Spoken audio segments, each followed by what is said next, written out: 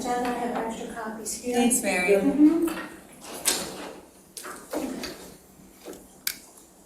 Sorry, I don't have my mask on. Thank you.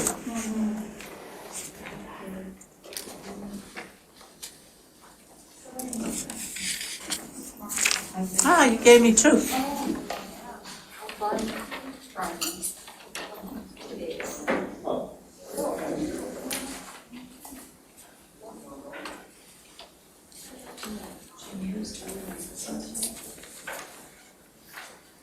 I see Alec, Jane, Donna, and Kathy. So there you go.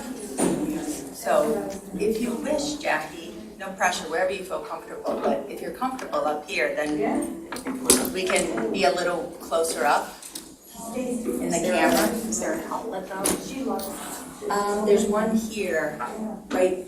How far you can stretch. No pressure though, whatever you're comfortable with. I just found when Donna, Will, and I are here, it makes for a little bit closer of a meeting.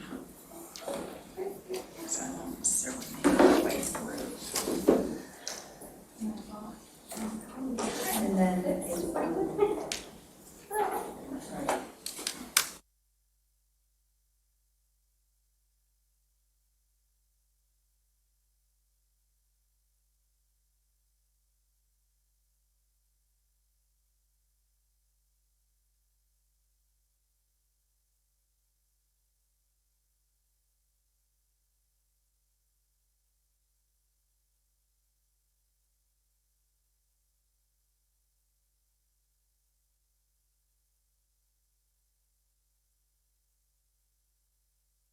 just be on the phone.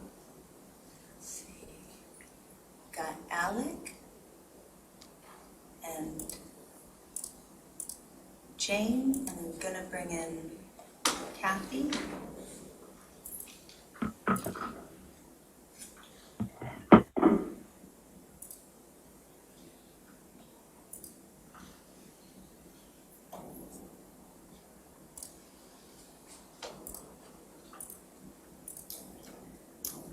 Okay, and Donna, can you hear us? Just want to make sure we can hear Donna because it looks a little strange. She's got the mic. How she's joining? I don't. Okay. Donna, can you hear us? Donna's up north and she was figuring out a way to join. I just want to make sure it's working. So for those in the boardroom, can I just do a quick sound check? Can you hear me? Yes. Yep. Thank you. So Jessica, quick question. There seemed to be a slightly different format for the materials, and I was trying to print out just a couple first pages of the agenda. Was there something different about how this board packet came out? No. Interesting. Okay, thank you. Sure.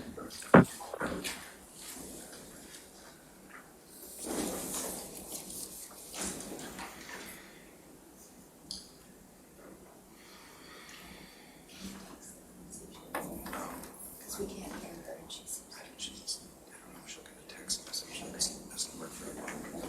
I mean, we can proceed with that. Try to get her.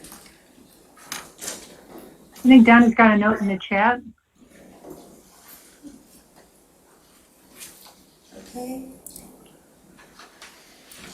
Oh, great. Yes. Donna Lazinski, yes, we can hear you. And I was also, I was curious about Donna Palmer. Donna Palmer. Oh, great. The other She's Donna. up north, yeah.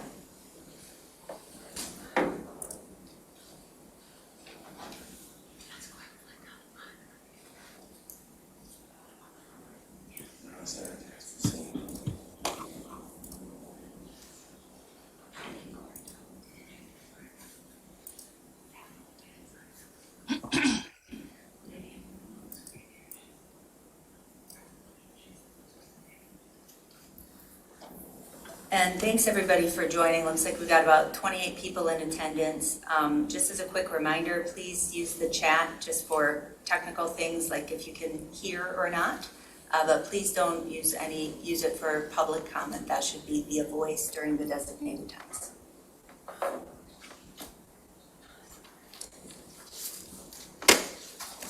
See any message from? Yeah, that's what I was just gonna say. I don't see any message from Donna, so why don't we Recording in progress. I call this meeting of the Scio Township Board of Trustees to order at 7:05. We are holding this meeting in person, but we are still operating under the Washtenaw County Emergency Order, and this extends the option for members of the Board of Trustees to participate and vote remotely. The board has also decided to extend this option to members of the public for purposes of viewing and to make public comments. When the clerk calls the roll, those members of the Board of Trustees who are present at Township Hall need only indicate that they are present. If you are participating remotely, please state so and indicate your location by the municipality in which you are located. Clerk Flintoff, please call the roll. Hathaway? Present. Palmer? Palmer, I see that you're on, but we cannot hear you. If you are there, please try to call the phone number. I will read it out once for our treasurer, 1-312-626-6799. So Palmer is absent for the time being. Flintoff, here. Corto? Here. Jerome? Scio Township, Washtenaw County. Noel? Present, Scio Township, Washtenaw County. Vogel? Present, Scio Township, Washtenaw County. We have a quorum. Great. The next item is adoption of the agenda, and there are a number of proposed amendments to the agenda, and to deal with these as efficiently as possible, I will make the following motion to add immediately following the adoption of the agenda item on the agenda, a special announcement by House Minority Leader Representative Donna Lazinski. Do not add C1, the proposal to increase finance team capacity to meet immediate needs and short-term goals. Add to new business C2, planned amendment to proposed agenda compensation commission nominations. Add to new business C3, planned amendment to proposed agenda, estimated costs and expenses of fire protection and special assessment role. Add to new business, clarify and affirm board direction and statutory authorities. Add to new business, records retention and accessibility. Remove H2, possible action approval of MERS plan adoption agreement addenda to defined benefit plan and defined contribution plan, and remove J1, discussion only ordinance amendments to Chapter 6, amusements and entertainments, Article Roman numeral 2, fireworks regulations. And here are the reasons for these changes. We want to include the announcement by Representative Lazinski, and this is the best point on the agenda to ensure that we can do so. The proposed agenda item regarding finance team capacity is not in the form that was discussed prior to the meeting, and because of this, it includes elements that have not been reviewed as needed before being ready for the agenda. The nominations for the Compensation Commission were finalized on Monday, therefore they are arriving late. But the limited time for the commission to do its work before the end of the year warrants placing the item on tonight's agenda rather than waiting another 2 weeks for our next regular meeting. Setting a public hearing on the fire safety SAD is a necessary step in the process of that annual special assessment district, township-wide special assessment district. The question of the board's authority and its ability to delegate that authority is central to the successful operation of the township government. The retention of certain records and making them available to the public is a fundamental function of township government. The clerk announced that agenda item H2 related to MERS addenda should have been discussed first with the firefighters union and is therefore not ready for the agenda. And the fireworks ordinance amendments are not urgent and can wait until another lighter agenda when we can give them the attention that they warrant. So I move those amendments to the agenda as listed above. Is there support? Support by Courteau. So moved by Hathaway, support by Courteau. Is there discussion before we vote? Clerk Flintoff. Sure. A couple of things here. First, regarding C1, the proposal to increase finance team capacity to meet the immediate needs, this item has been systematically denied to be placed on the agenda by the supervisor and the board month after month. It's a way of deliberately denying me the resources required to carry out my statutory responsibilities. And I gotta say, that coupled with the resolution from Trustee Vogel and Trustee Courteau, I am just continually amazed at how much time my colleagues have spent privately deliberating and making calculations about who's gonna say what, how a meeting's gonna go, writing out a script in an effort to apparently upset me. The most recent FOIA request with the deliberations between the supervisor, Trustee Vogel, and Trustee Jerome are upsetting. It's an apparent collusion with outside parties outside the board, and what a terrible waste of time for township residents. But mostly, I continue to be disgusted at the level of vitriol for me as a person. It's been dehumanizing since our first meeting on November 24th. It's the kind of treatment that I'm glad I can still protect my kids from. And all of it targeting me because I'm independent, I know I work for the residents, and I'm strong and I'm ethical. To the item, as the township clerk, I was elected to be responsible for township finances. Read the statute, study the law. It's been explained to all of you 14 different ways, including by our township attorney. I require the board approval to hire, fire, or enter into new contracts for services. I am once again asking that this item, already modified and with the support of the supervisor and treasurer just last week, when we talked about it for over an hour and a half in front of 3 staff people at the management meeting, to place this item on tonight's agenda. It would pay a past due bill, and it requests $9,000 for additional financial services support to get us through the next 2 months.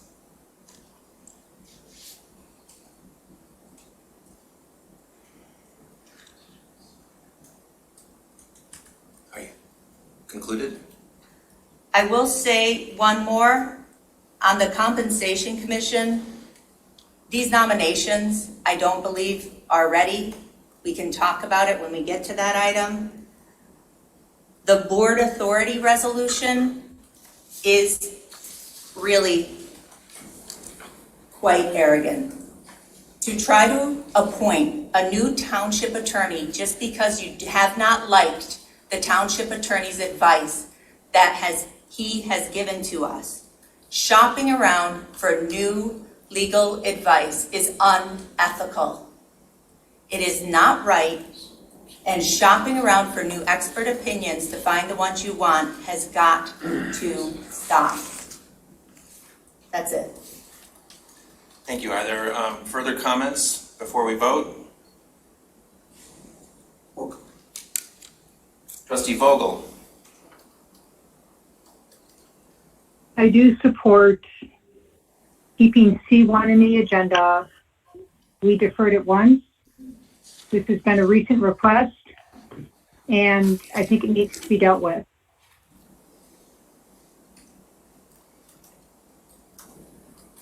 Are there further comments?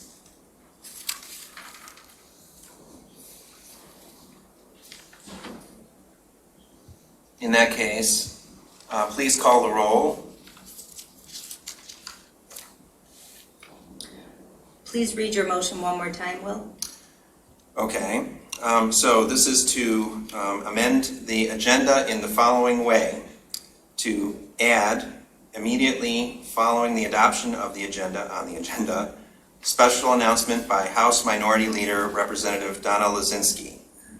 Do not add C1, proposal to increase finance team capacity to meet immediate needs and short-term goals. Immediate needs is what it is. Did I say You did. immediate needs? Sorry. Mm-hmm. To meet immediate needs and short-term goals. No, it's immediate needs. Sorry, the title of the item is immediate needs. Oh, Yeah, I think you cut and paste from last time. I must have. Yeah. Sorry. Mm-hmm. To meet immediate needs.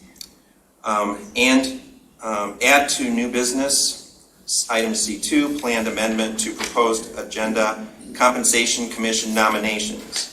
Add to new business, C3, planned amendment to proposed agenda, estimated costs and expenses of fire protection and special assessment role.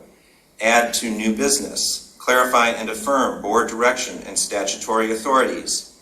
Add to new business, records retention and accessibility. Remove H2, possible action to approve MERS plan adoption agreement addenda to defined benefits plans and defined contribution plan. Remove J1, discussion only ordinance amendments to Chapter 6, amusements and entertainments, Article 2, firework regulations. Okay. Jerome?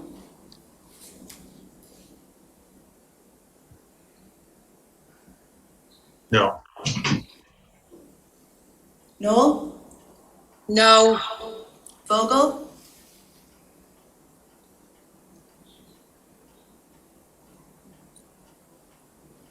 Yes. Hathaway? Yes. Palmer? I apologize, I see her here on Zoom and I just want to double check, but she is still absent. Flintoff? No. Corto? Yes. Motion fails 3-3. Well, in that case, I would make the same motion and omit item C1, or change item C1 to add,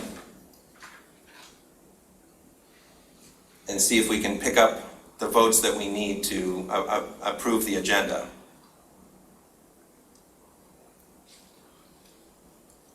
You need a second. I'm sorry, could you repeat that? So this is the same motion, amending it, the motion to amend the minutes, or the agenda, excuse me, to include item C1 and see if we can pick up the votes that we need to approve the agenda with the amendments. Is there support?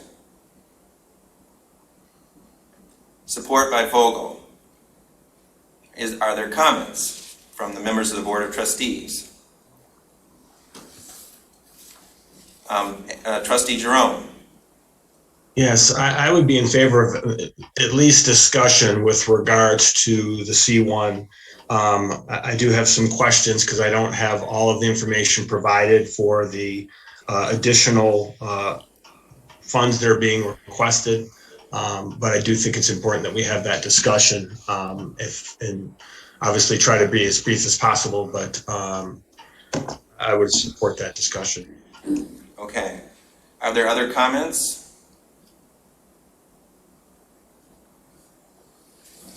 And just to be clear, that would add item C1 to new business along with the other items. Oh, excuse me, Clerk Flintoff. I would just again say, I think considering the resolution regarding board authority without the presence of our township attorney is unethical. We appointed him our township attorney. That is a statutory position. And to go forth resolving to find additional legal advice on a particular matter is absolutely inappropriate without deep consultation with the township attorney. Are there further comments before we vote? Yeah, Not from the public at this point. Further comments from members of the Board of Trustees? Seeing none, please call the roll. Corto? Yes. Jerome? Yes. Noel? No. Vogel? Yes. Hathaway? Yes. Palmer? Absent? Flintoff? No. Motion passes 4-2. And a logistical thing, I'm not going to keep calling on you, Donna. If you can hear us, I'm going to consider you absent, but I do see your name there. So please call or text us to get connected. But currently you are absent. Thank you, Will. Go. Well, that brings us to the first item that we have added, which is a special announcement from our state representative, House Minority Leader Donna Lozinski. Great. I will bring you in, Minority Leader Lozinski. Just one moment.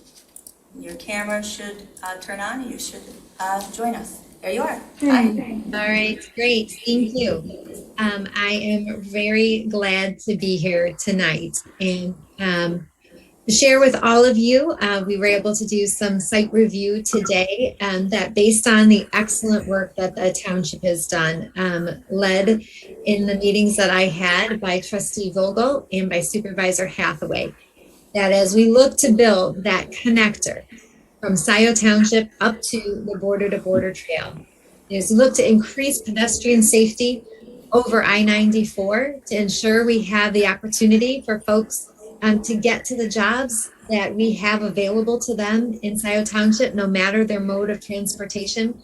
I'm very excited to announce that we have been able to secure funds through the enhancement grant process of the state of Michigan for $750,000 to increase pedestrian safety across I-94, as well as $750,000 to work to complete and to accelerate the building of the non-motorized pathway connection along Zeeb Road, and to get us to that most difficult part where we're going to have to deal with the railroad tracks, but to start to close the funding gap there. And as I've been made to understand by Trustee Vogel, as she ran all the numbers over and over between grant sources and other opportunities, we're looking at moving construction up by potentially a full year on completion of the trail portion.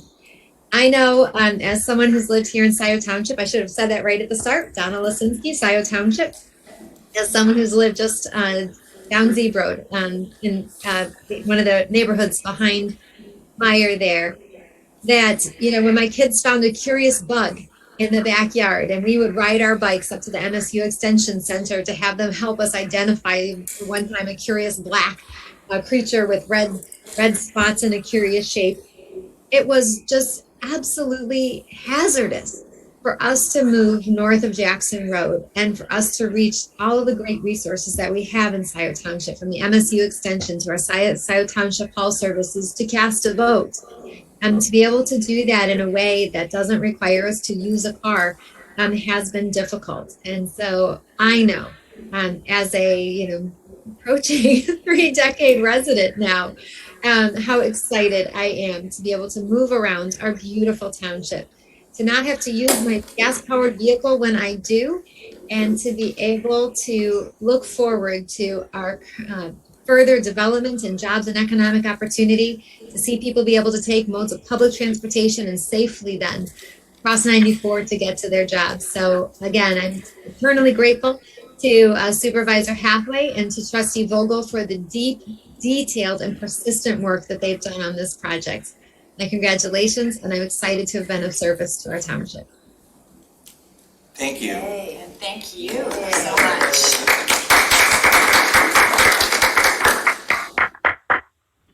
Can we do like a wave on Zoom?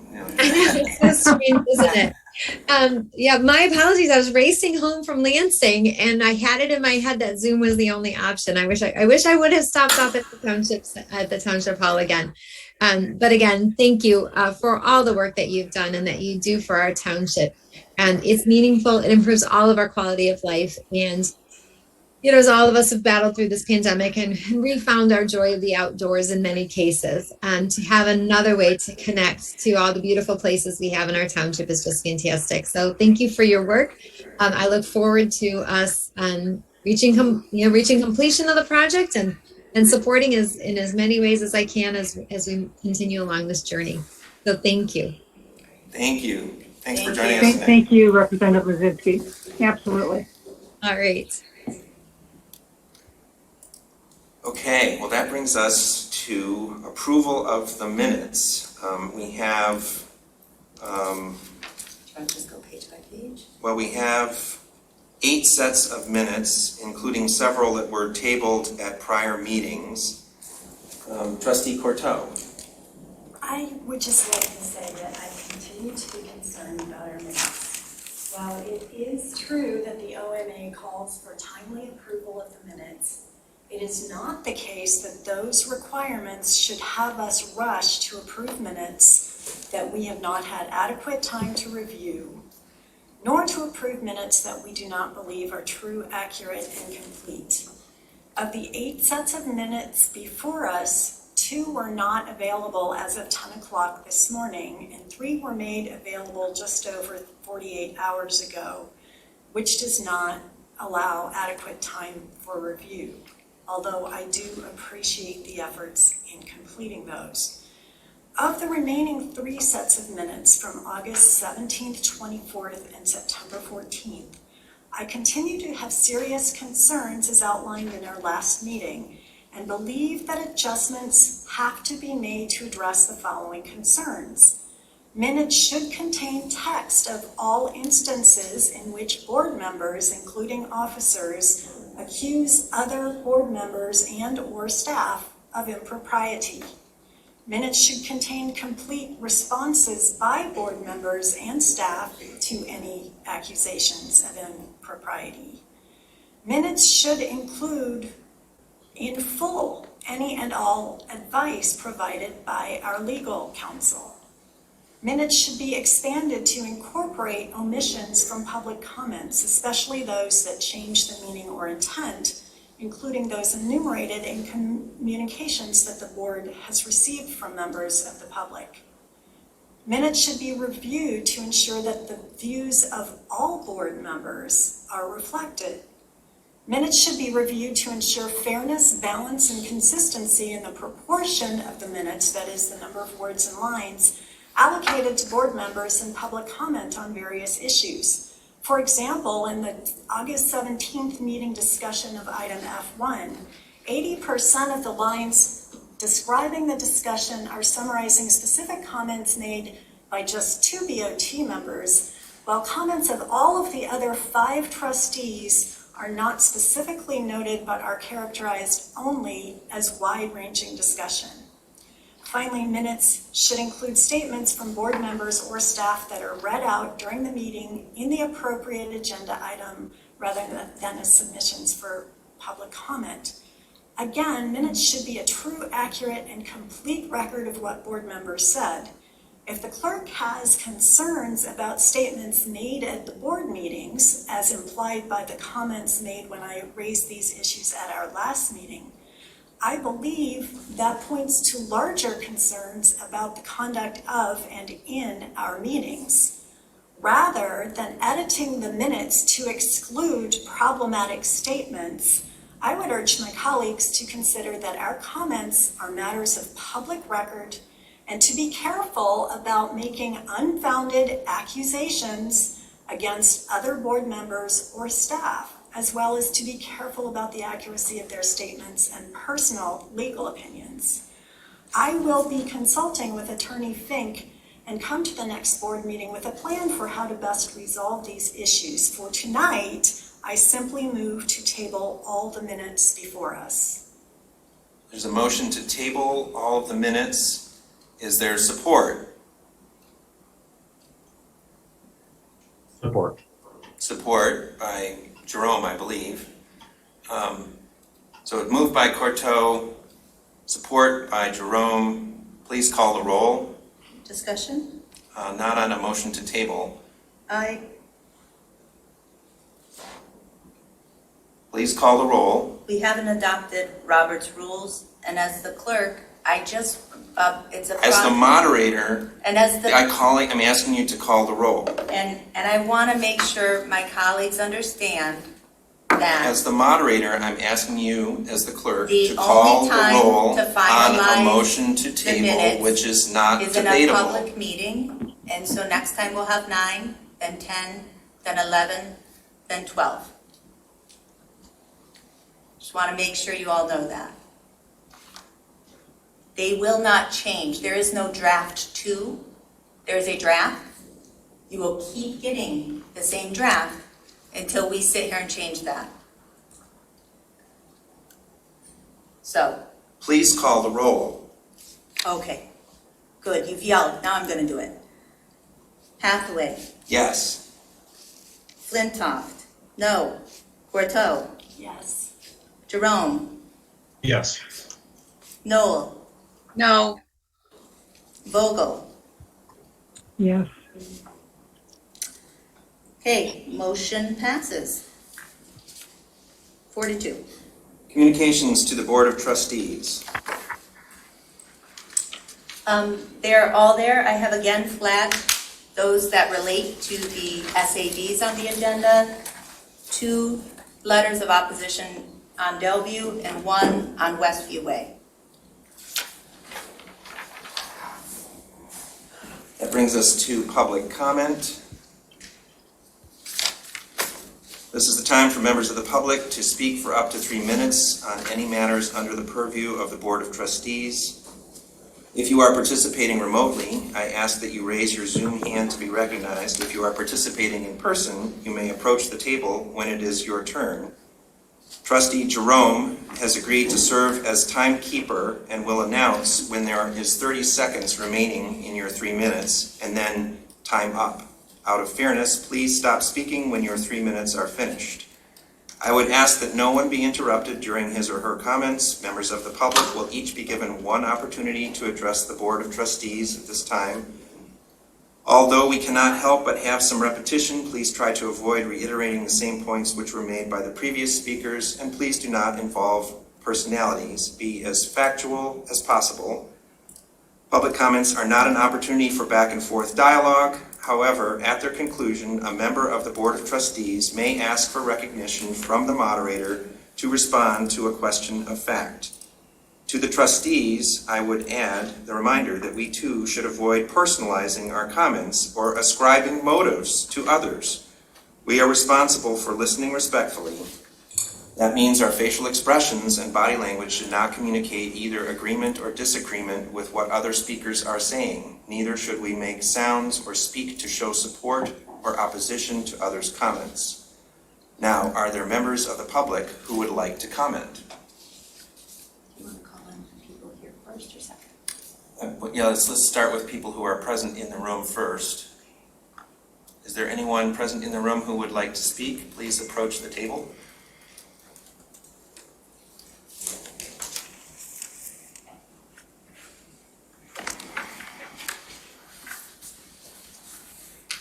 My name is Mary Gillis. I live at 560 Little Lake Road. I'm attending this meeting in person to support Clerk Flintoff, an intelligent person with integrity and experience in governing. Sad to say, I have seen no evidence of integrity or experience in governing in members of this board. This is why you are being recalled. Trying to legislate control over the clerk that you haven't been able to achieve by bullying her is an astonishing act of contempt for the law.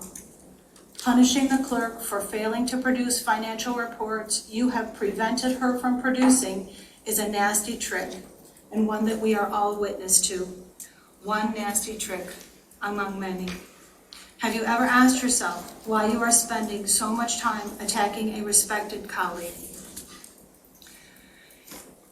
Is it what she has done or failed to do that is your real problem with her? Or is it that she dares to participate as an equal member of this board? Can you spell homophobia? Thank you.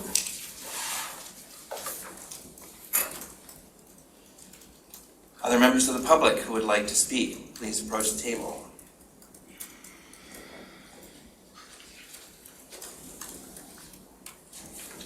Diane Benson, 4582 Greasewood Court. I hadn't planned on speaking today. I was just going to attend until I saw the resolution to clarify and affirm board direction and statutory authorities. I am dismayed. I got to know all of you while I worked here during the summer. And to have the language that's in here, for example, on September 28th, the Board of Trustees approved a $300,000 expenditure from the general fund without fund balance or monthly financial reporting. Did you ask at that time? Was there money in the budget? I don't recall anybody asking that. I've seen over and over again Clerk Flintoff trying to get the finances in order. I know that she has reached out to Pittsfield Township. She has reached out to Woodhill Consulting, and time again it was thwarted. She was ready, she and the finance manager, Rebecca, were ready to submit the audit, and that was put on hold yet again. I am embarrassed to see what's happening. And the last point of authorizing the supervisor to seek and hire outside legal counsel against your own attorney. Why don't you just fire Mr. Fink first and then get your own outside counsel? And I will be talking about this later, not tonight, because I haven't had time to plan, but I got to read some of the things that were written about me in a FOIA.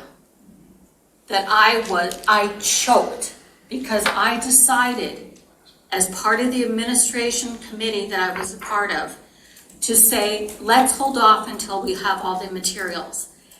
Not only was it said that I choked by Supervisor Hathaway, but the inference that Clerk Flintoff had offered me a contract if I would not go forward with my presentation as you wanted me to do. If you can't remember, and I'm seeing looks here that if you can't remember that email that was sent to more than one trustee, I'm happy to forward it to you. Thank you. Thank you, Diane. Are there other members of the public who are present who would like to speak?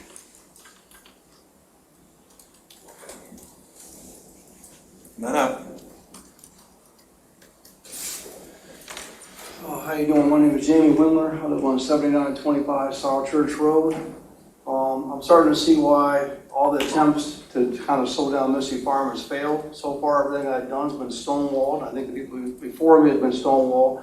Our first attempt was to talk to the supervisor. He was really nice to me. He listened to what I had to say.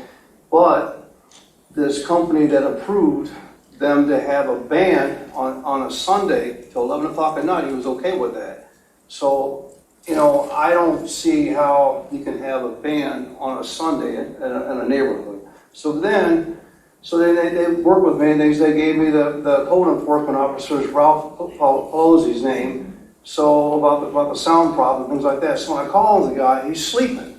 So that ain't helping me too much. And then there's always Doug Lewin, always saying everything's okay. You know, he never even got off his couch to come out there on a Saturday night when we called him to come over and listen to the noise. But this guy's writing all these permits to these people, letting them do all this stuff. But I never met the guy before. So I don't know how this guy can judge my neighborhood without getting his ass out there and looking at what's going on. So anyway, we got that done. So then I sent Ralph some pictures of a tent out on the 21st. And so they put up a tent on a Friday. And so he said, I don't have enough evidence. He said, Ed said they took the tent down on Saturday.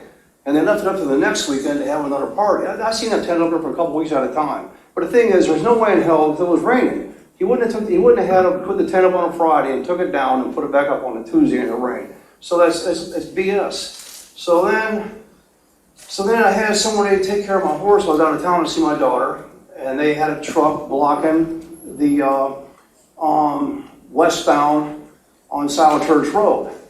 And they said that ain't enough evidence.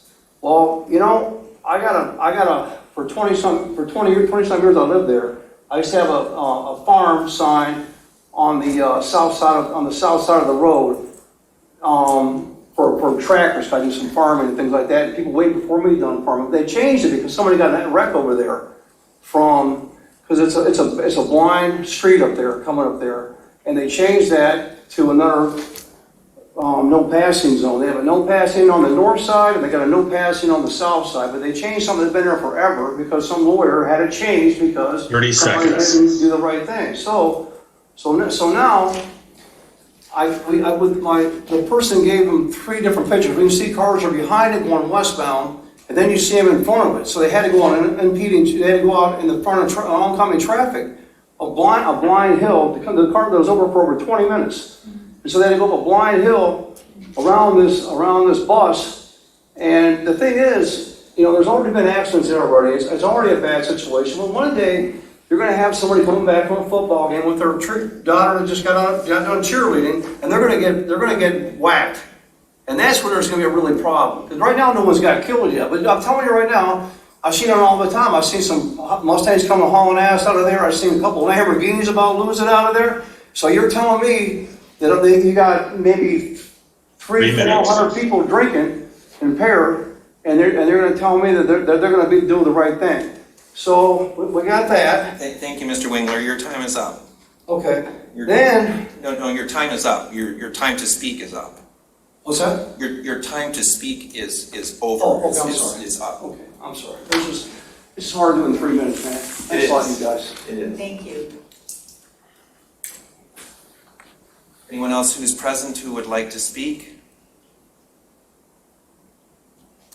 Is there anyone participating remotely who would like to speak? Let's see. Yes, first up is Ann Streeter, followed by Jonathan Greenberg. Ann? Can you hear me? Yes, hi Ann.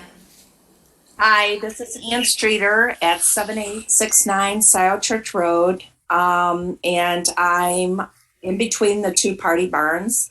I want to just let the board know that the monitoring of these 2 party barns is not sufficient. We tried Ralph and he ended up sleeping. This is kind of going off of what Jamie just said. The monitoring really needs to be upped on Scio Township side. You're putting all this on the neighbors to do, and this is really hard. I've given up, vacations, weekends, just to monitor the barns, and this is not appropriate. And I don't think you as a neighbor would want to do it in your neighborhood either. Also, I just want to mention quickly, you had some communications before this open comments, and one of the communications says Ann Streeter. It shouldn't, I didn't do that communication. It's actually, I think it's Anna Bennett. So if you could just correct that, I appreciate it. Thank you. Please help us out as much as you can out here with the 2 party barns. We appreciate it. And anything you can do to help the situation. And if it can't be monitored, we suggest shutting down the barns. Thank you. Thank you, Ann. Next up, sorry, there's a lot of names. Next up is Jonathan Greenberg, followed by Deb Webster. Jonathan? Hi, thank you. Can you hear me? Yes. Awesome. I'd like to direct my comments to Jessica. I'm sorry, Clerk Flintoff. Throughout my professional career, I've found myself in some circumstances where being competent, strong, and knowledgeable, much to my surprise, is used against you, is seen as a threat to others with a smaller backbone, less experience, less knowledge. And when I've been faced, there's really no great way to deal with that. And I do apologize from this community to whom you serve and are serving really well. I just want to let you know that there's at least 12, 15 of us on a text right now talking about our disgust with how you're being treated in general, but specifically the way in which you were addressed by Supervisor Hathaway this evening already.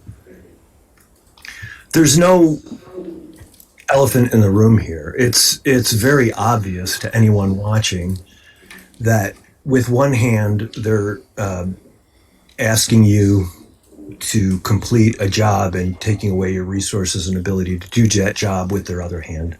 It's duplicitous, it's gamey, it's disgusting, and I've always experienced that professionally from lesser people. So please know that you are well regarded and well respected in this community. And we find Supervisor Hathaway's behavior, continued misogynistic and other characterizations, his behavior unacceptable. And see you at the recall, I guess. Thank you for your time. And I'm sorry you have to deal with this. Thank you, Jonathan. Next up is Deb Webster, followed by Rob Pattinson. Deb?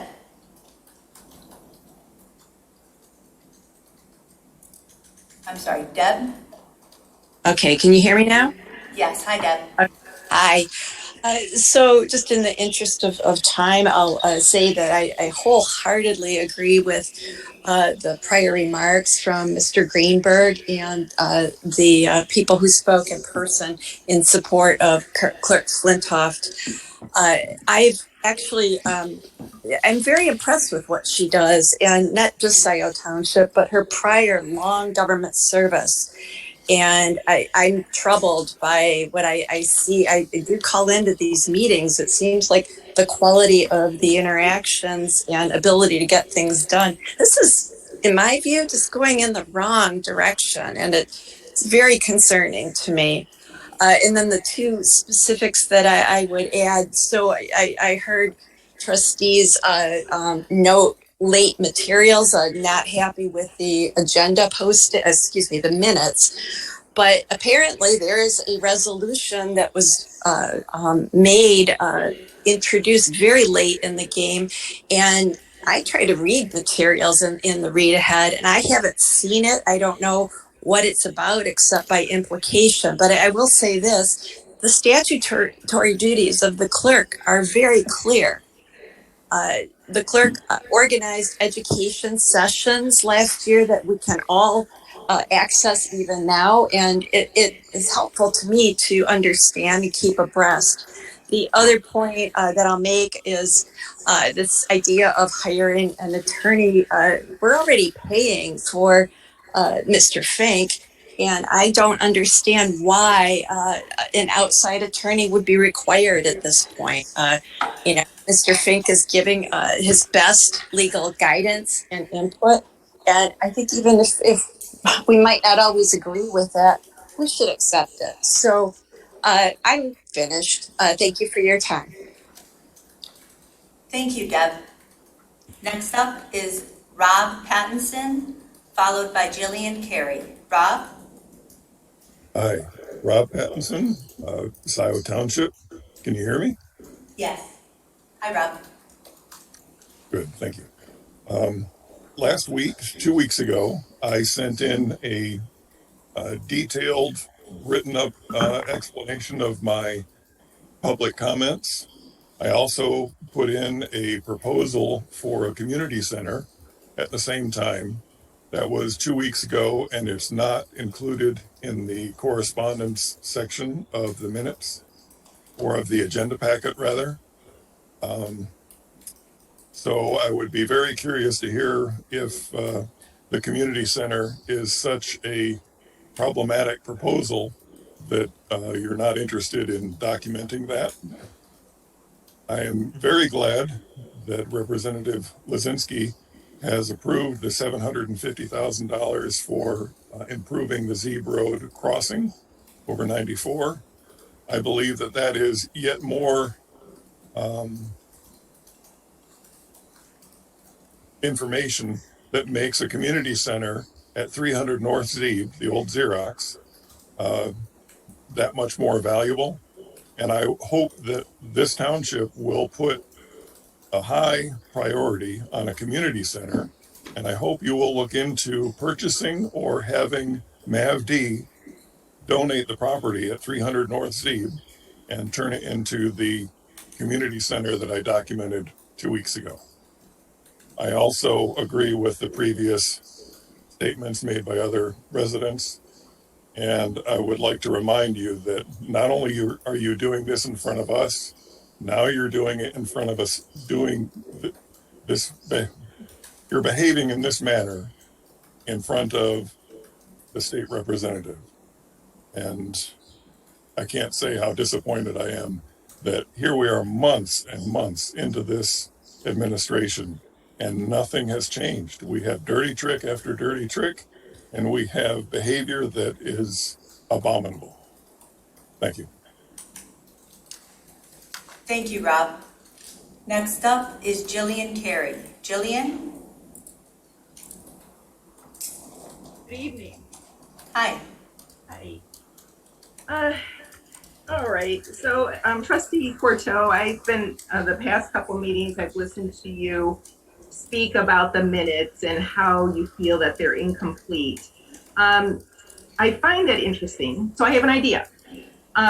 Regarding Zoom, I believe that there is capability for transcriptions. So why not use the full transcriptions? It will capture what everybody says. However, if I remember correctly, the board was trying to eliminate Zoom and wanting residents to attend in public, in person. So that kind of, I don't know, maybe my idea will be thrown out because, we're trying to eliminate as much public comment as possible and public contributions. So also, if I remember correctly, you were one of the board members that voted to change public comments. It was 5-2, and only Clerk Jessica and Trustee Knoll voted yes to keep them as is. So what is the change of heart here? Why all of a sudden do you want accuracy? Why all of a sudden do you want everybody's comment when before you didn't? It just seems like it's another attack on Clerk Jessica and her job. And what this new board is perceiving as her being the enemy. I just don't understand this. After reading this resolution, it was a joke. It was like thrown together just for another attack against Clerk Jessica. Oh, and now it's against Attorney Jim Fink. This is amazing. And you know what? You're moving Scio forward into a dark alley, into a well that nobody will be able to get out of. And our township is suffering. We have lack of enforcement, not just with my situation, but other situations with the party barns. But it's more important to put in parks and pathways. Well, good. And it is a good thing. You've done some good things when you were on previous boards or commissions, but now that you're here, it just seems like you can't handle it. Now, remember, 3 of you are under recall. And Trustee Corto, is this why you're acting out? Because you feel like you're protected? 30 seconds. I'm really disappointed in you out of all of them because I really felt that you were intelligent, you cared, you listened.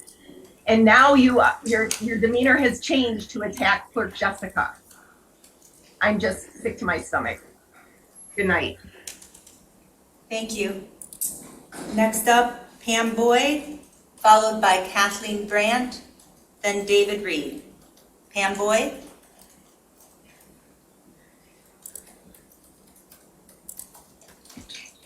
Okay, can you hear me now? Yes, hi Pam. Hi. Having read some recent FOIAs, all your new members seem to have gotten some really bad advice somewhere on how to do your job. I'll leave it at that. My original comment for this was going to be in last week's Washtenaw County Road Commission meeting, there was a very nice discussion around a new audio-visual equipment they purchased for their boardroom.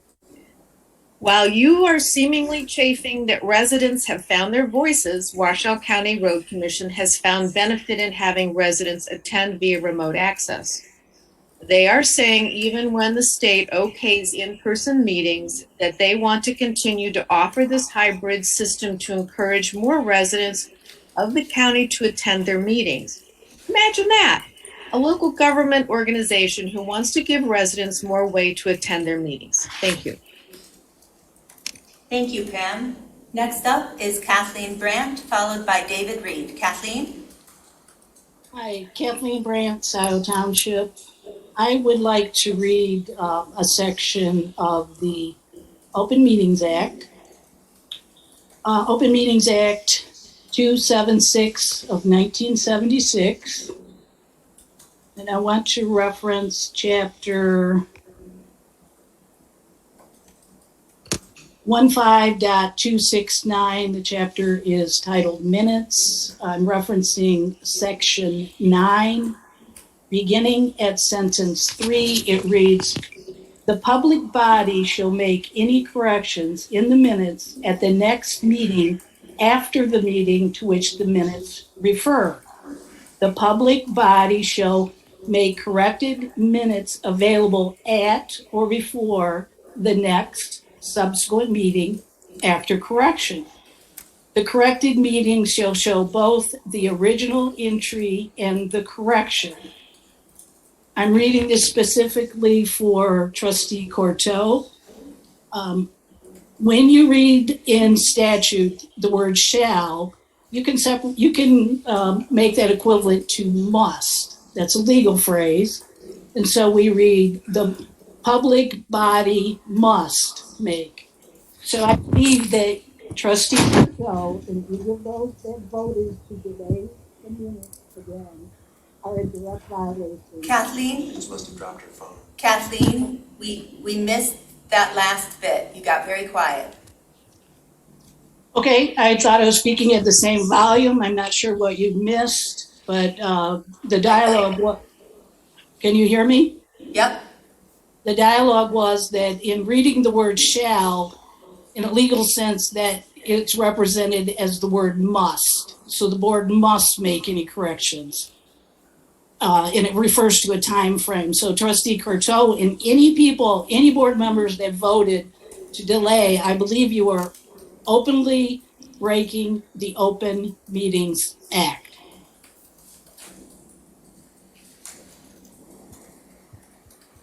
Thank you, Kathleen. Next up is David Reed. David? David Reed, 713 Urban Way in Dexter. Jane, I have to say, you've done some things in the past to embarrass yourself, but this really takes the cake. You should be ashamed of yourself. This motion shouldn't even be considered by the board. And if it is passed by the board, the board will have shown the true colors to the township and the true reason why you guys are being recalled. Thank you. Thank you, David. I see no other interested public. Will? That brings us to public hearings. We have 4 public hearings on 4 different neighborhood special assessment districts. As we did on September 14th, I'll read a statement. This statement applies to the 4, so we don't have to repeat it over and over again.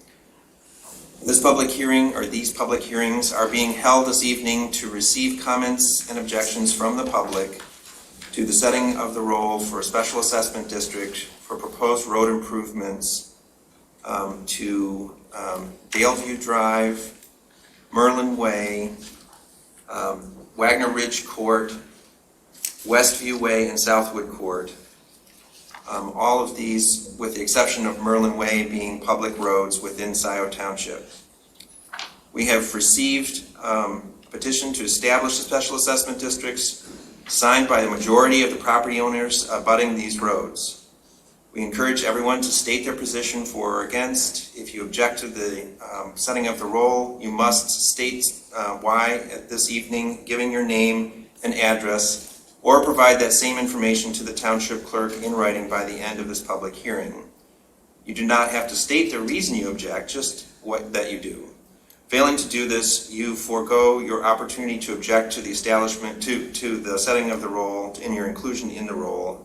It should be noted that this is a final step in the special assessment process. And once this district is established and approved by the Board of Trustees, and this hearing is closed, that is, if you have not objected by that point, you have lost your opportunity to object. With that, I declare the public hearing for the Daleview Drive Special Assessment District open at 8:01. Yes, 8:01. Is there anyone who would like to speak to the setting of the roll for the Daleview Drive Special Assessment District?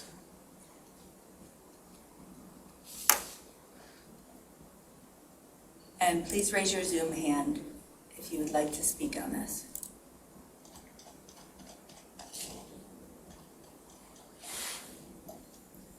Okay, I see two. Should I call on these? Yeah. Okay. The first, Janet Medaw, followed by Jillian Carey. Janet? Hello. This is Janet Medaw, 3132 Daleview Drive, and I strongly object to the Daleview SAD. Thank you, Janet. Next up, Jillian Carey. Jillian? Yes, thank you. So as you know, I do not live in the Daleview Drive area. However, I have studied these SADs for the four, except for Merlin Way, because David Reed lives there and he headed that project, and I trust that he's done that by statute and in the proper process and whatnot. I have some deep concerns about Daleview Drive. One morning, I'm an early riser, and I went for a ride, and I drove again through that neighborhood. I have been out there a couple times, and studying the proposal compared to what is out there. And there is a question about one of the addresses, and it looks like they are, and it keeps going back and forth, so I'm not really sure. But it looks like this address is not being included when it actually should be. It is, the driveway is on the paved part of Daleview. However, they clearly receive a benefit from the dirt part. That's one issue. Another issue is there's a lot of drainage issues out there. Some of the road is on a slant. I just feel that there are too many questions to impose this expensive special assessment on these households, that I feel with the drainage issues, it's going to be even more expensive. There's, when residents have serious questions and they have been begging, even the people that have wanted their road paved are begging for answers and not receiving them, it should stop. And all those questions should be answered before they are they have a big bill, a 10-year bill. So that, and now we have this new road advisory committee, which I was appointed, that all of these SADs should be on hold until the new road advisory committee can get together and go through them and make sure they're done properly and by statute. There's just, especially after the railroad SAD issue, we need to make sure this is done properly and for the best interest of the residents in those areas. Thank you. Thank you, Jillian. I see no other Zoom hands. If there's no one else speaking who wishes to speak on this public hearing, we can, we need a motion, I'm sorry, that's right. We need a motion to close the public hearing. So moved. Moved by Clerk Flintoff, support by Trustee Jerome. Please call the roll. Hathaway? Yes. Flintoff, yes. Courteau? Yes. Jerome? Yes. Noel? Yes. Vogel? Yes. Motion passes. Public hearing closed at 8:06. Hereby declare the public hearing on Merlin Way open at 8:06. Is there anyone who would like to speak on this subject? Please raise your Zoom hand if you're interested. We have 44 people in attendance on Zoom.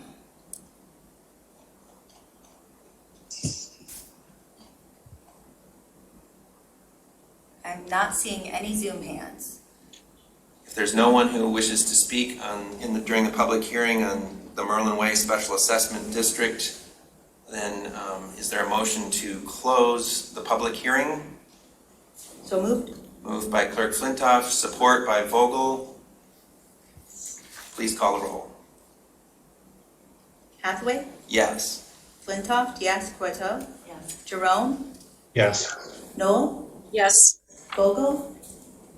Yes. Motion passes. Public hearing closed at 8:08 p.m. I hereby call the public hearing on the Wagner Ridge Court Special Assessment District open at 8:07. It's going to have to be after 8:08, Will. Oh, sorry. It could be 8:09. 8:09. I'm looking at the clock over here. Okay. 8:09. We're going to have to round up to make it sequential. Anybody interested, please raise your Zoom hand.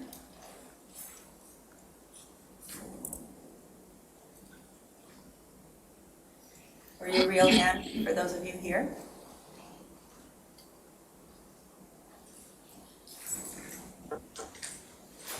I see no hands. In that case, is there a motion to close this public hearing? So moved. Moved by Clerk Flintoff. Is there support? I'll Support support by it. Trustee Noel. Please call the roll. Hathaway? Yes. Flintoff? Yes. Courteau? Yes. Jerome? Yes. Noel? Yes. Vogel? Yes. Motion passes. Public hearing closed at 8:10 p.m. I'm still wrapping up. Okay. In that case, I call the public hearing on Westview Way and Southwood Court Special Assessment District open at 8:11. If you're interested, please raise your Zoom hand.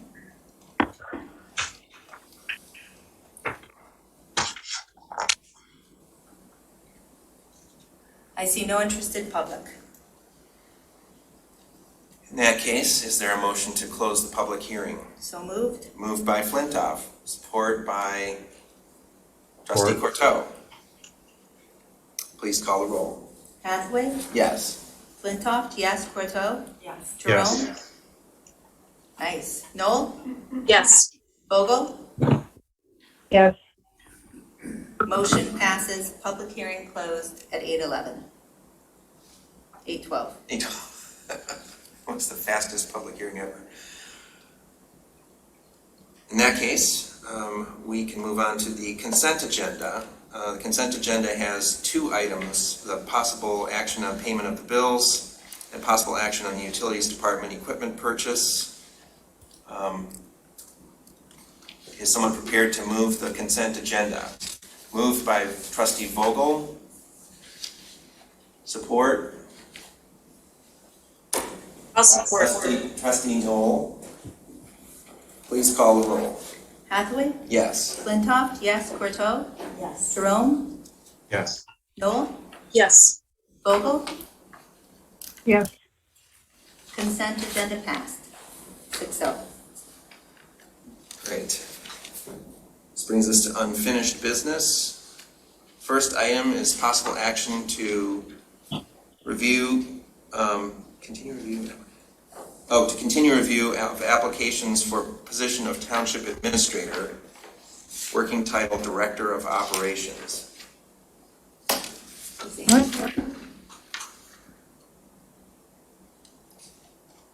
I expecting Amy? I believe Amy and, but we may have actually gotten to the agenda before she's. Here's Amy. Oh, okay. Great, I just wasn't sure if it was her colleague. I think both of them were going to be here. Okay.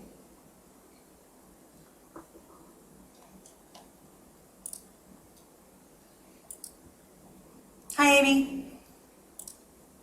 Oh, you're muted, Amy. There you go. Good evening. Yes. Good evening. Would you like to speak to introduce this agenda topic?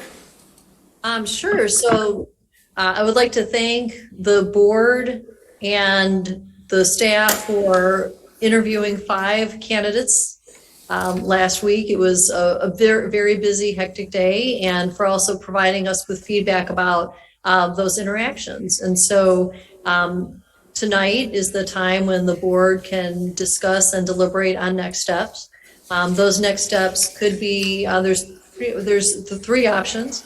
One option is to move forward with one candidate into an offer. The second option is to invite 1 or more candidates back for interviews. And the third option is to decide that none of the candidates are a good fit. So with that, I will let the township board have, discuss what they would like to do as next steps. I'm happy to answer any questions or provide advice, but want to allow the township to move forward in the direction that you feel most comfortable with. Thank you. Clerk Flintoff. Sure, I just want to thank you, Amy. I think you and your firm are fantastic. You do a great job, so thank you. I would like to suggest that we take a next step in fact-finding. I think a second interview is a great idea. I defer to you, Amy, about what format those interviews should take. I would like to get more input of staff, particularly, I know our fire chief was out of town, but particularly from the fire department and more of the staff within utilities. And with that, I would like to make a motion to invite David Rowley to a second interview. So we have a motion to invite David Rowley to a second interview. Is there support? I can support that. Okay, so moved by Flintoff, support by Trustee Knoll. Is there further discussion? Trustee Corto. Can I ask a process question? Are we going to consider one by one who we might want to? Yeah, that works. That would be the way to proceed if we're not going to combine multiple candidates into a single motion. Fine, thanks. Trustee Vogel.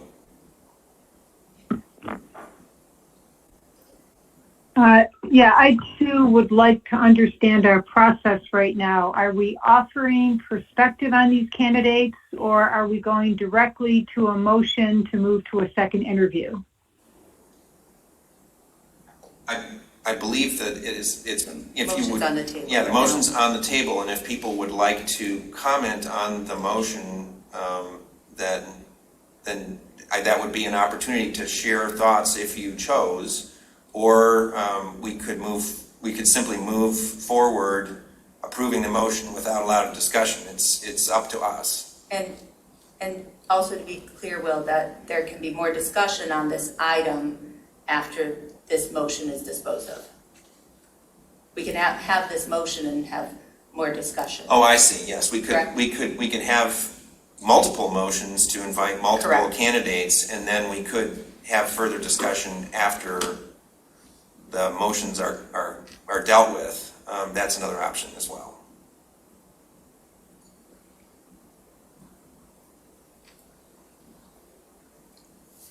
Trustee Jerome. I'll try. I'm going to turn my camera off so I don't break up.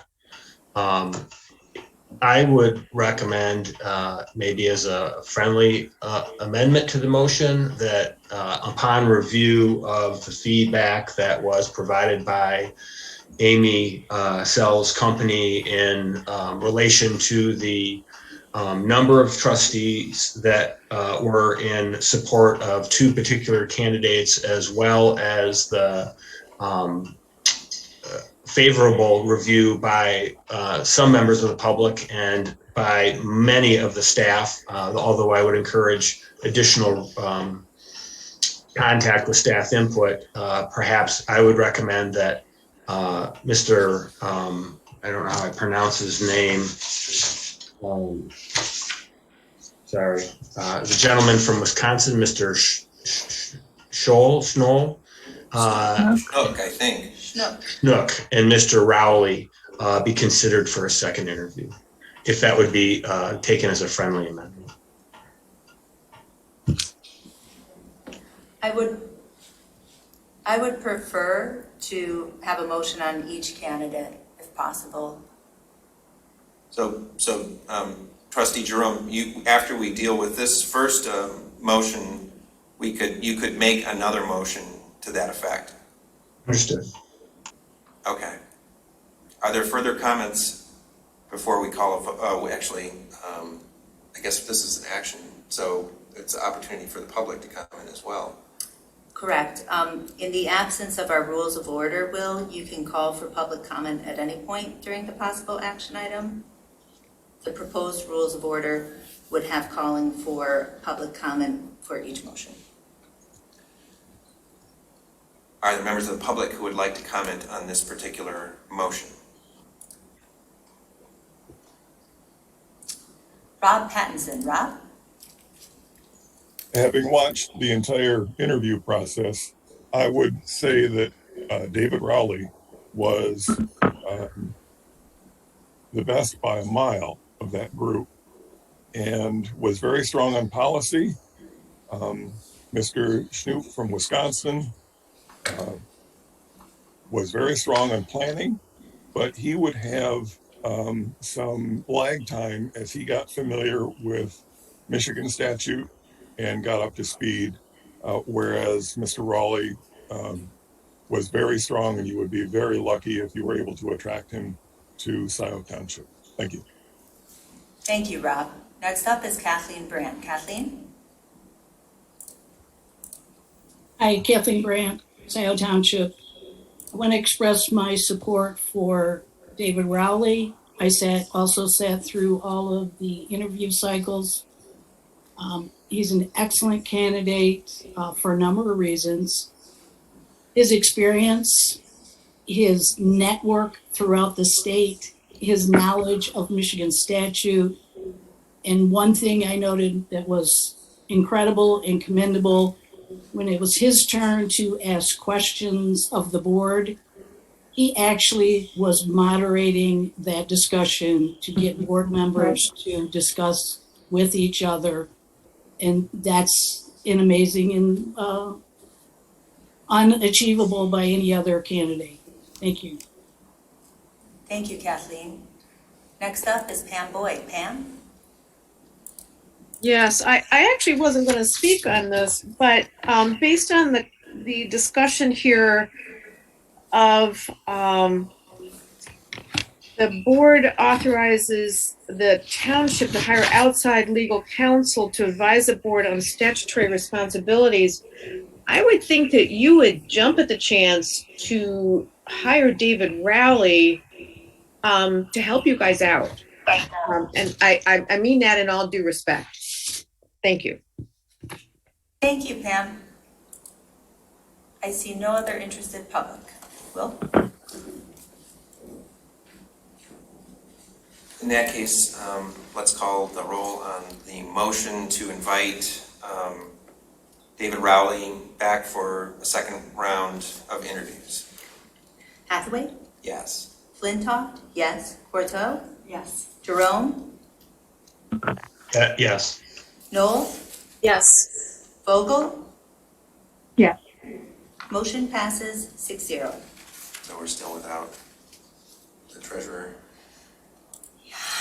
I just want to check in. Donna, I still see you logged in here and we can't hear you. So again, please text anyone in Scio Township. I don't see a response. Okay, Trustee Jerome, I sense that you were ready to make another motion. No, I was just talking, I was making a point with regards to Mr. Schnook. I would seek other input from trustees, whether or not they feel that, I also felt that candidate Rowley was exceptional. But I wanted to also at least acknowledge some of the other feedback that Amy Sell's company had provided us in terms of the synopsis of the candidates and their qualifications. Trustee Cortell. I would like to move that we also bring back Mr. Schnook for a second interview. Although I hear and acknowledge some of the concerns about him being from Wisconsin and needing time to get up to speed, I was very struck by the fact that our staff strongly preferred him, or very consistently liked him. And so although I hear from the clerk that not all staff were able to participate, given the strong favor of him by the staff who were there, it makes sense to me that we bring him back at a time when other staff can participate, and so that we can have the two candidates side by side for perhaps some more in-depth consideration. Support. So moved by Cortot, support by Flintoff. Is there further comment? Are there comments by members of the public before we vote?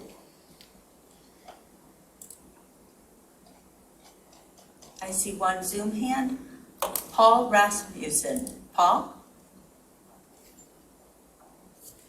Yes, if you have two viable candidates, it might be useful to interview them both. Sometimes you don't get your first choice. Thank you. Thank you, Paul. Any other interested public? I see none. In that case, please call the roll. Hathaway? Yes. Flintoff? Yes. Cortot? Yes. Jerome? Yes. Knoll? Yes. Vogel? Yes. Motion passes 6-0. Are there any other motions? Are there any other comments on this particular agenda item? I would like to, No, go ahead.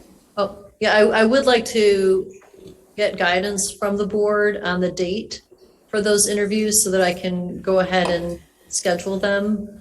I would suggest either the Thursday or Friday. I think those the 21st or 22nd.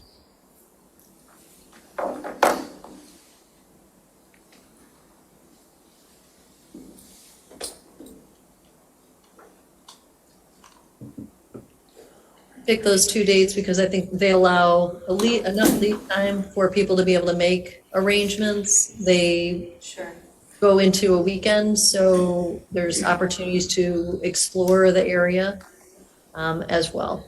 In these situations, I do like to keep things moving because sometimes candidates are interviewing for other positions, and so I do like to keep the timeline as tight as possible to put the township in the best possible position in terms of being able to land a preferred candidate. I would advocate for the Friday, putting it closer to the weekend. It sort of makes more sense in terms of their travel, certainly for someone traveling from out of state. And we could schedule the time for kind of an open house. I think that's one of the ideas that you put out, Amy, to allow for staff and the public to interact with the candidates. We could do that sometime in the afternoon, and hopefully we could hold the interviews kind of towards the end of the day, when sort of maximize participation by as many trustees as we could. Clerk Flintoff. Sure, just an additional idea. I realized that weekend, and I don't know what's reasonable to expect, Amy. I know we do have one candidate coming from out of town, but I would say Sunday, forgive me, Chief Hood, for throwing this out here as an idea. Please strike it down if it's a terrible idea. Sunday is the Halloween party at the fire station. So it's already a place where we have the community gathering. So I know, Amy, you had talked about the idea of a community meet and greet, and that is one socially distanced kind of outdoor space planned already. And then, I leave it to you, Thursday, Friday, Saturday, Sunday, whatever works for the flow.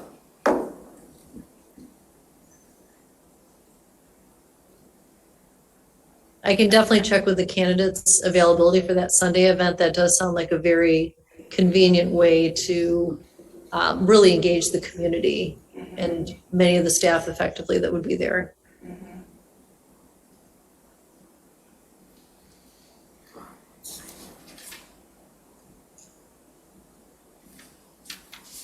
Is anyone not available on Thursday or Friday from the board? I have very limited availability Thursday. I could do Thursday evening, but not during the day, but my schedule is open on Friday. Jacqueline, it's very hard to hear you. Sorry, I have limited availability on Thursday. I could only do evening, but I'm open on Friday.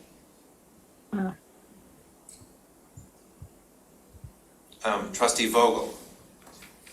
I will be out of state and would do my best to call into potentially a Zoom hybrid format if that were the case. I too like this idea of the Sunday. The question it raises in my mind is, how would we communicate that to the community? We have to find some good way to get the word out. This is the chance to meet a couple of the two lead candidates.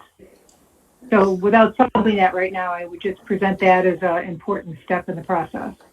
Those are all things that we can Exactly. meet those challenges, I'm sure. Yeah.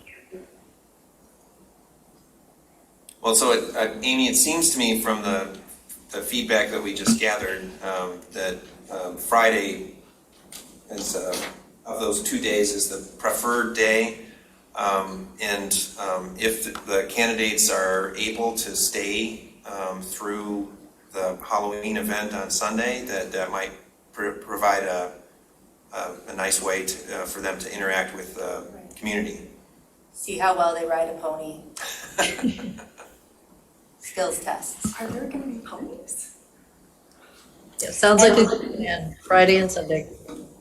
And Amy, I do have some specific questions for some more information I would like from each of the candidates. Is that okay if I or my colleagues email you those? Definitely. Anybody, everyone is welcome to provide additional feedback or questions that they would like to dive into. I'll provide some additional guidance on just as I did with this past one, we will provide interview questions for the board interviews.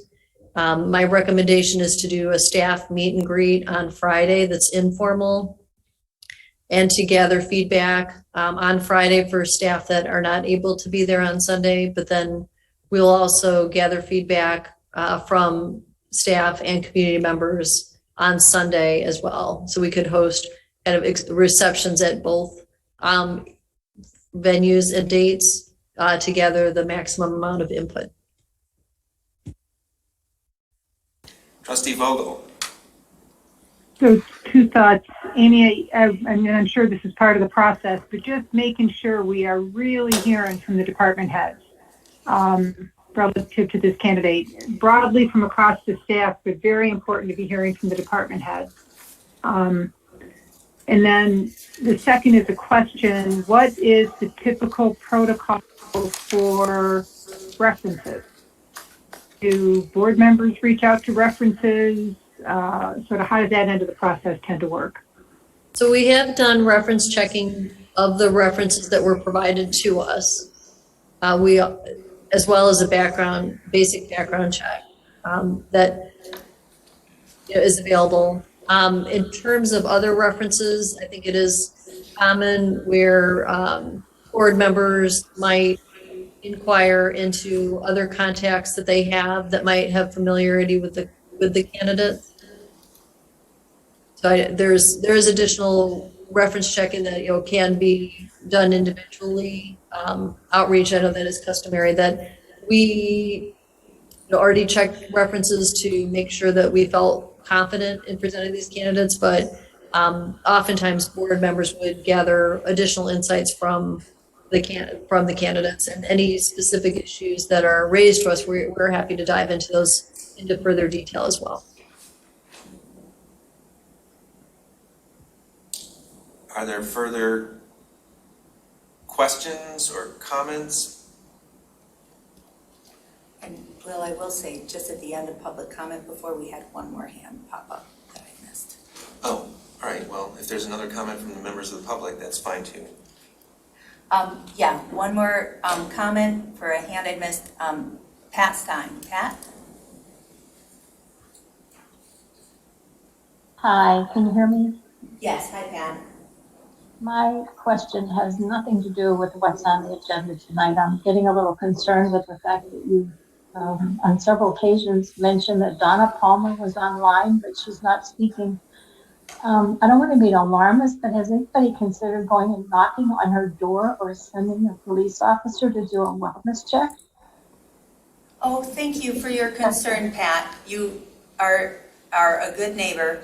Donna is on vacation, and I am quite certain she is just fine. She is up north at her cottage with her family, and she was just having trouble connecting. She was going to find a law office or library or something, so I think she's just using different technology, but I'm quite sure she's okay, and I believe she just doesn't have good cell service. We spoke with her at the office earlier today. Thank you for that reassurance. Sure. Thank you, Pat.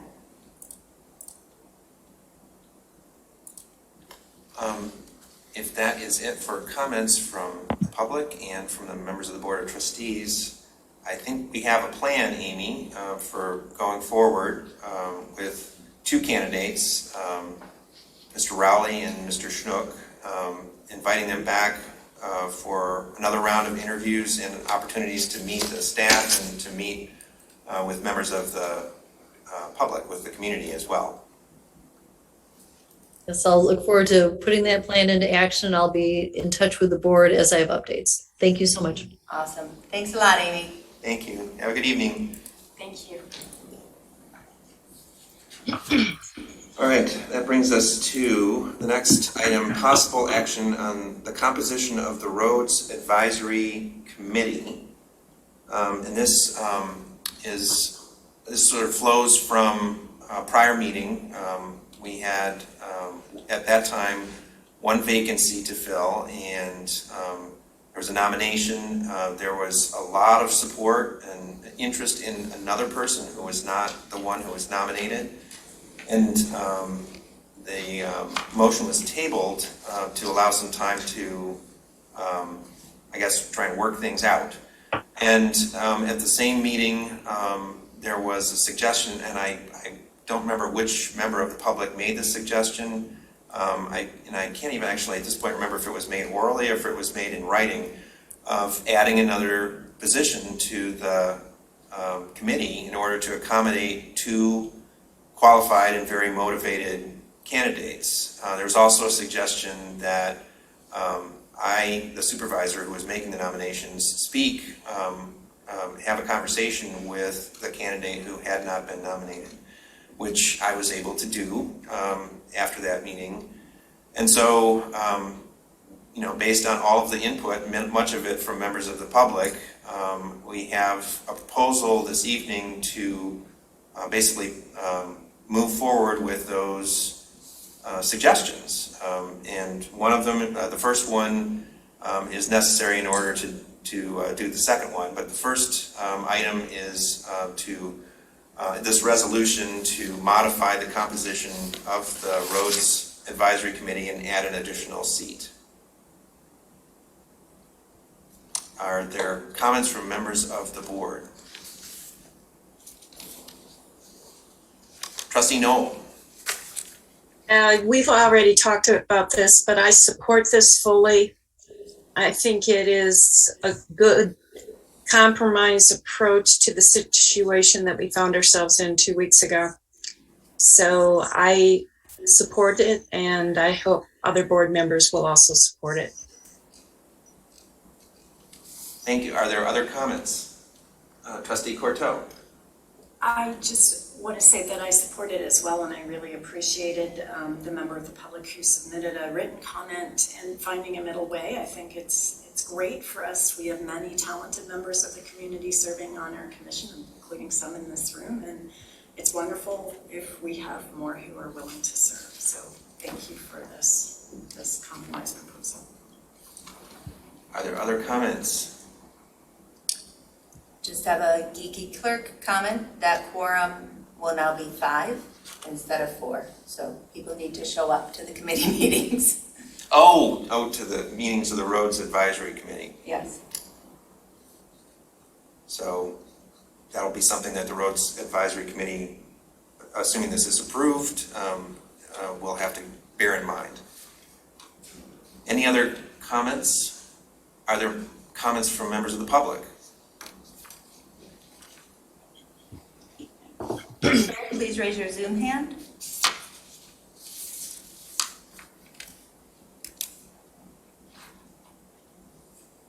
I see no Zoom hands. In that case, is someone ready to move the model motion? That would be, all right, moved by Corto, support by Noel, that the Board of Trustees adopt the attached resolution amending the composition of the Roads Advisory Committee to 8 committee members plus 1 Board of Trustees liaison with voting privileges. Has been moved and supported. Please call the roll. Hathaway? Yes. Flintoff? Yes. Corto? Yes. Jerome? Yes. Noel? Yes. Vogel? Yes, Motion passes 6-0. nicely done. The next item is appointments, possible action on appointments to the Roads Advisory Committee. And this is now possible because of the expanded membership, but basically the 2 nominees are Bob Groden and Bob Walsh. I've had the chance to talk with both of them, and I am impressed by both of them. I think we will have a very strong Roads Advisory Committee, stronger because both of these individuals are interested and willing to serve on it along with the other members. Are there any comments from members of the Board of Trustees? I just have a quick question. Can you remind me, are all the terms for the Roads Advisory Committee for 4 years or any staggered? They're all 4 years except for the board liaison. Sure, okay. But that's a sort of separate matter. Okay. Interesting. I just would be, this may be too late to address this with this committee since we already made it for 4 years for the others, but I think just something to think about is kind of staggering terms, right. So we have continuity. Trustee Vogel. Yeah, Jessica, you and I were thinking along the same lines. How will we get a stagger dynamic built into this committee? My experience is that a lot of that sort of, sort of getting an overlap of both experienced and new people happens through attrition. Either people after one term they've had enough and they don't want to be reappointed, or sometimes people leave the community. or resign for other reasons, and a vacancy occurs, and then you sort of get a natural kind of staggering of appointments. But many of our committees and boards do not have staggered appointments, so this is not unusual. But if it's something that the board would like to look at for other boards and commissions that we're creating, we could look into that. We are now pretty much well appointed, fully appointed for all of our boards and commissions that exist. Right. We have one other one to consider tonight, which actually by statute has staggered terms, but that's its own special animal. I have a suggestion.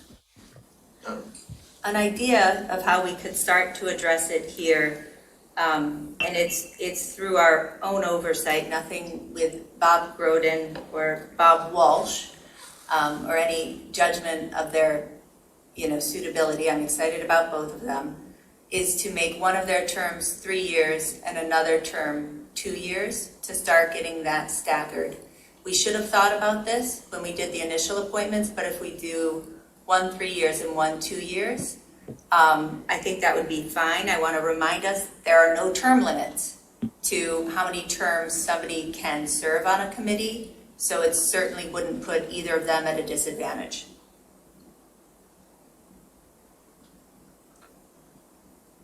I prefer to appoint them as described in the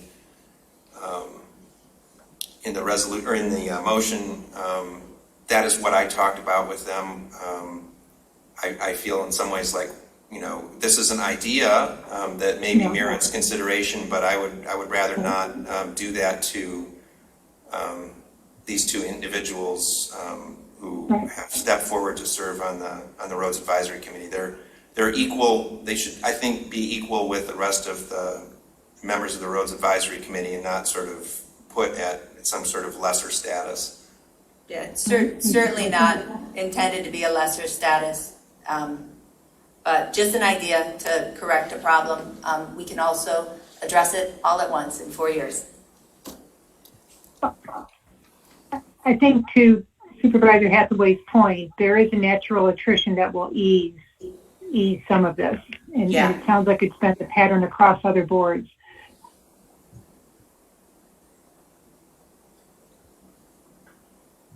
So Jane, you froze for a second there. Are you finished with your comment? Well, I realized I hadn't raised my hand, so I went quiet. Oh, all right. Are there other comments?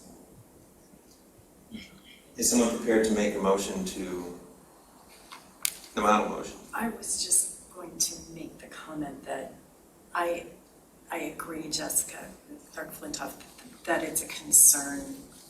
It does feel uncomfortable, though, to have asked candidates one thing and change in the middle. So we can address it in the future. I think we just continue to hold that one and work on it. Deal with it with our next committee. Okay.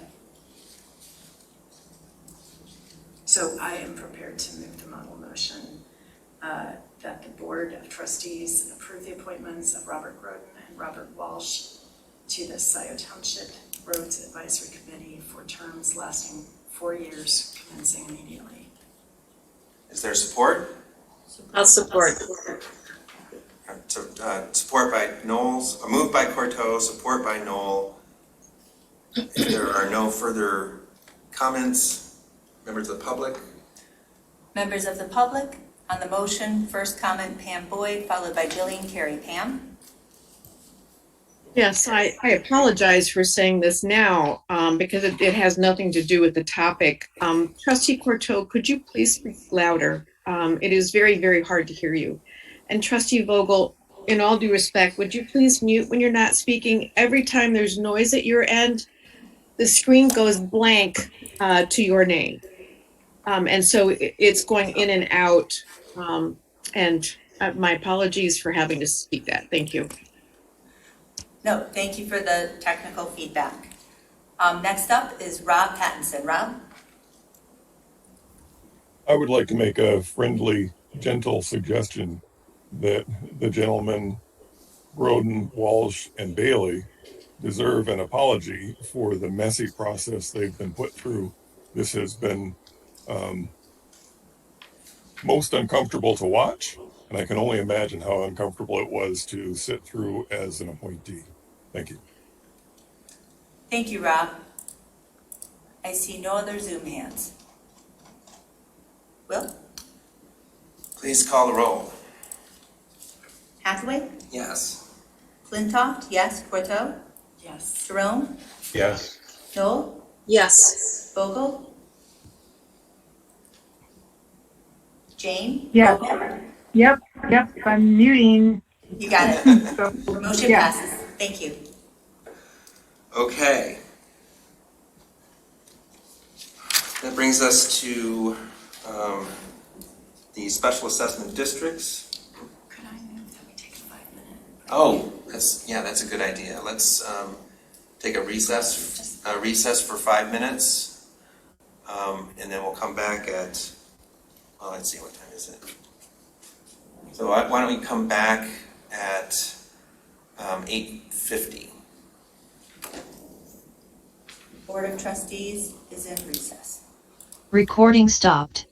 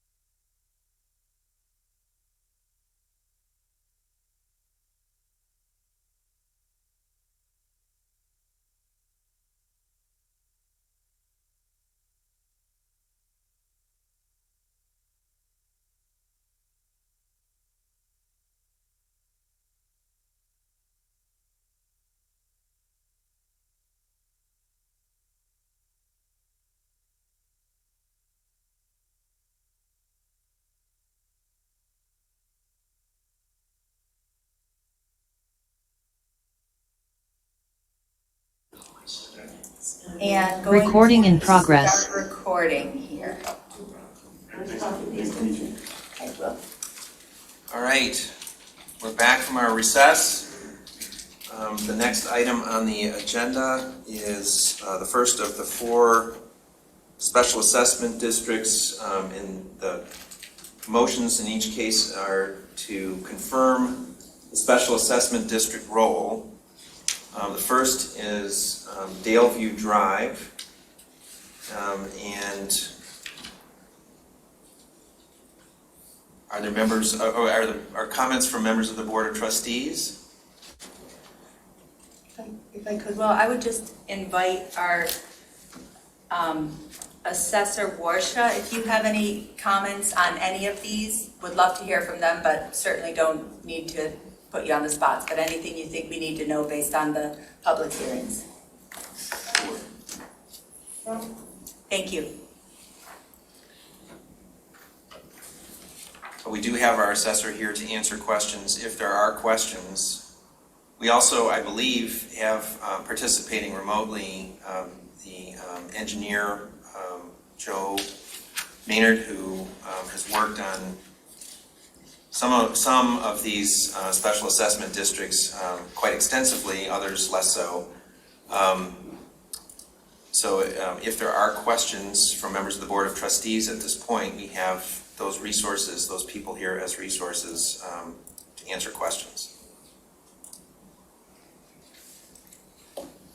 If there are no questions or comments from members of the Board of Trustees, we did already hold public hearings on these, but if there are comments from members of the public, oh, I'm sorry, I didn't see you raising your hand.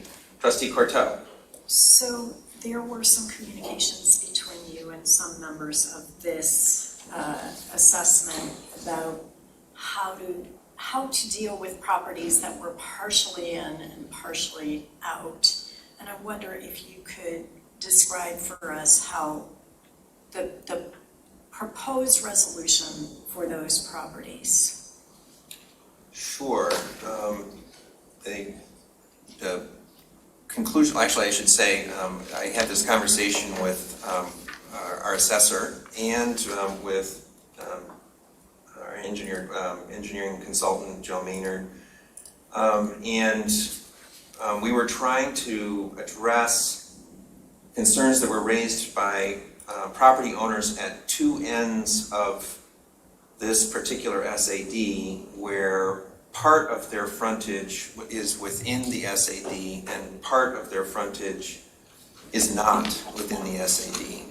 And in fact, one of those property owners raised a question about a neighbor that was not included in the SAD, sort of at the edge of the SAD, where part of that frontage will, just a small portion of it, will fall within the new paved area because it's right at the edge of where the pavement ends. And we've looked at these situations and concluded that the best way to resolve them is to do it by a percentage of the frontage, and to, if in cases where part of the frontage is included and part is not, to say if more than 50% of the frontage of a property is within the area to be paved, that would then benefit, presumably, from the SAD, then that property would be included.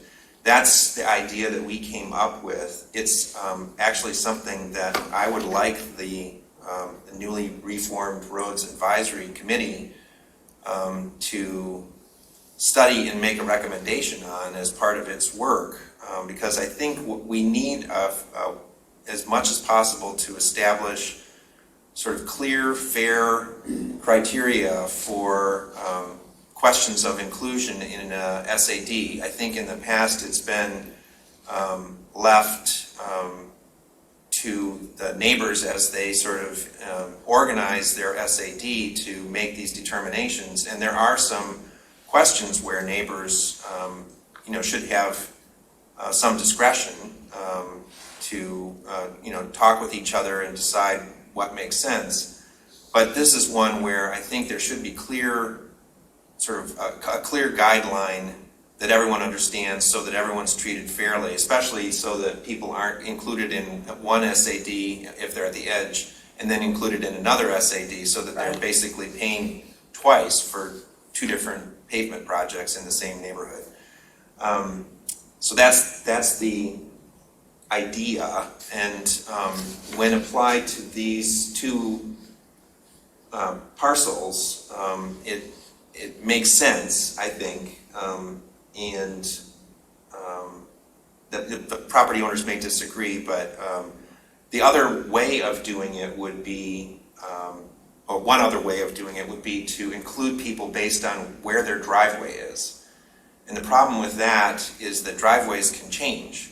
So a property owner could shift the location of their driveway, but they can't change it's the sort of percentage of the frontage that's either within or without a particular SAD. So it seemed like that was a fairer way of doing it that was less prone to shifting driveways, I guess. Thank you for that clarification. Clerk Flintoff. Just a follow-up question, two-part. One, which parcel is it here on the map in question? And two, under the agreement currently reached for what we're approving tonight, will any property owner be subject to two SADs? So the answer to your first question is at either end of Daleview Drive, and the map that accompanies this agenda item. I don't know if I can make out the numbers on here. Yeah, basically it's the sort of center island between Daleview and Byington Boulevard. It's the parcel at the very end where the east end. The east end. Gotcha. And the parcel at the very west end. And in both cases, you can see the sort of the red line that delineates where the unpaved portion of Daleview is. Gotcha. And it falls sort of within the frontage of each of those properties. One of them, it's very clear that the majority of the frontage is within. The other one, it's harder to tell from this map, but actually our assessor measured using the engineering drawings, and 54 point something % of the frontage of that parcel falls within the SAD. So by that criterion, it would work. It would sort of justify inclusion. And would they be included in two SADs? Well, I guess the argument is that property was part of another SAD for Byington at some point in the past. Okay. But if this criterion was applied in the future, when Byington repaves and does another SAD, they would not be included in that SAD. Okay. So they couldn't, that was a question that was raised, could they be included in a future Byington SAD? And the answer, that was what we were grappling with, and we were trying to come up with a rule that would decide which SAD that property would fall in. Great, thank you. That was probably a longer answer than you wanted. No, that was helpful, because I wasn't clear where it landed. Clarification, thank you. But I do think that this is the kind of question that it would be good for the Roads Advisory Committee to sort of study and bring back to the board as kind of a package of criteria to use in making these kinds of determinations. Are there other questions or comments about the Daleview Drive SAD before we vote on setting the roll? Trustee Knoll. I just have a quick question. If you could refresh us, what was the percentage of resident approval for this SAD? Can I turn to our assessor for that? I know she has it at has the file. Warsha is looking at that, and I just want to let you know, after I gave Pat Stein my assurance that I'm sure Donna's fine, I was still worried, and I texted a staff member to chat with Donna. Donna is fine, and she is here listening to the entire meeting, but she just cannot participate by audio, but she is here in ears only, so thank you, Donna. So can we give her half credit for attendance? Where were you able to find it? I have 69.8%. 69.8%. Thank you. I believe that the petition, all of them were above 60%, isn't that correct? Yes. And one of them is at 100%. It's 100. Are there further comments or questions before we call the roll?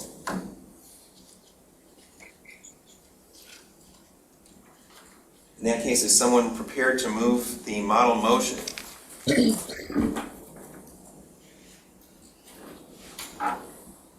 So moved. Moved by Jerome, support by Support. Support by Flintoff, that the Board of Trustees adopt the resolution confirming the Daleview Drive Special Assessment District role. Please call the roll. Hathaway? Yes. Flintoff? Yes. Porto? Yes. Jerome?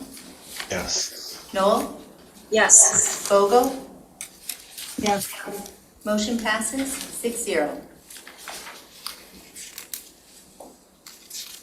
Next is possible action on the Merlin Way Special Assessment District. Are there any comments or questions about this Special Assessment District before we vote to confirm the role?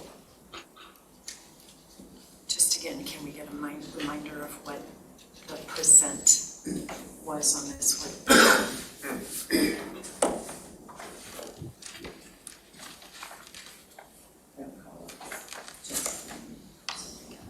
76.1.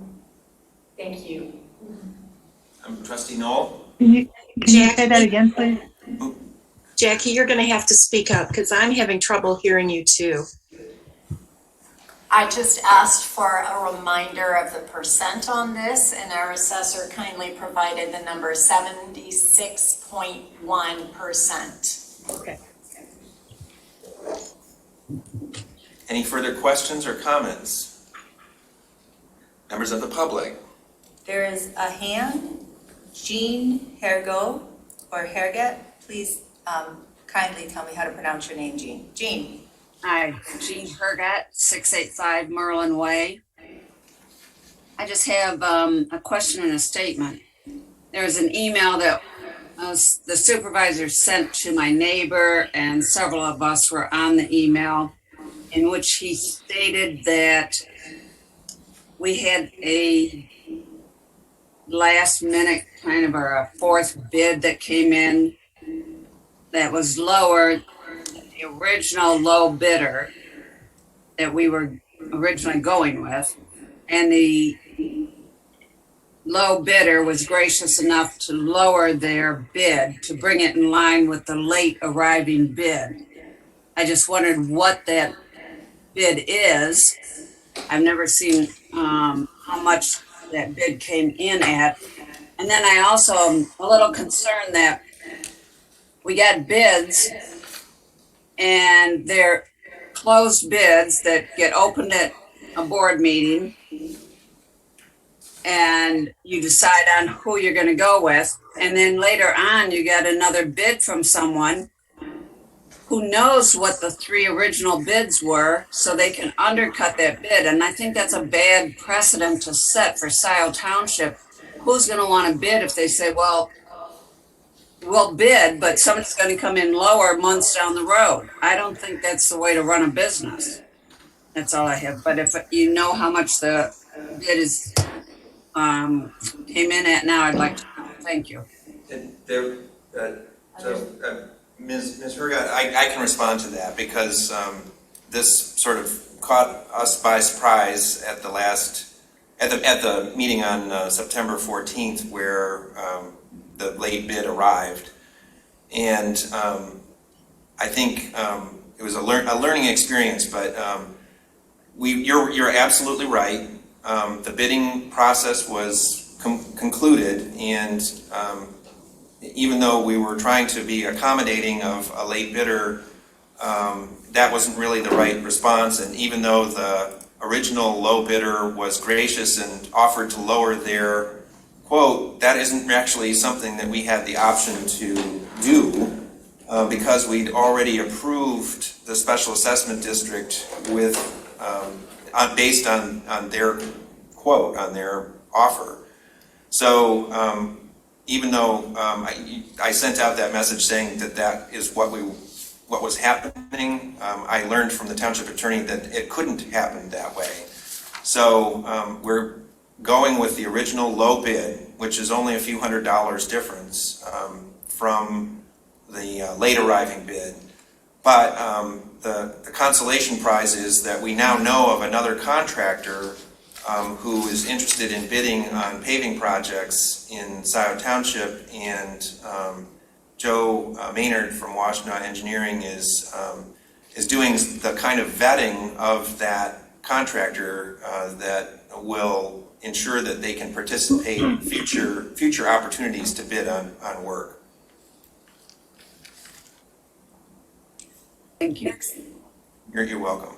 Are there other comments or questions? Yep, Jillian Carey. Jillian?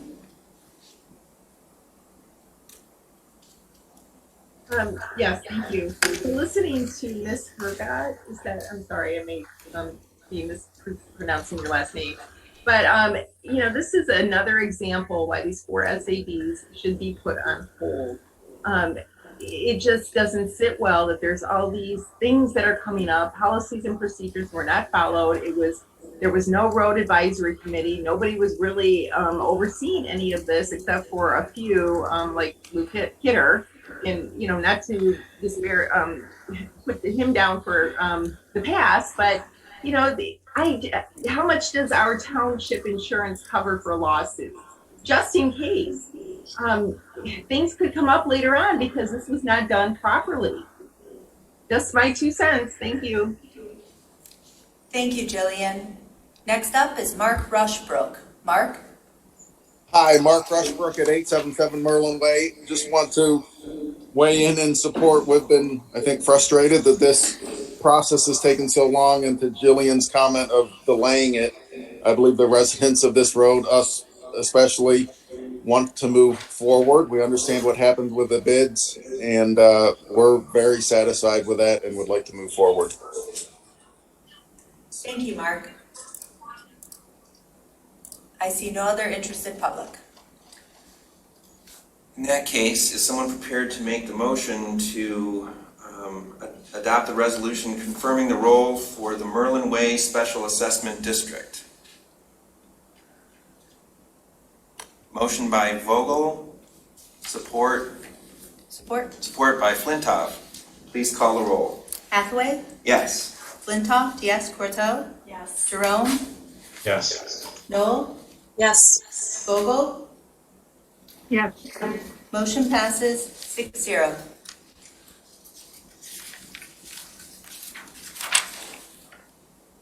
That brings us to Wagner Ridge Court, Special Assessment District.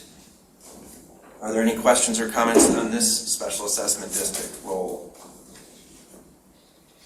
Trustee Portel. Again, could we please ask the assessor for... I can tell you that one, it's 100%. Oh, that is the one that's 100%. Thank you. But to your point, Jackie, I think it's good information to standardly have, for sure.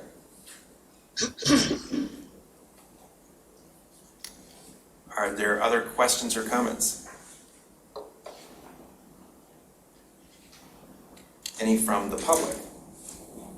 Any Zoom hands? I see no interested public. Is someone prepared to move the motion to adopt the resolution confirming the role for the Wagner Ridge Court Special Assessment District? So moved. Moved by Corto. Support by Support. by Jerome. Please call the roll. Hathaway, Yes. Flintoff, yes. Corto, Yes. Jerome, Yes. Noel, Yes. Vogel. Yes. Motion passes 6-0. Finally, that brings us to Westview Way and Southwood Court Special Assessment District. Are there any questions or comments? 64.9%. And does that include the opposition we got from Karen Jordan? She said no, I don't know, she did not sign, so Okay. she was out. Thank you. Are there any other comments or questions? Any members of the public?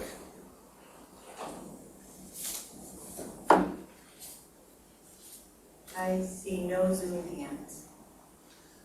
Is someone prepared to make the motion to confirm the role for the Westview Way and Southwood Court Special Assessment?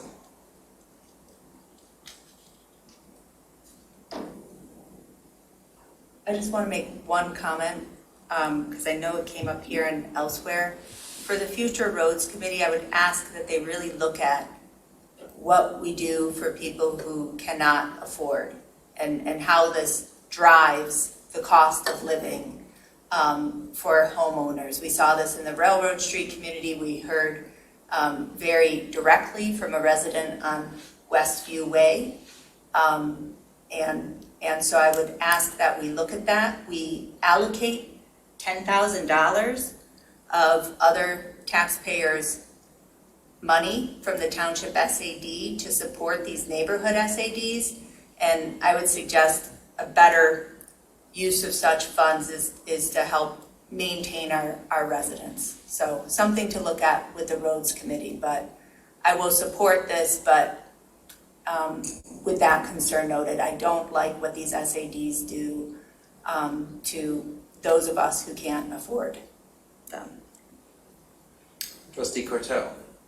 I wonder if I could ask the assessor to respond to how we handle issues when residents are not able to meet that assessment. I think you had provided some information on that at a previous meeting. From what I understand. Do you want to, can you come up to the table? Sorry, Marcia. Yeah. Would you be so kind to come closer to these overhead the mics? Thank you. I think They have the people, ability to finance for 10 years. The bond interest rate is 5%. So it's just a fraction of what it is. But the biggest thing is, if you are against it, don't sign it. Don't put the word no and then sign it. That still means you're for it. So make sure you and your husband or whoever's on the deed does not sign it. Talk to your neighbors, you know, that's the only way. Because once it's approved and they got more than 51%, there's really nothing you can do. well, What is the case for Karen Jordan? Because she has given us multiple pieces of correspondence, multiple phone calls. So her next step would be to go to the tribunal. The tribunal. Yeah. And she has to prove that there's no benefit to her. And then it's up to the judge to decide. Okay. Because she represents that she signed, but had just come out of surgery, some state of confusion, did not want to sign, cannot afford it, etc. There's no way to unsign even if it's been. No, but under her name, it said 0, so it's somebody, I think Jim, the previous assessor, must have taken her name off, but it doesn't matter because there's enough people that signed in that district. Yes. That the only recourse she has is to go to the the tribunal. tribunal. Okay, thank you. Thank you.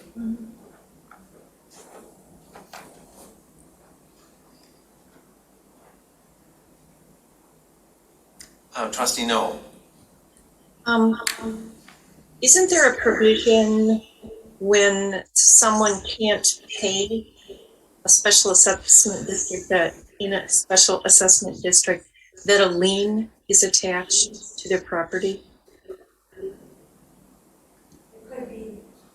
Yes, if I recall correctly, that was part of the treasurer's explanation at the last meeting. Yeah. I think this is a good question to pose to the Roads Advisory Committee in terms of looking at, and Kathy and Trustee Noel, you'll be in a good position because you're the liaison, but looking at all of these issues, I think if anything else came up in the conflict around the railroad East Delhi neighborhood SAD discussion, it's the sort of how do inequities, within, sort of the application of an SAD, how, the impact of an SAD on a neighborhood where there's, differences in socioeconomic status. How do we, as a township, manage those situations to make sure that people are being treated fairly? And I think most neighborhoods are more, homogeneous and it's less of an issue, but there are neighborhoods where there's more difference in income and economic ability to respond to an SAD. And that's something I think where the Roads Advisory Committee could give some guidance to the board and to the township on how to handle those situations going forward. I have a really good article and it's based towards the homeowners that I can make copies and give to you, to give to any homeowners that's interested, so they get an idea of what the process is, what they can do, what they should do. Get more involved to talk to the other homeowners that, hey, should we really do this because I can't afford it. But the other thing is, taxpayers, if they can't afford something, can try to get a hardship exemption where they don't have to pay any taxes. Right. But a special assessment is not a tax, so that does not apply for that. So if there is a special assessment, they have no choice but to pay it. So whether they do it in one swoop or 10 years. Mm-hmm. So the best place to do it is at the beginning, to make sure whether that person should be in that district or not, or can we avoid it? Yeah. That's it, unfortunately. We're glad you're here, Warsha. I'm here if you need that article. Are there other comments or questions? Warsha, I would like to see that article. If you could send it to me. I can. I'll do it tomorrow. Okay. Could you send it to the full board, please? Yeah. Are there other questions or comments before we proceed to a vote? Are there any members of the public, or did I already ask? I can't remember. You haven't asked that yet. Any Okay. members of the public, please raise your Zoom hand. I see none. Is someone prepared to make the motion to adopt the resolution confirming the role for the Westview Way and Southwood Court Special Assessment District? I'll move it. Moved by Hathaway. Is there support? Support. Support by Jerome. Please call the roll. Hathaway, Yes. Flintoff, yes. Courteau, Yes. Jerome, Yes. Noel, Yes. Vogel. Yes. Motion passes 6-0.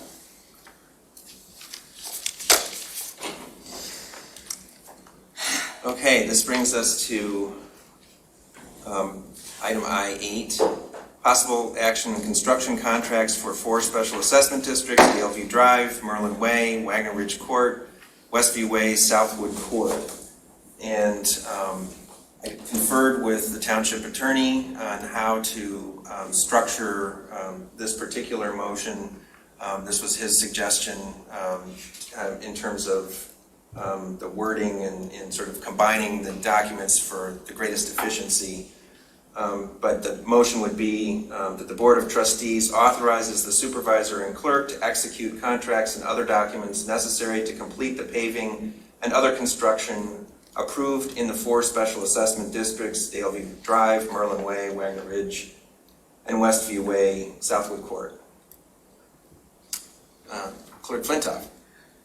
So I don't know why the attorney advised that, but I'm guessing it might be because we don't have final contracts. Is that correct? We have the agreements, we have in some cases, the contracts from Washtenaw Engineering for their role in this, but basically the contracts are the bids that were received from the 2 different contractors. There's the 2 contractors, each with 2 of these SAD projects. If there's any other details, any other agreements, there's permits and so on with Washtenaw County Road Commission. This is meant to sort of encompass that and allow us to move forward. Many of those costs are actually less than the $5,000 limit anyway. And to be clear, that the whole of all the contracts and permits and things that you and I would be authorized to execute, the sum would not go past what's in the special assessments. No, it's sort of keyed to the 4 special assessment districts. So yeah, I think that's okay. The wording. That's my interpretation of the attorney's wording, is that it's to execute the projects which have specific amounts within them.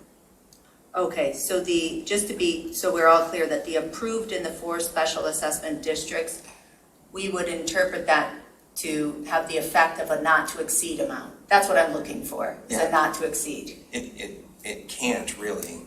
We could, and that's my concern. Well, there are, and actually this question came up, I believe from a member of the public involved with one of the SADs. What happens if circumstances change and costs increase? And so I actually looked at that with our assessor, and Warsha helped me to understand that there is in the law sort of thresholds for either a cost increase or a cost decrease, and how the township can respond to those situations.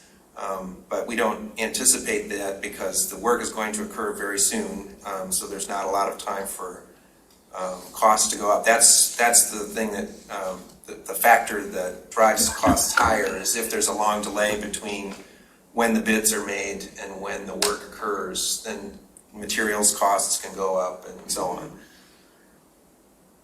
And I would be comfortable with this motion as long as if it's looking like Will and Warsha, the total costs are getting close to that authorized number, that we would bring it back to the board. I think it would have to come back to the board to do that, because we have to hold another hearing, isn't that right? If it exceeds 5%, you have to hold another hearing. Yeah, so basically it adds another step to the SAD process if there's a significant cost If overrun. we go more than 5% over what we've approved. Right. Yes. Okay. Trustee Knoll. When is the work projected to occur? We are positioned to move forward this construction season. So unless there's a monsoon or something that interferes between now and November 15th, then we should be able to get all of this work done. We have been working with the Washtenaw County Road Commission to get the permits already in process, and there have been communications. Joe's on if you want to speak to that, Joe, but both Joe and I have been trying to work together with the people organizing these SADs in the neighborhoods to try and line everything up so that the work can go forward. Everyone's been waiting, well, I guess with the exception of Wagner Ridge Court, which is kind of a late arrival. to this process, but the other 3 SADs have been waiting a long time for this to get approved and constructed. Joe, do you want to add anything about where we're at, our readiness? No, well, you're actually correct. We did talk with ASI today, and they are ready to get started. I had conversations with the road commission today regarding the permits and, their willingness to move this project along. Just like you said, our worst case would be weather delays that would push us to next season. But contractors have assured us that if that worst case were to happen, our pricing will be held till spring of next year if we absolutely have to do that. But that is not our plan. Any other questions or comments? Trustee Vogel. I just want to notice something for us, and that is through all this process, for the bumps in the road, for the long delays, I want to recognize Supervisor Hathaway getting up a learning curve, figuring out this whole process, just the workload of tackling issue after issue after issue, for all the negativity that he absorbs. I want to recognize a significant effort to see these SADs through and recognize the work that's gone into it, that's been strong and collaborative all the way through.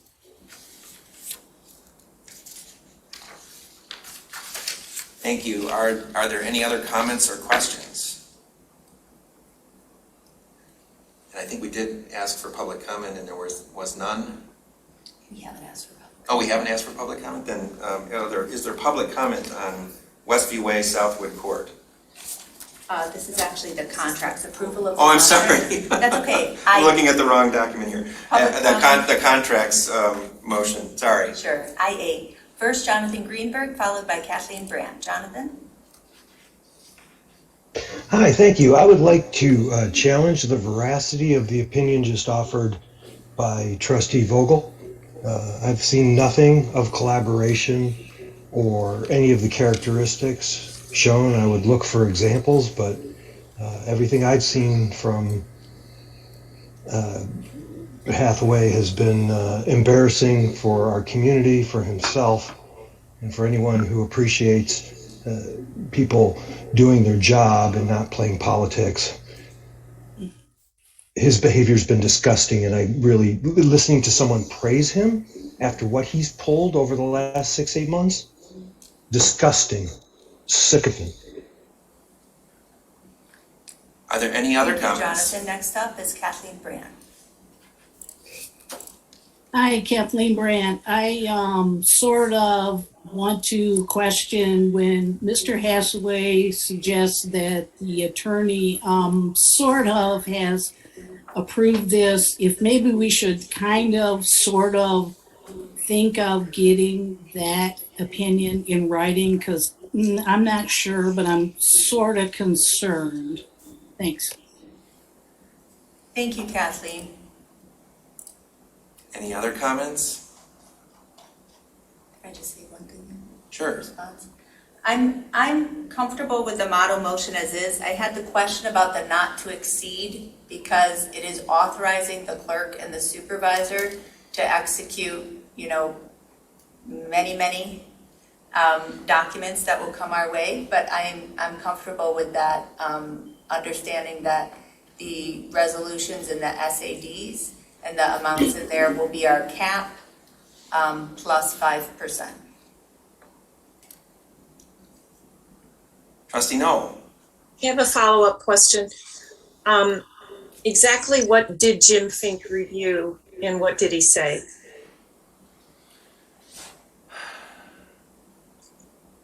Well, so the language of the model motion is language that Jim Fink reviewed and approved. And he's seen all of the attached documents. In fact, all of us saw them back in September. They are the basis for the figures in the special assessment district that the board approved at our meeting on September 14th. Although one document is slightly different, and that's because of that late arriving bid, so it was updated by Washtenaw Engineering, and it still contains an error in it, the inclusion of a contribution from the township towards the Merlin Way SAD, but that, even though it's in that document, it is not, that was corrected in terms of the figure that's in the SAD itself. So if you're looking at that particular document. That wasn't it. I just wanted a bit more precision with what had happened during the legal review. Okay. So does that answer the question? It does. Thank you. Okay, thank you. Are there any other comments or questions? In that case, please call the roll. Oh wait, we need someone to make the motion first, sorry. Someone ready to make the motion? So moved. Moved by Jerome. Support? I'll support. Support by Flintoff. Please call the roll. Hathaway? Yes. Flintoff? Yes. Corto? Yes. Jerome? Yes. Noel? Yes. Vogel? Yes. Motion passes. That brings us to I-9, and this is a motion or an agenda item that the clerk can best introduce. Great, so this is the second time you've seen this, the first time for discussion only. This is an ordinance amendment that'll help us to implement our fire prevention program that you heard about from Chief Hood. This would make small amendments to Chapter 2, Finance, to make it very clear that we have the power to seek reimbursement for inspection fees. And it would also update the ordinance to make the clerk, not the treasurer, responsible for accounts receivable. It has the support of the fire chief, clerk, and treasurer. The township attorney has approved the content, and I have approved the form. The other one, just a note that you saw last time, Chapter 18, is the other one related to the fire prevention program. And that one, we referred to the zoning official and ZBA. We're going to take some time at their November meeting to go over it. So that'll come back in a couple of months. But this one is ready. Questions? Are there questions? Trustee Vogel.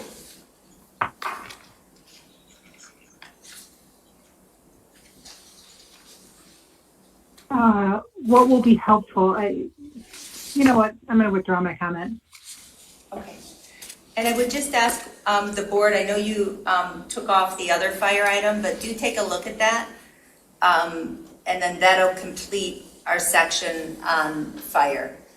So do take a look at that fireworks regulation, and hopefully we can discuss it at the next meeting. Trustee Corto.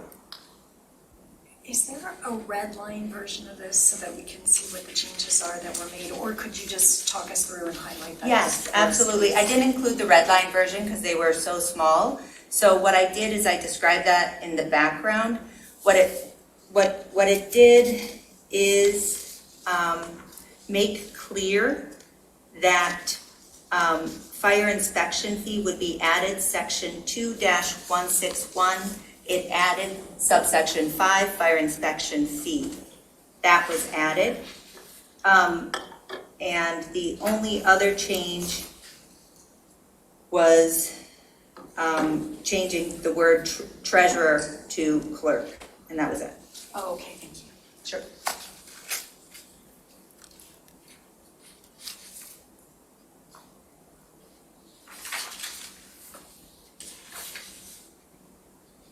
And I will, Jane had emailed a suggestion about a chart for the ordinances, and I'll provide that, but I would ask, I asked last time if the rhythm of bringing something for discussion for a few minutes to get direction and then moving it forward through the process, you know, to the proper officials and committees is generally the process I'd like to use. So please continue to look at these discussion-only ones as they come forward.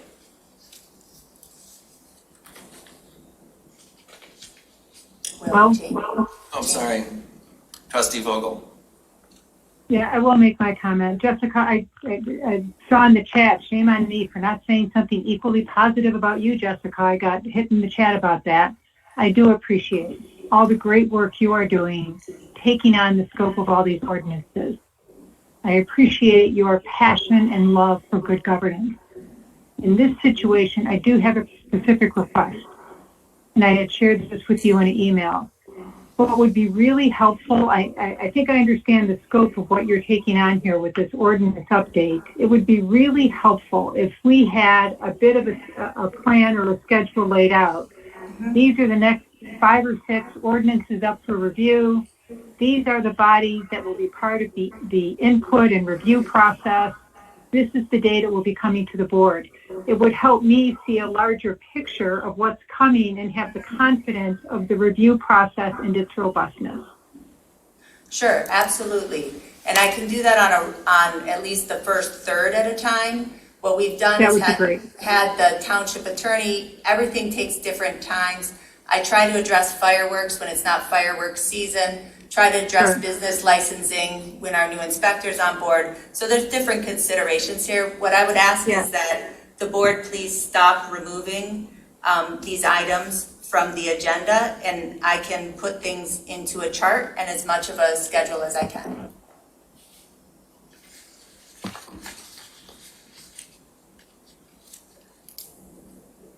Any further questions or comments? Comments from members of the public?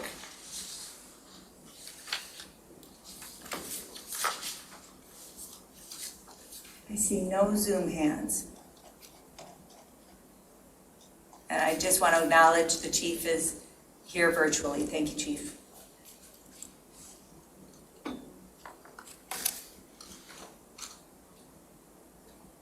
So the question, there isn't a model motion that I can see. The question is, shall this ordinance be finally passed? Yes. I was just saying, yes, that is the correct way to ask this question.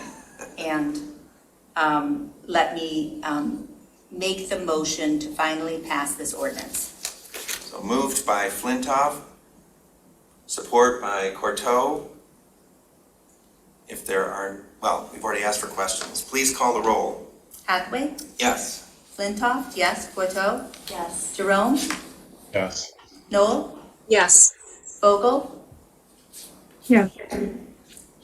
Ordinance adopted. Thank you. So that brings us to item C2, which is the planned amendment to, oh, I'm sorry, this is the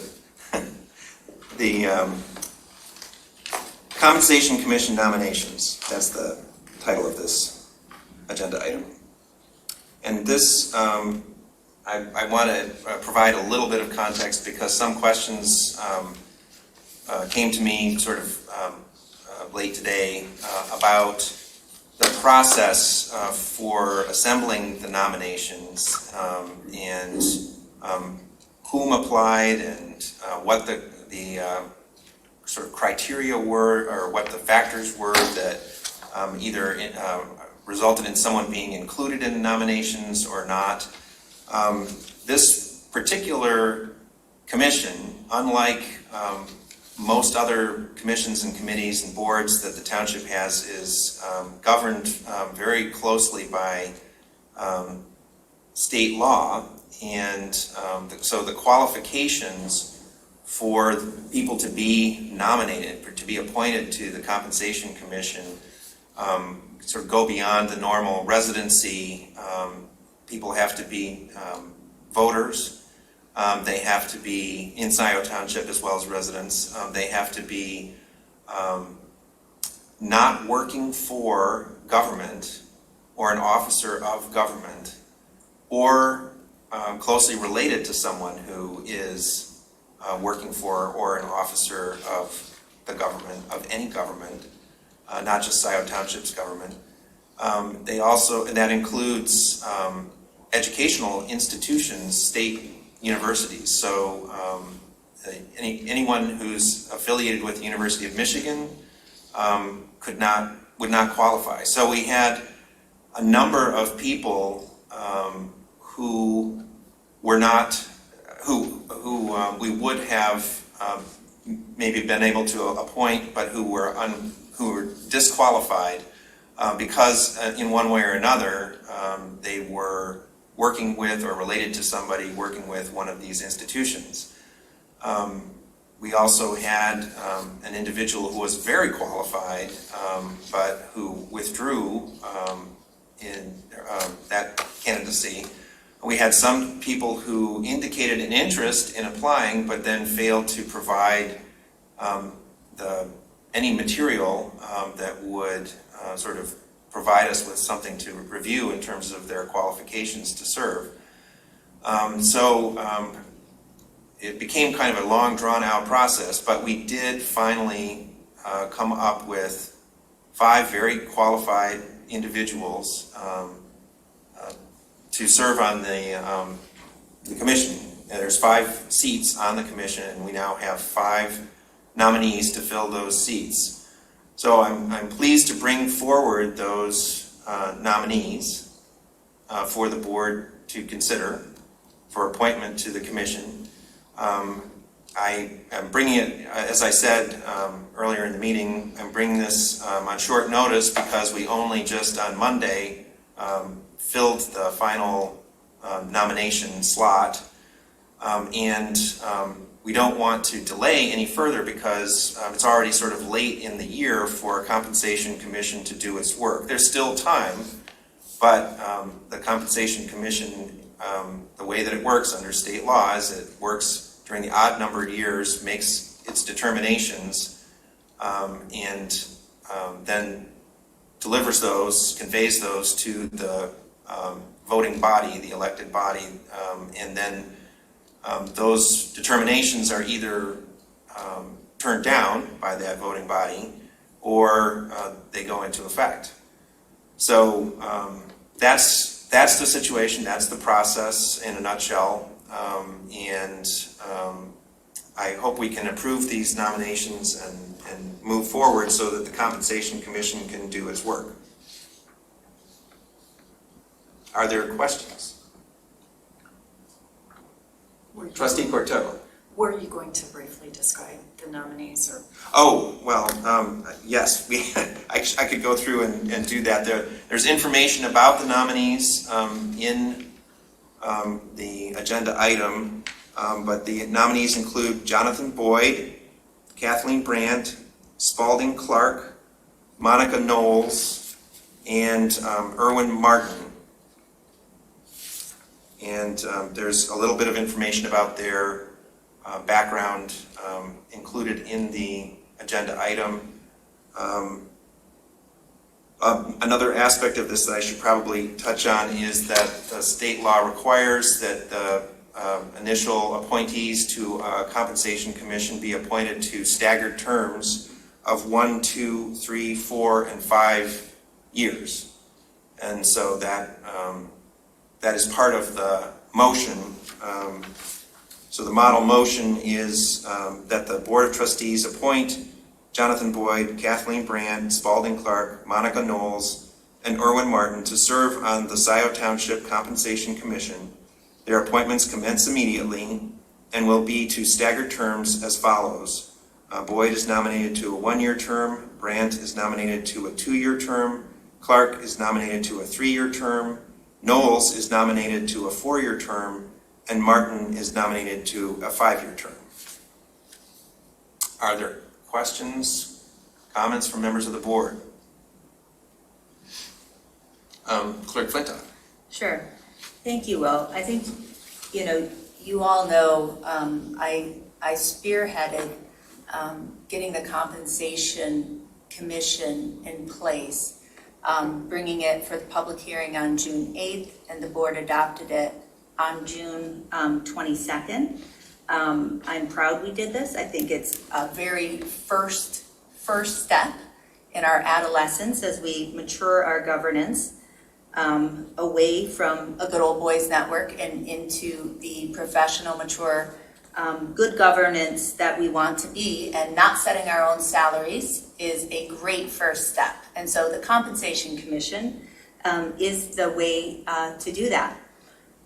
The restrictions that are in the state law, but also adopted by us in the page-long ordinance that we adopted on June 22nd were before us. So it certainly is very restrictive. And I just want to note section 2-19 in our ordinance: an officer or employee of a government agency or unit or member of the immediate family of an officer or employee shall not be appointed to the commission. So I think it's very broad. If I were to write that policy, I would not write it so broad. I don't think everybody who works for government is all in one camp. That said, what that says to me is that the legislative intent of this was to create a different process, one that puts as much distance between those making the decisions and those affected by those decisions. In this case, the Compensation Commission members and those whose compensation being affected, that they want a lot of distance between there. So certainly, I had concern when yesterday evening Will mentioned to me appointing former trustee Martin and former supervisor manager Spalding Clark, and I thought about it. I was just kind of thinking about it. I talked to Will about it this afternoon, but I do have concerns about that. I think it's not up to the level of ethics that we want. I think we should have more distance between those who work or recently worked or have ever worked from the township. I did confirm that neither of those individuals is currently getting any compensation from the township. They don't qualify for the retiree medical benefits, but certainly that's something we should always check. So I would just say I have concerns about former township officials setting compensation for township officials. We're a small place, and I think it's just too close to home. And I believe that the purpose of the Compensation Commission, and in particular, the broad prohibition of any officer, member of the family working for any government agency, certainly that the intent is to ensure residents that we are really bulletproof in our ethics around how we make the appointments, and that starts with who our members are. So I would be opposed to those two proposed appointees, open to the other three. I would also like to know the disposition of the application by Robert Groden, if he withdrew. I knew a couple others as well. I can address that. Thank you. So Bob Groden, after our last board meeting, submitted an application to serve on the Compensation Commission, which I was really pleased to receive because I was having such a hard time finding applicants. And so when I talked with him about that, and he indicated that he really wanted to serve in some capacity to serve Scio Township, but his heart really was in roads, that he would really much rather serve on the Roads Advisory Committee. And so it was after that conversation that I sort of pivoted to the suggestion of adding a seat to the Roads Advisory Committee and appointing Bob Broden there, which is where he really wants to be and wants to serve Scio Township. And so he didn't really withdraw his candidacy from the Compensation Commission. He just indicated that his preference was on the Roads Committee, which is where he had previously submitted an application. He's not the one who withdrew that I was referring to. The other question, or a couple things that you said I wanted to respond to. One of them is this question of whether drawing a pension or some kind of retirement benefit from government disqualifies someone. I actually checked with the township attorney, and it does not. So that is not a disqualifying aspect. If any of the people in question are drawing any kind of retirement benefit or pension, that does not count, I guess, in terms of disqualification. Okay. But if they're actively employed by a government, whether it's Scio Township or any other government, then they are disqualified. In terms of whether somebody should be disqualified because they used to be working for government, An officer or not, I think that's an interesting idea. It's certainly not part of the law, and I did discuss these nominees with the township attorney to make sure that I was thinking of all of the questions that I should ask. I confirmed, for example, that Erwin Martin is retired from Eastern Michigan University, so he is not an employee of Eastern Michigan University at this point, and therefore is not affected by that particular working relationship. So all of these candidates are qualified, and in some cases, in some ways, I would say having a familiarity with Scio Township government is a strength for this Compensation Commission, especially since they have to hit the ground running. They have to do their work in a shorter time frame than most compensation commissions have. I think having some knowledge of Scio Township government is helpful in terms of making those determinations. So, I think it cuts both ways. You could say, their familiarity, that will bias them somehow, I suppose. But you could also say that the familiarity gives them a deeper understanding of the work done by the people holding these positions than probably anybody else could have. And one more follow-up, and then I'll let it be, is that, when we've talked about model ethics ordinances in local government, things like that we might move toward. The one which you may remember from the Governance Academy, it was actually David Rowley who co-taught the Governance Academy last fall on ethics.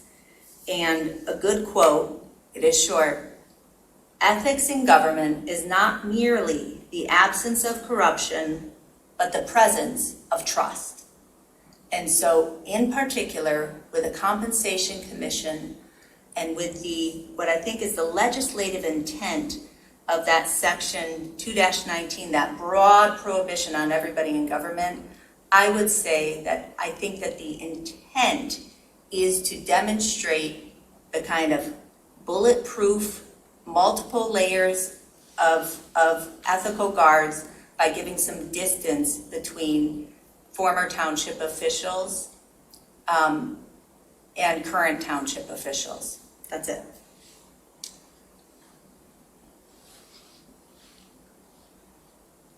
Are there other comments, questions from members of the Board of Trustees? Trustee Knoll. Yes, I think Jessica raises some excellent issues that we should all consider.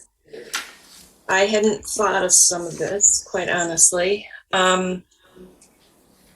So I wanted to ask, how did you determine which nominees would get the 1-year terms or the 4-year terms?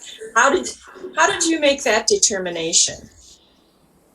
How is that relate? I'm sorry, Trustee Noel, you made a sort of a logical leap there that I did. trying to follow. Yeah. So there's a connection between the assignment of the terms and the points that the clerk was making about the. I'm just trying to understand the process that you went through, and I'm kind of free associating several issues here. Okay. All right. Well, I looked at the different people who were under consideration. I was trying to figure out a way to do it, and I thought I would do it in part based on sort of people who have, to my mind, sort of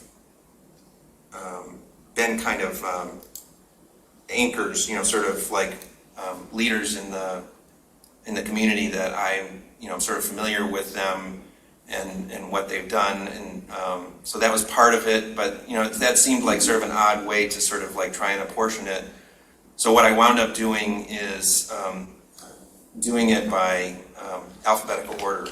So if you notice, they're in alphabetical order, and I just went 1, 2, 3, 4, 5. I think it works out well. I don't know that there's like a better or worse way to do it. As someone pointed out earlier in the meeting, if those who have shorter terms demonstrate, that they are, doing a great job and wish to be reappointed at the end of their terms, then they could be appointed to a full I guess it's a 5-year term at the end. So in some ways they would be sort of up for renomination sooner. There are no term limits. There's no term limit. So someone could continue to be reappointed, but this is building in the sort of staggered terms that are required under state law. Okay. So I know we had the applications for each person.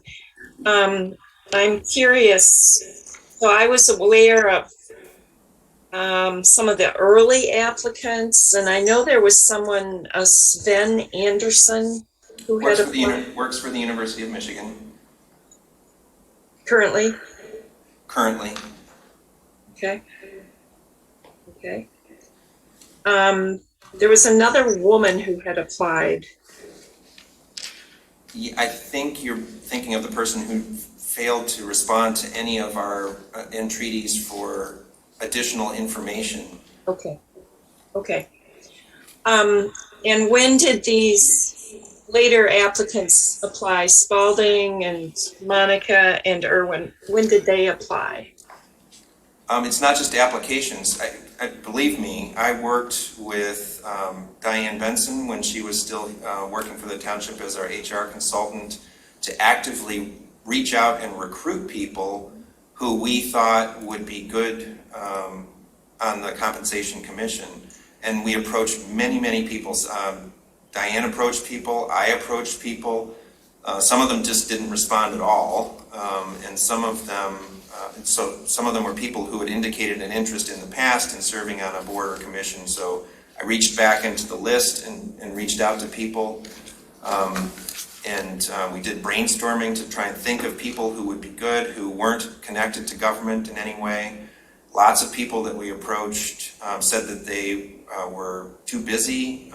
Some people thought about it for a while and then said, declined the invitation to apply. So this has been a long effort since starting at the end of last June when we launched the Compensation Commission. When did the last 3 people, when did they apply? Oh, I don't know the exact dates. I think Monica Knowles applied in September, and Irwin Martin, I think, was finally persuaded sometime maybe a week ago, and then Spalding Clark agreed just on Monday.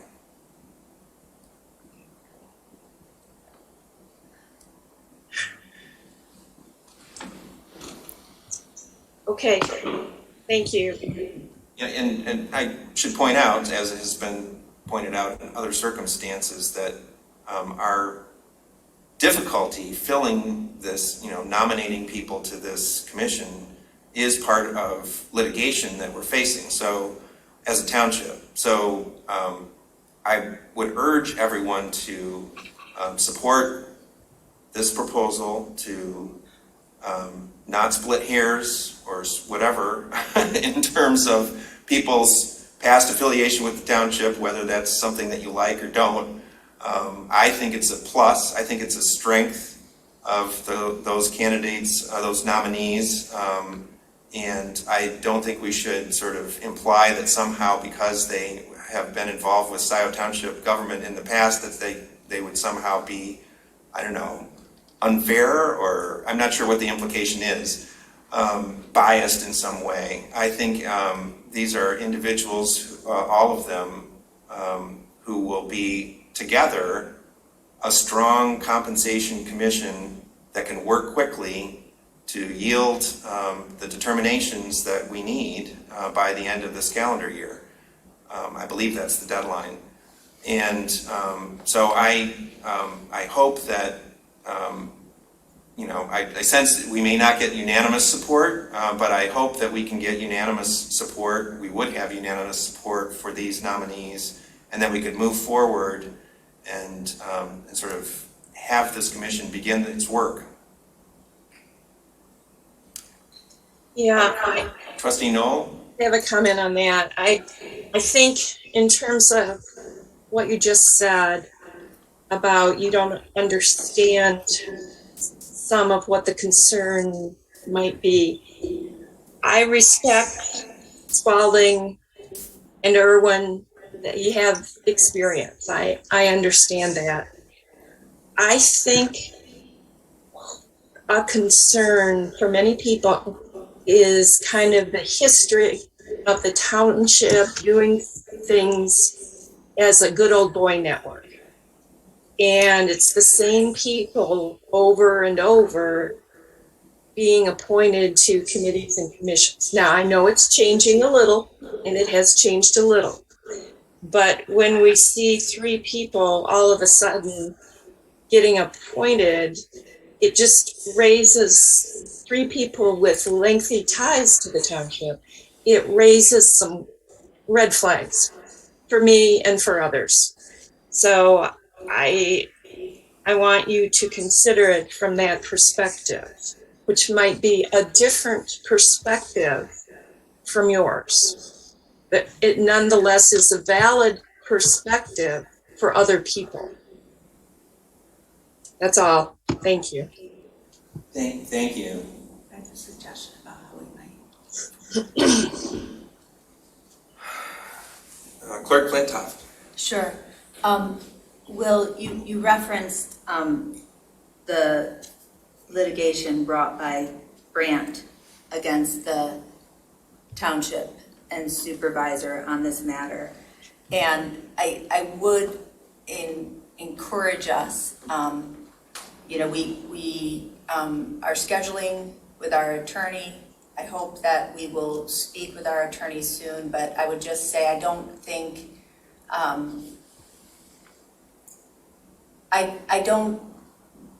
don't believe that we should be rushing this forward, trying to fix a problem we've already created. I think that, we could defer this, perhaps go into likely closed session to discuss pending litigation, and make more of an informed decision if that is in fact a factor for you. That is not a factor for me, and if it should be, I would need our attorney to tell me that so I could consider that, quite frankly. I don't think that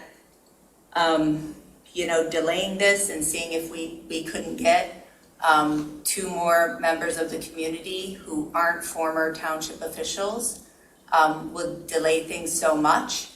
I agree that the work has to happen quickly.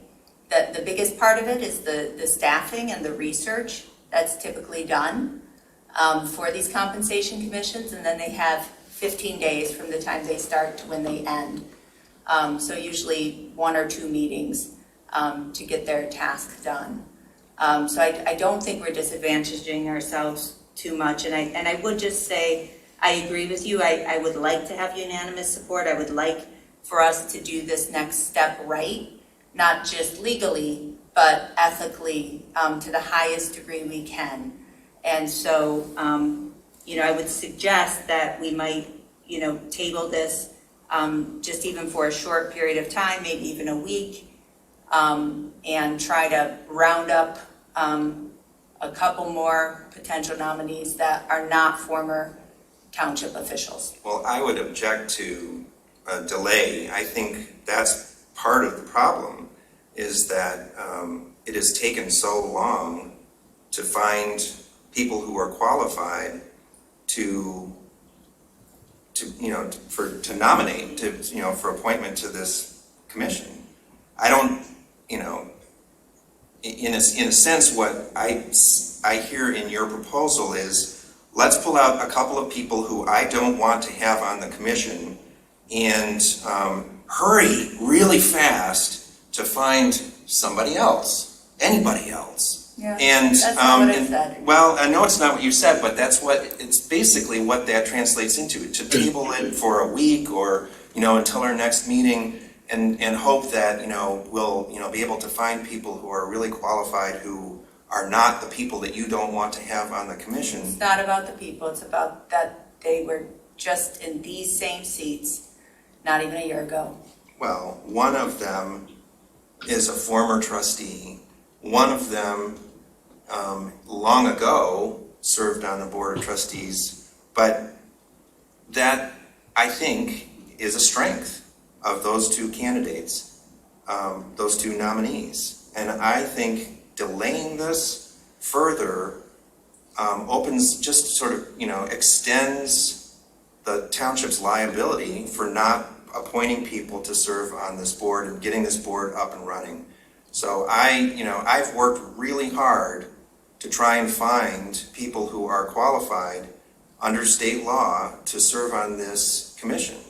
It's been open for applicants for a long, long time. A lot of people have been approached, and we finally have a slate of 5 nominees to do the work of this commission that you wanted to create.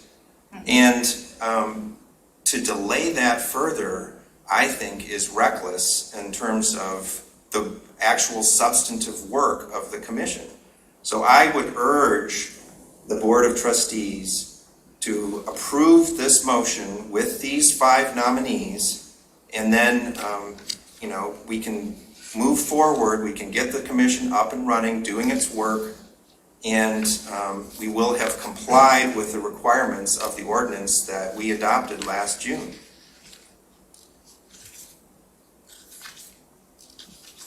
Trustee Vogel.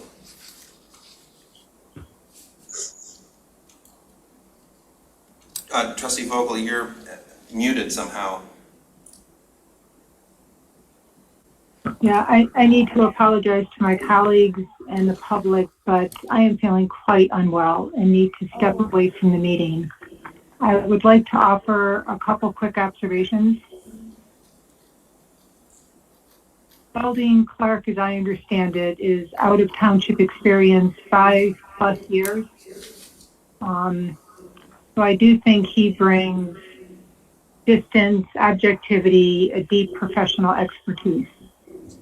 Monica Knowles, looking at her description, it sounds like she too brings deep expertise and hasn't been tied in directly with the township at all. Irwin is a recent trustee, but again, brings a depth of professional experience that I think is very relevant to this commission. So I will, although I don't think I'm going to be here for the vote unless we do it soon. Well, I would make the motion. I would make Jane, since you're reaching your breaking point here, I would make the motion that, the model motion that we,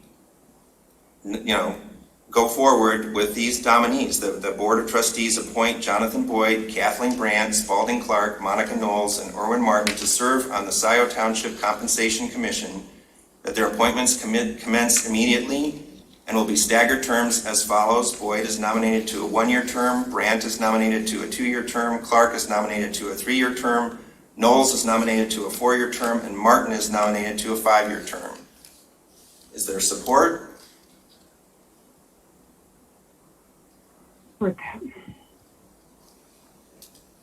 Was that support? Support by Vogel. So moved by Hathaway, support by Vogel. Are there comments from members of the public? So please raise your Zoom hand. Somebody in person, yes. I just really have a quick question, not so much a comment, is what, and this is my first meeting, sorry, hi. What is the penalty if there isn't a date met to have this compensation understood by the committee? There's an urgency to get it done. And what is the problem? What is the date? Why is there urgency in that matter? So there's two deadlines.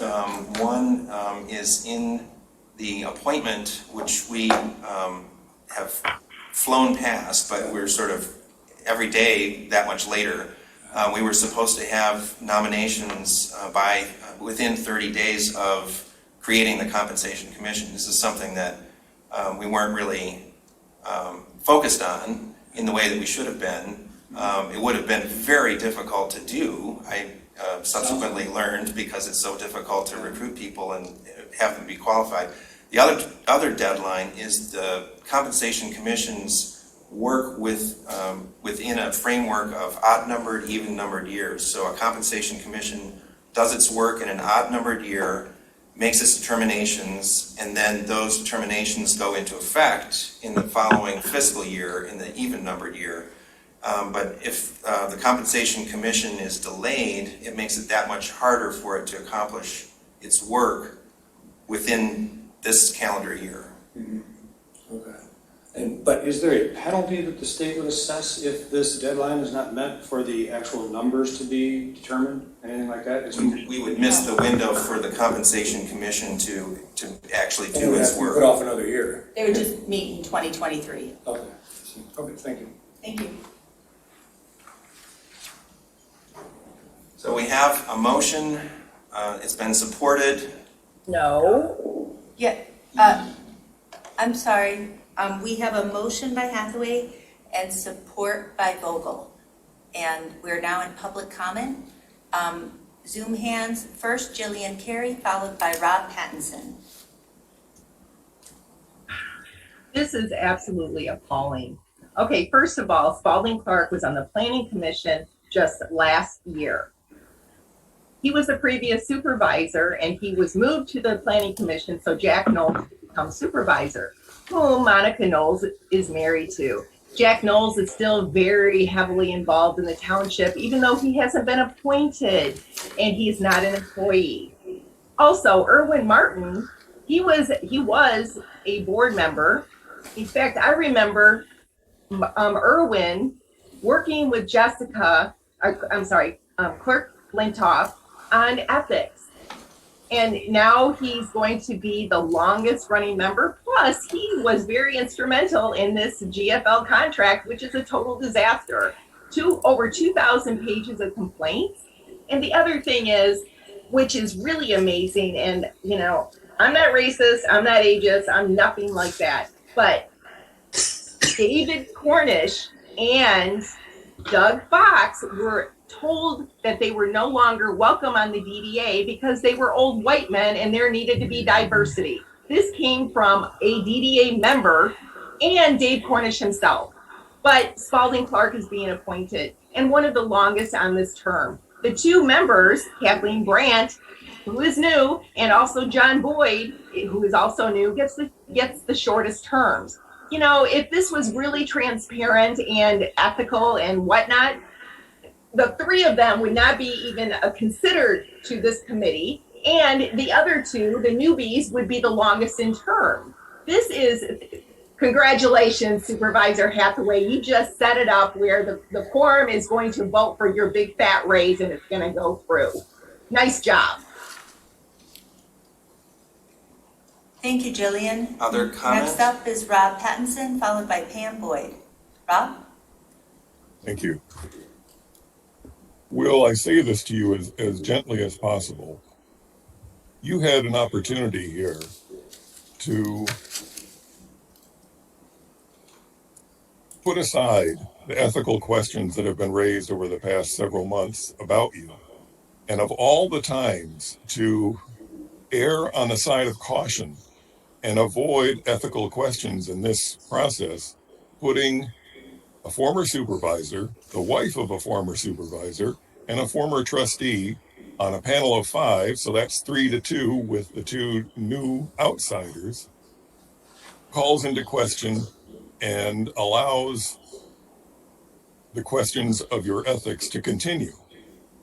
And putting the person who is suing you about compensation on the Compensation Commission is a very confusing and, again, possibly unethical thing to be doing. And you had an opportunity here to step away from that problem, and you have mired yourself even further. I believe this is a massive mistake. Thank you. Thank you, Rob. Pam Boyd, followed by Pat Stein. Pam? There are so many things wrong with this. And the last one really is, I have no complaints that John is only on there for 1 year. I would say, are you trying to get ahead of this lawsuit? I will remind you and the audience that there is a lawsuit against the township having to do with this issue, and that the candidate restriction is being disputed. Let me read you. If you are using the excuse that some of the U of M employees are disqualifying them, are your guidelines clear? Reading the ordinance, an officer or employee of a government agency or unit or member of the immediate family of an officer or employee shall not be appointed to the commission. In my research in what is a government agency, it actually calls a university an entity. There is a difference between an agency and an entity. You did not use entity in your document. Therefore, any employee of the university should not be disqualified. And I take issue with the attorney in that. I'm not an attorney, but and also, was there an attempt to sabotage the people you did not want to pad the commission with friends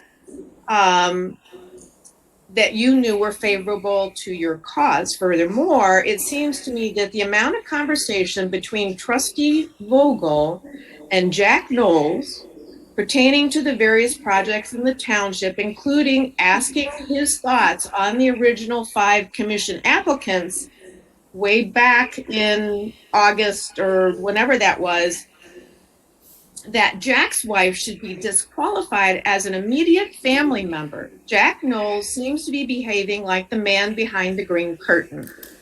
When will Jack Knowles' actual title, job description, and or township involvement be explained to the bot and, more importantly, to the township residents? The fact that you put your friends on this committee is very, very telling. I would say that you should not put them there. It's very unethical. Thank you. Thank you, Pam. Next up is Pat Stein, followed by Michelle Cody. Pat? Good evening. I'm just very suspect of what is going on tonight. First of all, I thought the commission was supposed to be diverse, and there's no diversity when 3 of the people that are going to be appointed or were nominated, they have one common denominator that really frightens me, And those are 3 people right out of Jack Knowles playground. So we want to distance these appointments so there is no misbalance or unbalance in decision making. And if the word trust is required for this, there is no trust from this household on that regard. So please, as far as not wanting to delay Supervisor Hathaway, you have already delayed. We know that you delayed until you got your raise double, your salary doubled. What's another week or 2? Let's use common sense here and don't move forward on this particular motion. Thank you. Thank you, Pat. Next up is Michelle Cody. Michelle? Thank you. Michelle Cody, Scio Township. I support the prior individuals who all spoke on this issue. It seems like it's a very rushed situation with the past being resurrected by using 3 prior Knowles associates. And I'm dismayed at rushing this through with not enough diversity there. And I too share the many people's concerns that Mr. Hathaway seems to be ran as on one thing and is suddenly in office changing everything. Like that was never part of the platform, part of the communication during the election period. And I'm quite saddened that it just seems typical of this, that someone used the idea of the Wizard of Oz and the Green Curtain. And it does seem like say one thing and do another. And I'm very upset with that. Thank you. Thank you, Michelle. And I see no more public. I just want to make a quick comment to just remind my colleagues that our attorney has advised us, as he does always with pending litigation, not to discuss pending litigation in open session. Will? Thank you. Excuse me, Trustee I'm Jerome. trying to make a comment. My hand is up. Oh.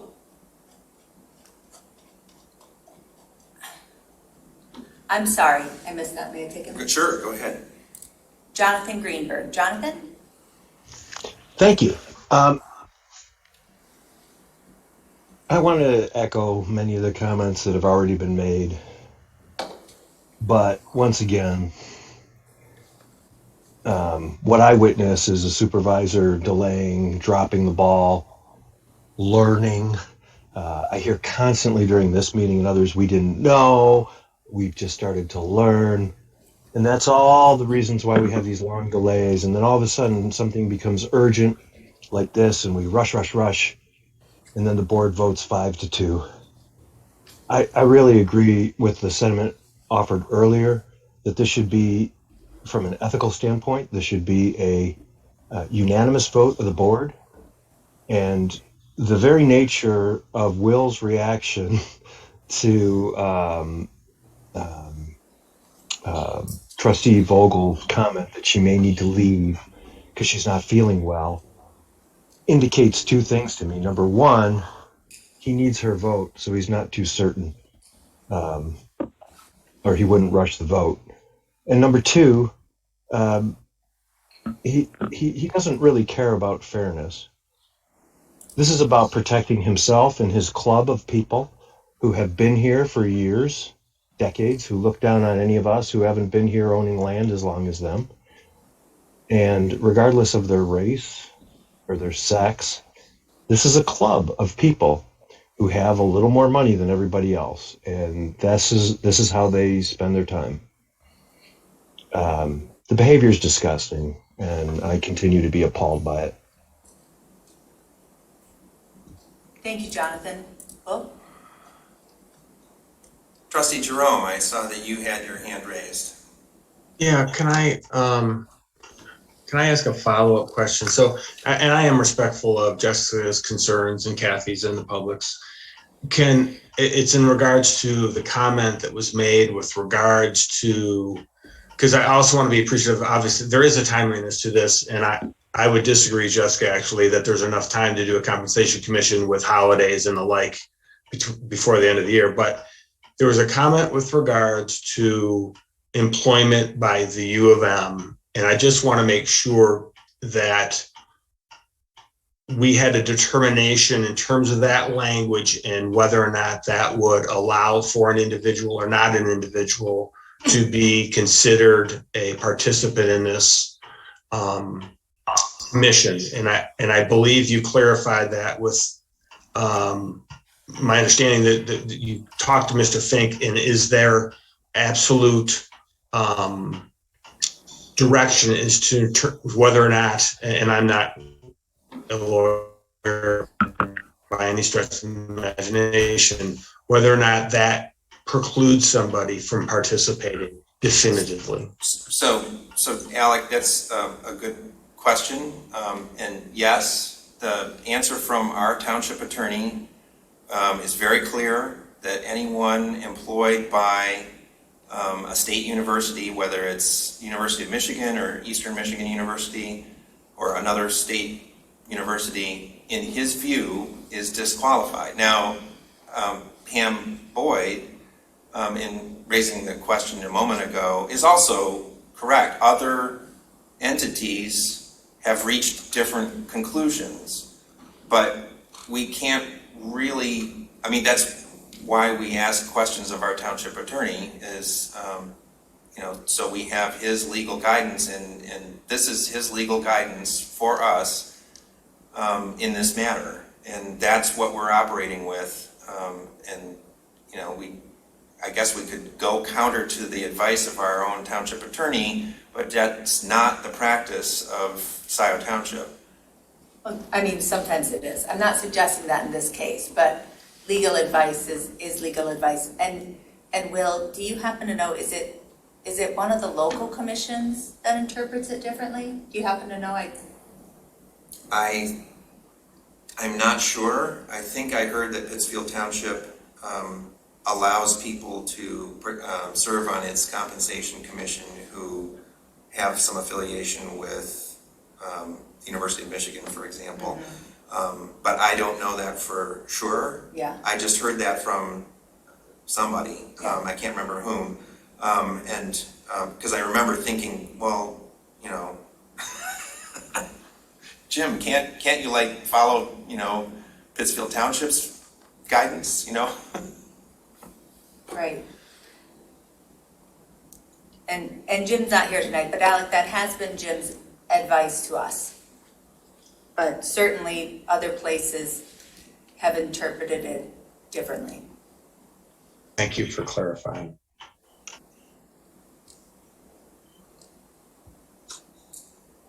Trustee Noel.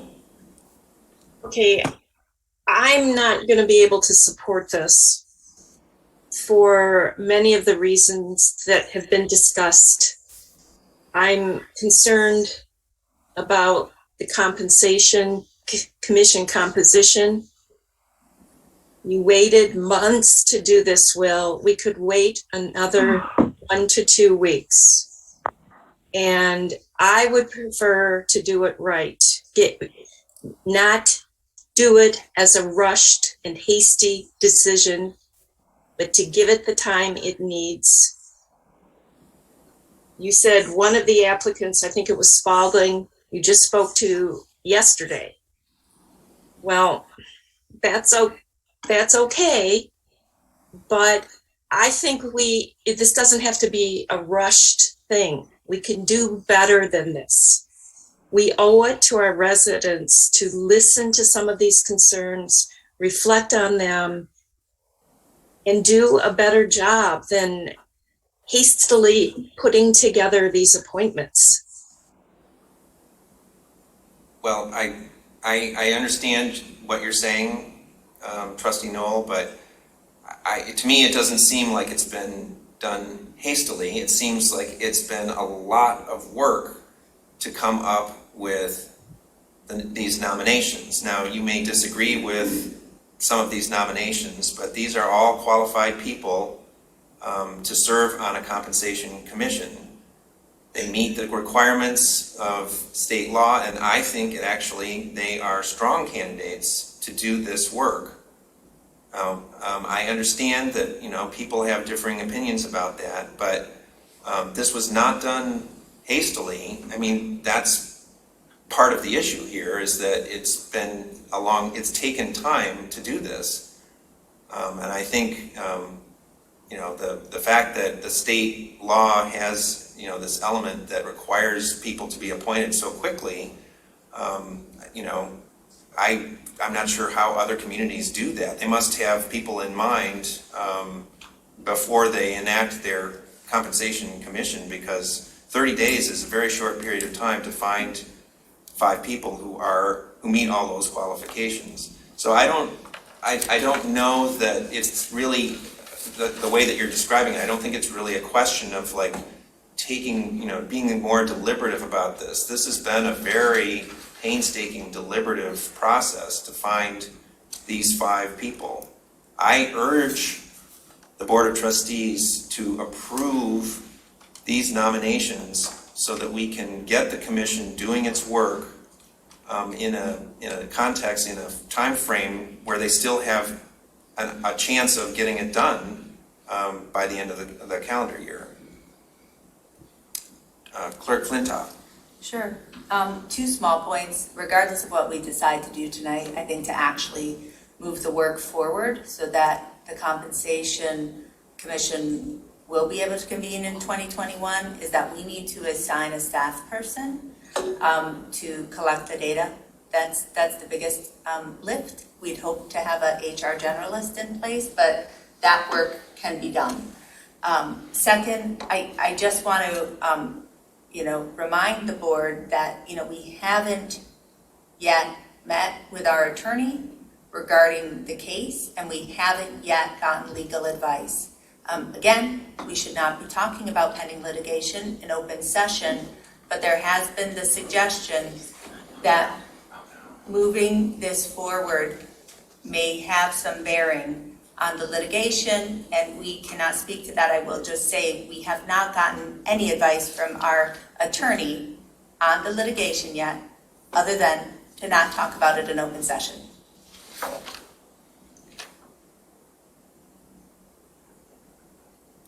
Okay, so we're not talking about the litigation.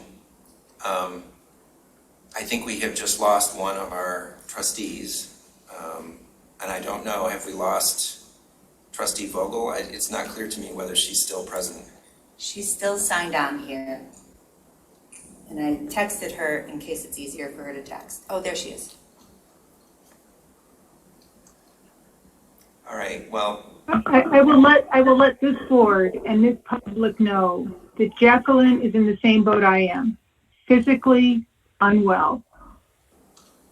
I am leaving now. I am. And what I will say relative to the motion or the resolution I propose, I'm going to withdraw this. But I'm going to ask that 3 items be reflected in the minutes.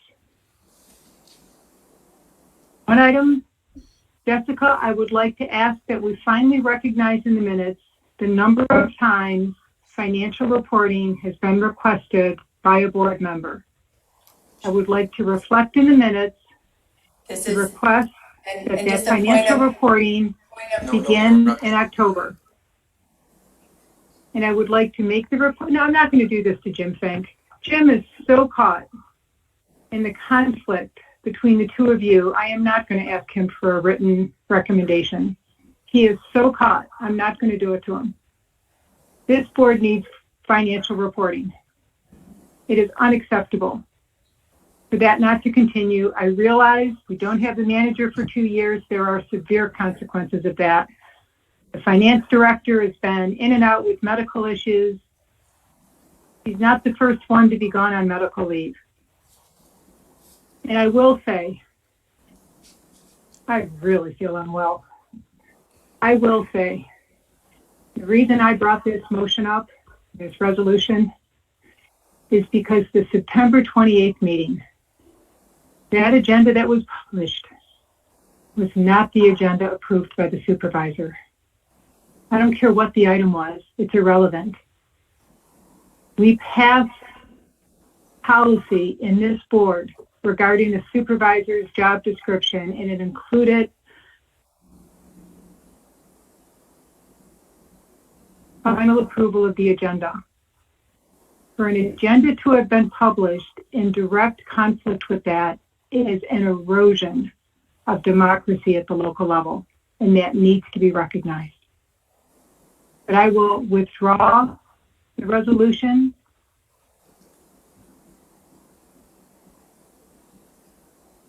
I'm done. I just think we are so unbalanced. We are so unbalanced.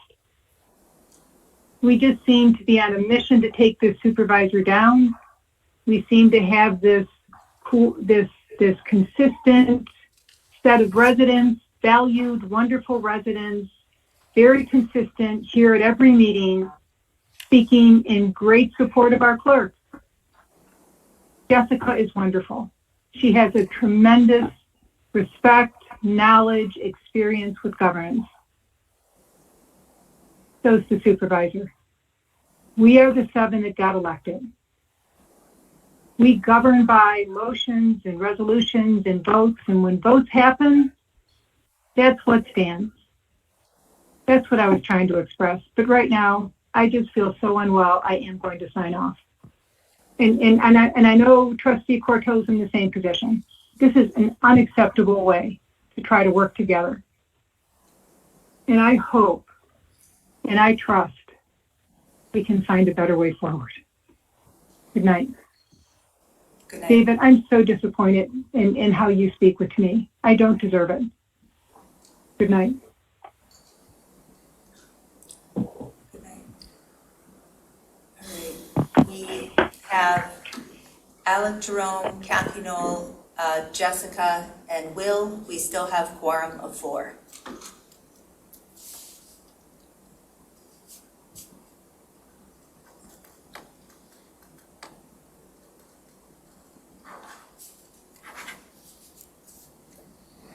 Looks like a hand is up. It's a hand of the public. I think so. Well, we've already had public comments on this motion. I think we're at kind of a turning point here in terms of this meeting. And I guess what I would say is maybe the thing to do with this is to, table it to the next regular meeting and see if we can sort of talk this through in the meantime. That is not what I want to do. I don't think it's going to make it more difficult, the delay for the Compensation Commission to do its work, but I think that's the point where we're at this point in this meeting. So I would, I guess, move to table it to our next regular meeting on the 26th. Support. So please call the roll. Hathaway? Yes. Flintoff? Yes. Jerome? Yes. Knoll? Yes. Motion passes 4-0. And then the next item we have is the setting of the hearing for the special assessment role for the fire protection SAD. I think that hopefully is non-controversial. Is someone prepared to make that motion? So Moved by Flintoff. Support by Jerome. I suppose we should see if there's any comments on setting the hearing for the special assessment role. any interested public? I see none. In that case, please call the roll. Hathaway? Yes. Flintoff? Yes. Jerome? Yes. Knoll? Yes. Motion passes 4-0. And then I would make a motion that we, I guess, table the 2 other motions under new business, and we can take those up again if the sponsors of those particular motions choose to to do so, but since both of them have already left the meeting, it seems, for a variety of reasons, not a good idea to try and go forward with those this evening. I would suggest handling these separately. I would make a motion to table indefinitely the resolution to clarify and affirm board direction and statutory authorities. So that's a motion to table indefinitely. Table indefinitely means what difference from? Indefinitely means that we would not bring this motion again, this resolution again before the board at a future meeting.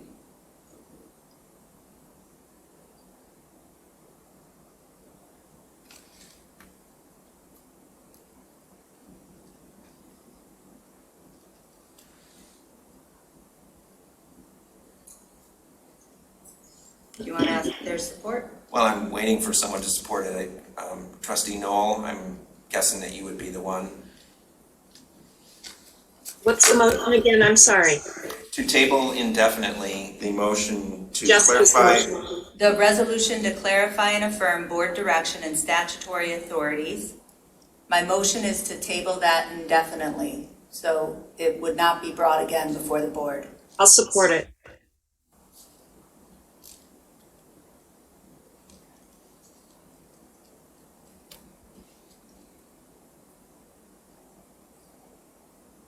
Well, so we have a motion to table indefinitely that's been supported. Please call the roll. Oh, I thought Alec had his hand. Oh, I'm sorry, Alec. Yeah, I'm not in support of indefinitely. I do think that just as we've required of anyone here and the trustees, we should have a discussion with regards to anybody's resolution or motion. I don't think it's fair to dismiss them just because somebody's not in attendance at this point in time. I do understand that there's the opportunity to amend and address and revise, but I think to strike it from the record is not a fair process. Oh, Will, point of order. No discussion on motions to table. Well, thank you, Trustee Knoll. But as you pointed out, and has been pointed out earlier in the evening, we don't have rules of order. So I'm allowing Alec to comment.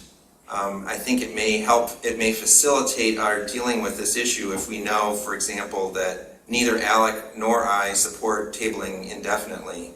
So we could modify the motion to table to make it to a time certain. We could say to our next meeting, and that would allow the sponsor of the resolution the option to withdraw her motion or her resolution, which she seemed inclined to do. Yeah, she said that. So that would be my preference, is to table it for now and allow her, the person who had to leave the meeting because she wasn't feeling well, the option to do what she indicated she seemed interested in doing. That, I think, to me seems more respectful. I take Alex, I take Trustee Jerome's point that that's a more respectful way of dealing with it. Clerk Flintoff. Sure. I think if it were a normal resolution, Alec, I would agree with you.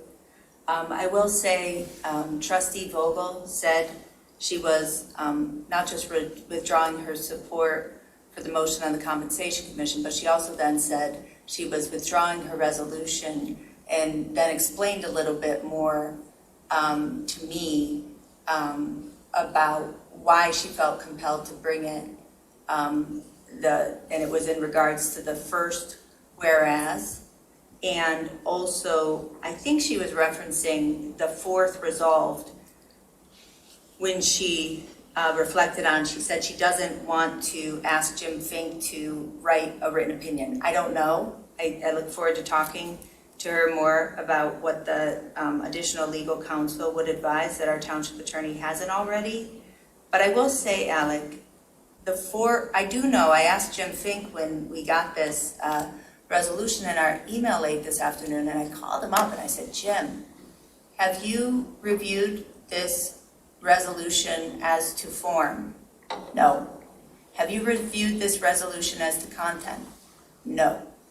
So I will say, I think that there are about three different issues in here that are trying to address.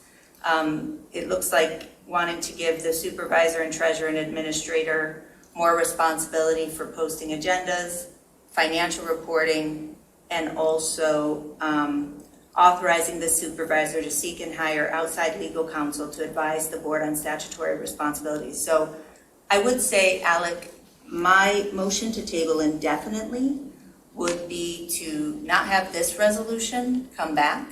If somebody wanted to write a more well-formed resolution on one topic at a time, that could come back. So clarification, whether you agree with it or not. So are you saying that your interpretation is that Trustee Vogel did in fact withdraw this resolution? Yes. Well, then why are we even debating this? Because she doesn't have, because once something's on the agenda, we have to talk about it. So if we want to, she can't, it's not like a motion, she can't. She can't just make a. Yeah, that's why we're. Yeah. So it sounded to me that was her intent. Of course, we don't know anything more than what she said when she said, I support withdrawing the resolution, but that's how I interpreted it. I think it's problematic to interpret, and I guess I would just recommend that we afford anyone the opportunity, and I agree with you, Jessica, that they have the opportunity to take this to our legal counsel to make sure that whatever format, would it come back or not come back at all, I don't know. I wasn't, the author of it, but that we would at least allow that opportunity to have. So I guess I'm still of the mindset that I wouldn't want to interpret anyone's actions when they're ill and not feeling of, and that would include Jacqueline or Jane. Yeah. Maybe I have a solution, Alec. And not of, because they're not feeling well. Alec, if I may, suggest a second friendly amendment that we might concur on. A motion to table indefinitely or until it has been approved as to form and content by our township attorney. Or, rewind, strike my motion, this will be the motion. Motion to table until it has been approved as to form and content by our township attorney.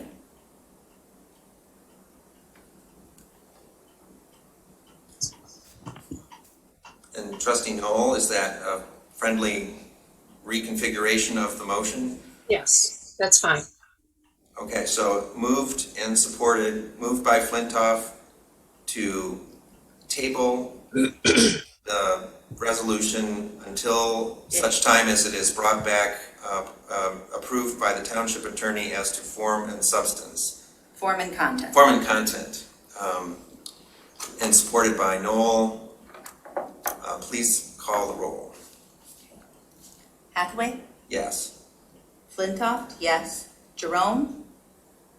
Yeah, yes. Noel? Yes. Motion passes 4-0.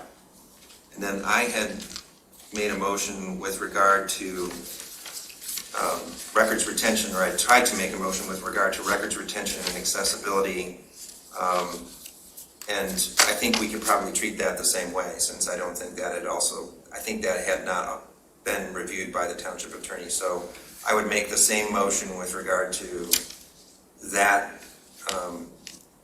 item, that agenda item, to table it until such time as it is brought back, reviewed and approved as to form and content by the township attorney. I think this resolution has different problems that wouldn't be corrected by a review by township attorney. And how so? If you're questioning whether it's legal, then wouldn't the township attorney's review reveal that? So, not my question. Question is the same issue I've brought to this board time and time again, that we've discussed in rules of order. I like the intent in this, and I wish Trustee Courteau or others would talk to me, or Christy Aiken, our office coordinator, or anybody else who's responsible for actually managing this stuff. I brought the proposal to the board for the Granicus video plugin. I turned on the transcriptions for Zoom. The closed captioning is something Granicus does better than Zoom, but I'd like to do that. So, you know, I just think it's misguided. I like it. I like everything that this would do, but this resolution, legal or not, if we pass it or not, this just isn't gonna happen until we actually have the technology and staffing to do this. So I don't want to pass a resolution that just feels good. I'd like to pass something that we can actually implement as policy. So I think this gets closer. I like it, but again, as you all know, I am not a webmaster. No one here is. We're hoping the new administrator is. But that's where we're at. So I just think that this needs more work. So I would make a motion to request that Trustee Courteau consult with the clerk, the office coordinator, and our IT consultant in order to develop a proposal that is feasible. That seems like a lot of direction to give to Trustee Courteau. Yeah. I'm not really comfortable with that. Or encourage a conversation. We got to talk to the office coordinator, the IT consultant, and me before we can figure out something that's going to work. Can't that all be communicated just in a conversation rather than having it included? I would simply make a recommendation to table, and then we could have those conversations before it came back and it was in a format which we could support. Sorry, both as from a technological, from a staffing, and from other perspectives. But I think that would just go without saying that we could.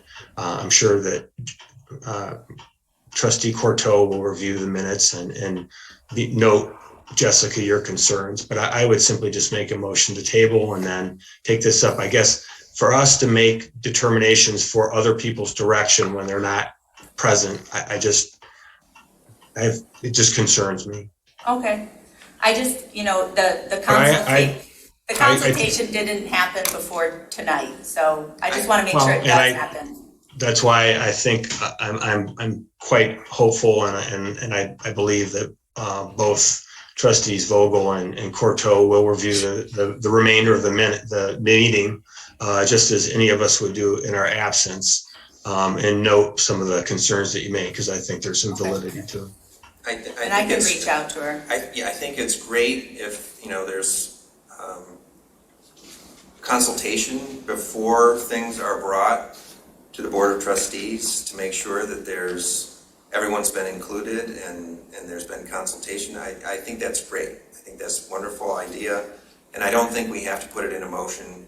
It should just happen. But certainly after it's been raised as an issue in a Board of Trustees meeting, we are aware of it. We're aware of the desire for it to occur. So I would look for support for my original motion to table this regardless of whether it includes the direction to have review by the township attorney. Friendly amendment? Go for it. I'll make the motion would be to table until such time that the clerk and trustee Courteau bring back a joint resolution.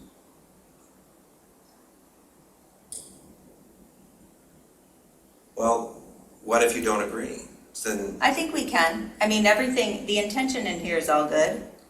I mean, it's just it's a practical thing, and this is what I've said before. I don't want to continue to be set up to fail, frankly. And so I love Jackie. I think her intentions here are very good, and I think we can work together. It's just we've got to put some meat on the bones here. So why don't we just table it, and then you guys can work together, but without putting sort of like conditions on it.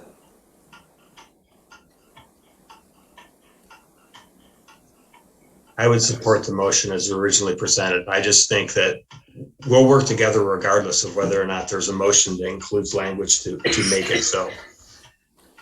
So I would support. So we have a motion that's been supported without the suggested friendly amendment. Is there further comment? Is there comment from the public? I don't want to leave the public out of this opportunity to. And I'll just say I will support the motion to table, just with the understanding that, you know, I will continue to request to my colleagues to, well, you have the legal right to bring things under my purview to this board table. I am asking you to consult with me before you bring resolutions and motions, particularly those at the last minute, regarding my job. And I will support the motion to table, and I will consult with Trustee Courteau and work with her on this. Do you want members of the public or not? Are you taking Well, on a motion to table? Oh, right, I'm sorry, it's a motion to table. Thanks for reminding me. Please call the roll. Okay. Hathaway? Yes. Jerome? Yes. Noel? Yes. Flintoff? Yes. Motion passes 4-0. And I realize I didn't write on my list here under new business the other item that we put on new business. So that's your item. Great. So you are welcome to introduce it. Is this C1? Yes, this would be C1. Yes. Thank you. Briefly here, this has the support of the clerk, the fire chief, the utilities director, the finance manager. This has been discussed in the management meeting and with the supervisor and treasurer. I understood I had their support to bring back the first two of the three motions. The supervisor has since said that is not the case, but I want to focus on the model motions, the two motions. There is an accompanying presentation there, which I had included before, needs some refining, but it explains where these come from. So again, this proposal, these two model motions, would allow us to meet the most immediate needs over the next 2 months. In terms of the short-term needs, so you see I've got immediate needs in the next 2 months, short-term needs, which has been, we're delaying to have more conversation internally, will get us through the next 8 months. So let me make sure I've got my packet here. I apologize. The first motion would be to appropriate $8,900 and authorize payments to the Woodhill Group for work that they've already completed outside of their contract to be funded by the following amounts from the general fund: water, sewer, and fire. Now, as you know, the Woodhill Group, we entered into a contract for $65,000 in April 2020 to provide some advice and overhaul of our accounting and finance functions. They've performed beautifully. They're at the end of that contract. You have the contract drawdown document there. And in the course of doing that work, The treasurer or the supervisor or I personally asked them to do $8,900 of extra work, and I would like to get them paid for that work.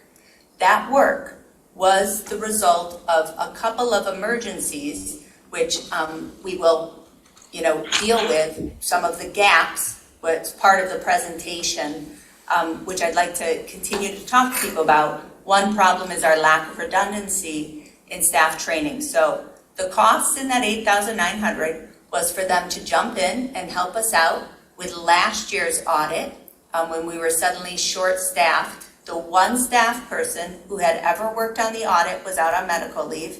They jumped in, performed beautifully. The second item was requested by the treasurer to wrap up the tax reconciliation last year. They performed beautifully, and thank you for that, especially in the middle of the pandemic. And then the supervisor and I requested that Woodhill Group continue to support our fire chief in managing a rather complicated fire construction budget. And they've performed beautifully doing that. The fire chief has really appreciated that, and it's helped us hold our contractor to account. They've also jumped in for about $900 worth of work for the current year audit, answering questions that our utilities team was not prepared to answer by the auditors, and that was related to a way of calculating the water loss. So are there questions on the first motion? I think that's actually my job to ask for questions on the motion. But Go for it. Thank you for offering to assist. Trustee Jerome. Yeah, I just want to point out a couple areas of concern with regards to the proposals, both 1 and 2. Because my concern is, do we have a change order that was signed and in writing prior to committing?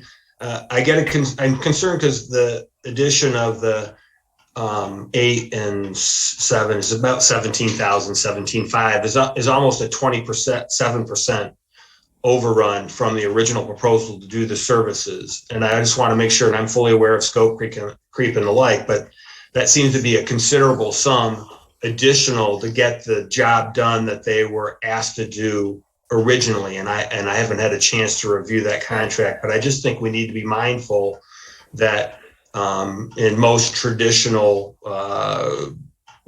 contractual relationships, there's a signed change order for additional services that's agreed upon before proceeding. And to get a request for $9,000 after the fact for additional services, and then another additional, I think it's 8, I don't have the number sitting right in front of me, I closed up my thing, to finish up what they had started to do gives me a little bit of pause. It's also above the $5,000 that we traditionally have used as our benchmark to bring back to the board prior to committing to a service rather than post committing to a service that's already been performed. So I want us to be mindful of those when we're considering additional payments. I'm not arguing that you should be paid for what you provide in terms of a service. I just think that this perhaps is not the best formula for contracting with an outside consultant on a regular basis. And I have voiced concerns about the consultant scenario before. We've met, individually about this. I do have a hesitation to answer all issues or deficiencies with consultants. And we've discussed this offline as well. I agree with you. And to answer that question, clarify that $8,900 is for additional work that they completed outside of their scope. And those were requests made directly by myself, the supervisor or treasurer. Each of those was under 5,000, Alan, and frankly,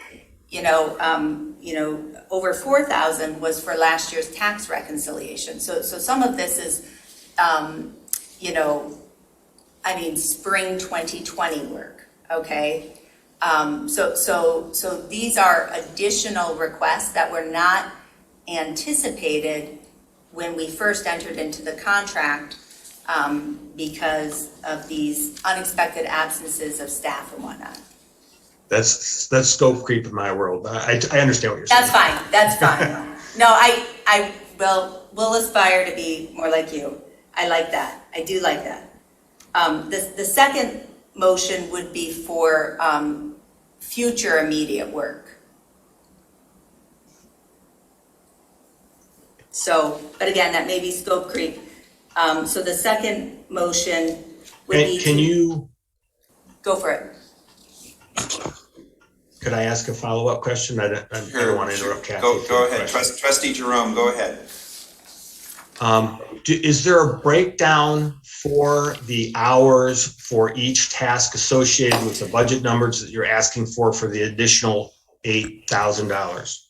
So does it say that I'm accounting for, because $8,000 isn't a lot of hours in order to accomplish the completion of the tasks that have been associated with them, and I'm not quite clear on that. So are there 10 hours for X activity or to the general budget and 5 hours to the fire? Is there that specificity so that there's not an amorphous X number of hours that they just apply to each one of the different areas? It's actually $9,000, not $8,000. So then the second motion would be to propose $9,000 of additional work to help us with some of the critical tasks over the next 2 months. It's up to not to exceed 9,000. They will bill us for only the hours worked. It may be less than 9,000. What we're estimating is no more than 10 hours on the fire construction process, 10 hours on the accounting and finance personnel, and probably 40 hours on utilities. And there was more work in utilities simply because Woodhill overestimated the township's staff skills using BSNA. I mean, we have overall fewer skills than they expected to find in a jurisdiction. The fire chief construction project will wrap up in 10. What do we get for this? What we get for this is what's really important. The financial reports, the last financial report that for the 10 hours of accounting and finance personnel implementation of the FY22 budget, the last financial reports the board got reconciled was March 31st. And again, I'm happy to explain more of this. I know that Will didn't want this explained, but it would help us to make the necessary changes to the account numbers and the budget module in the general ledger so that we can give you guys the financial reports. So there's two issues. I mean, we can, the changes that we made to the general ledger to change some of the budget categories, for lack of a better word, no one on staff knows how to make those changes. Right. We talked about that in the budget and finance. Yeah. I understand. So if you identified 60 hours, that's $7,500. Why would we do a not to exceed for 9,000?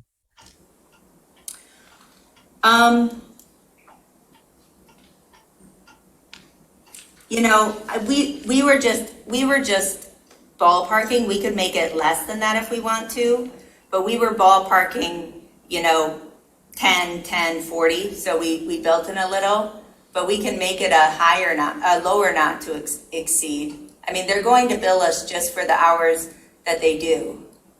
I understand. I guess I would be more inclined to limit it to the hours that were described in the contract between Woodhill and ourselves, and that if it's 60 hours, then, you know, as I have my little calculator, it's $7,500. I guess that's would be my inclination. Well, yeah, that's fine. When we talked in the management meeting, it was 60 hours at $150 per hour. Yeah, that's 9,000. That's 9,000. Yeah. And part of, and So, Alec, part of, my apologies. I thought it was 125.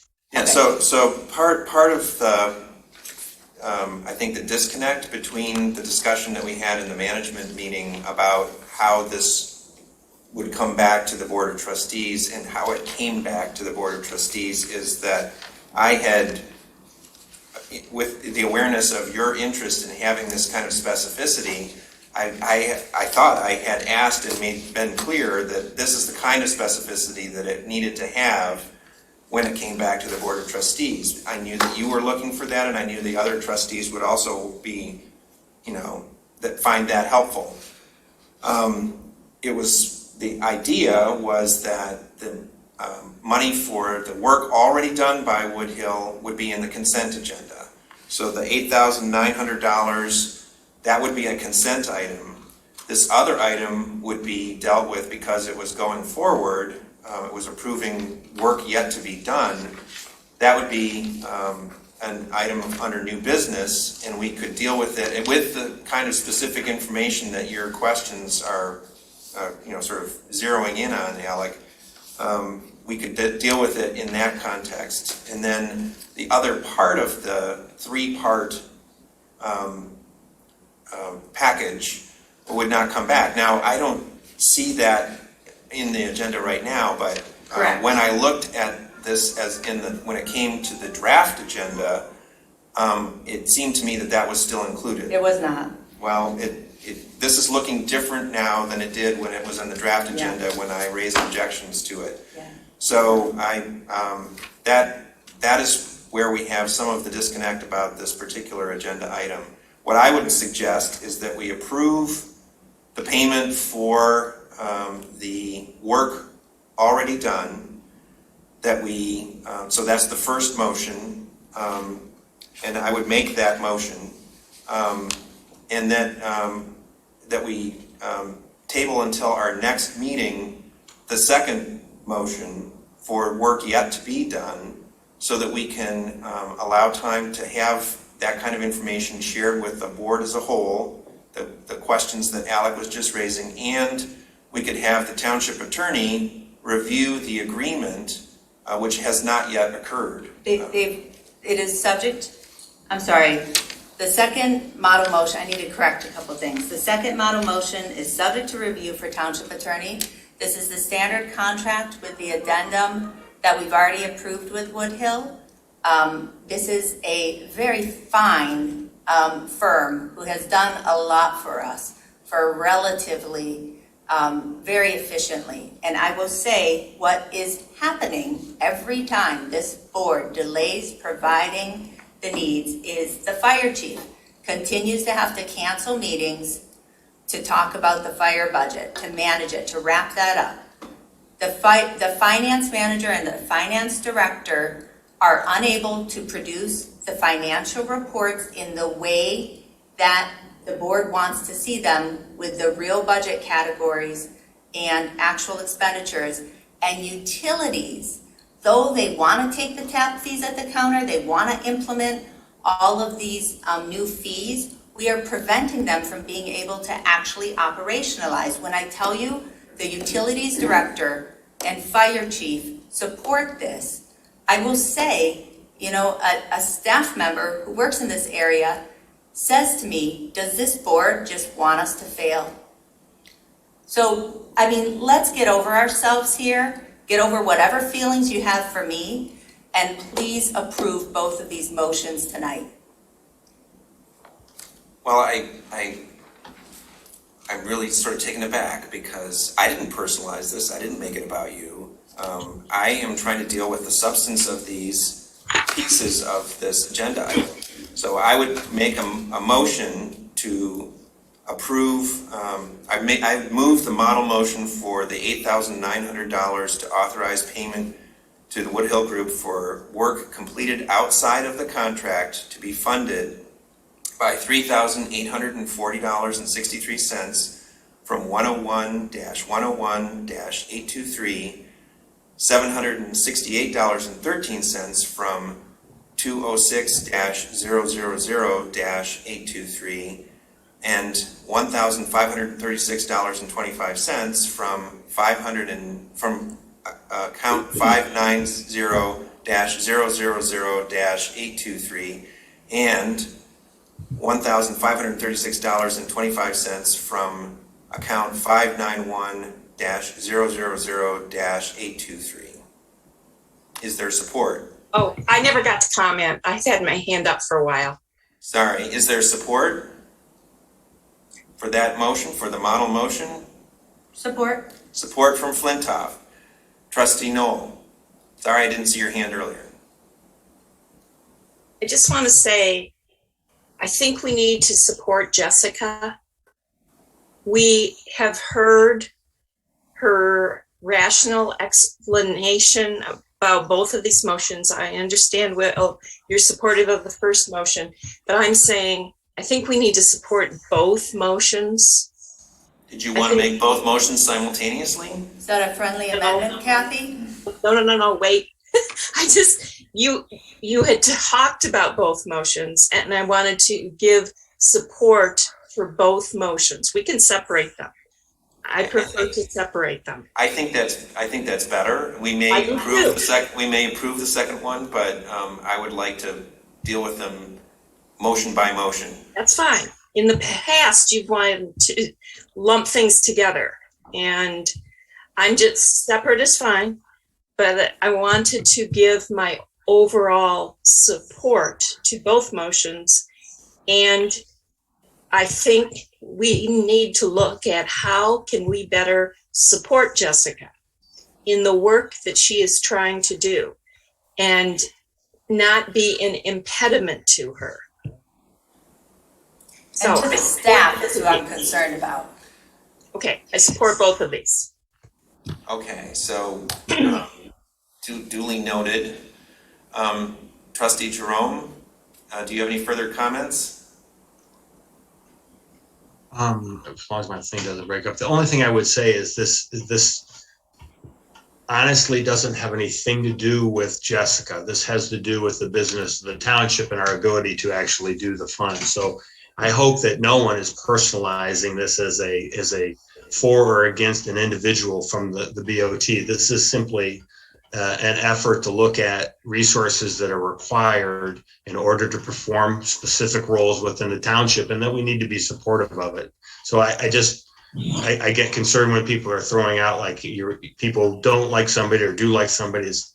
No one said any of that. I just want to be clear that this is for the township to be able to conduct specific aspects. And that's my concern. It's just I wanted to have specificity with regards to what we're hiring a contractor to do. I don't like it just a blanket statement that they get X number of hours income. It doesn't and work for the township. So it doesn't, but it has nothing to do with personalities at all. So that's my only other comment. I think that there is more than a blanket statement included in the resolution in her background material that she submitted in the packet. I think there's a lot of information here, and this isn't a huge amount of money. I mean, we have allocated these amounts of money without even much of a review process for other issues in the past. And I think we need to be careful about nitpicking with projects that Jessica might propose. I think we need to take a look at how this board is doing things right now.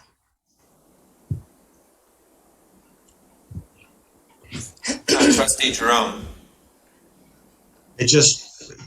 I would respectfully ask that my questions aren't nitpicking, and I wouldn't presume my support or non-support based on the financial cost of this. My questions were simply asking for clarification. Okay.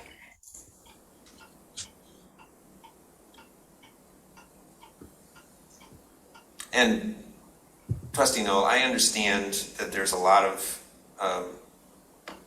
sort of conflict and a lot of things have been said about people sort of, being in opposition to other people and so on, but at no point did I personalize this about anybody.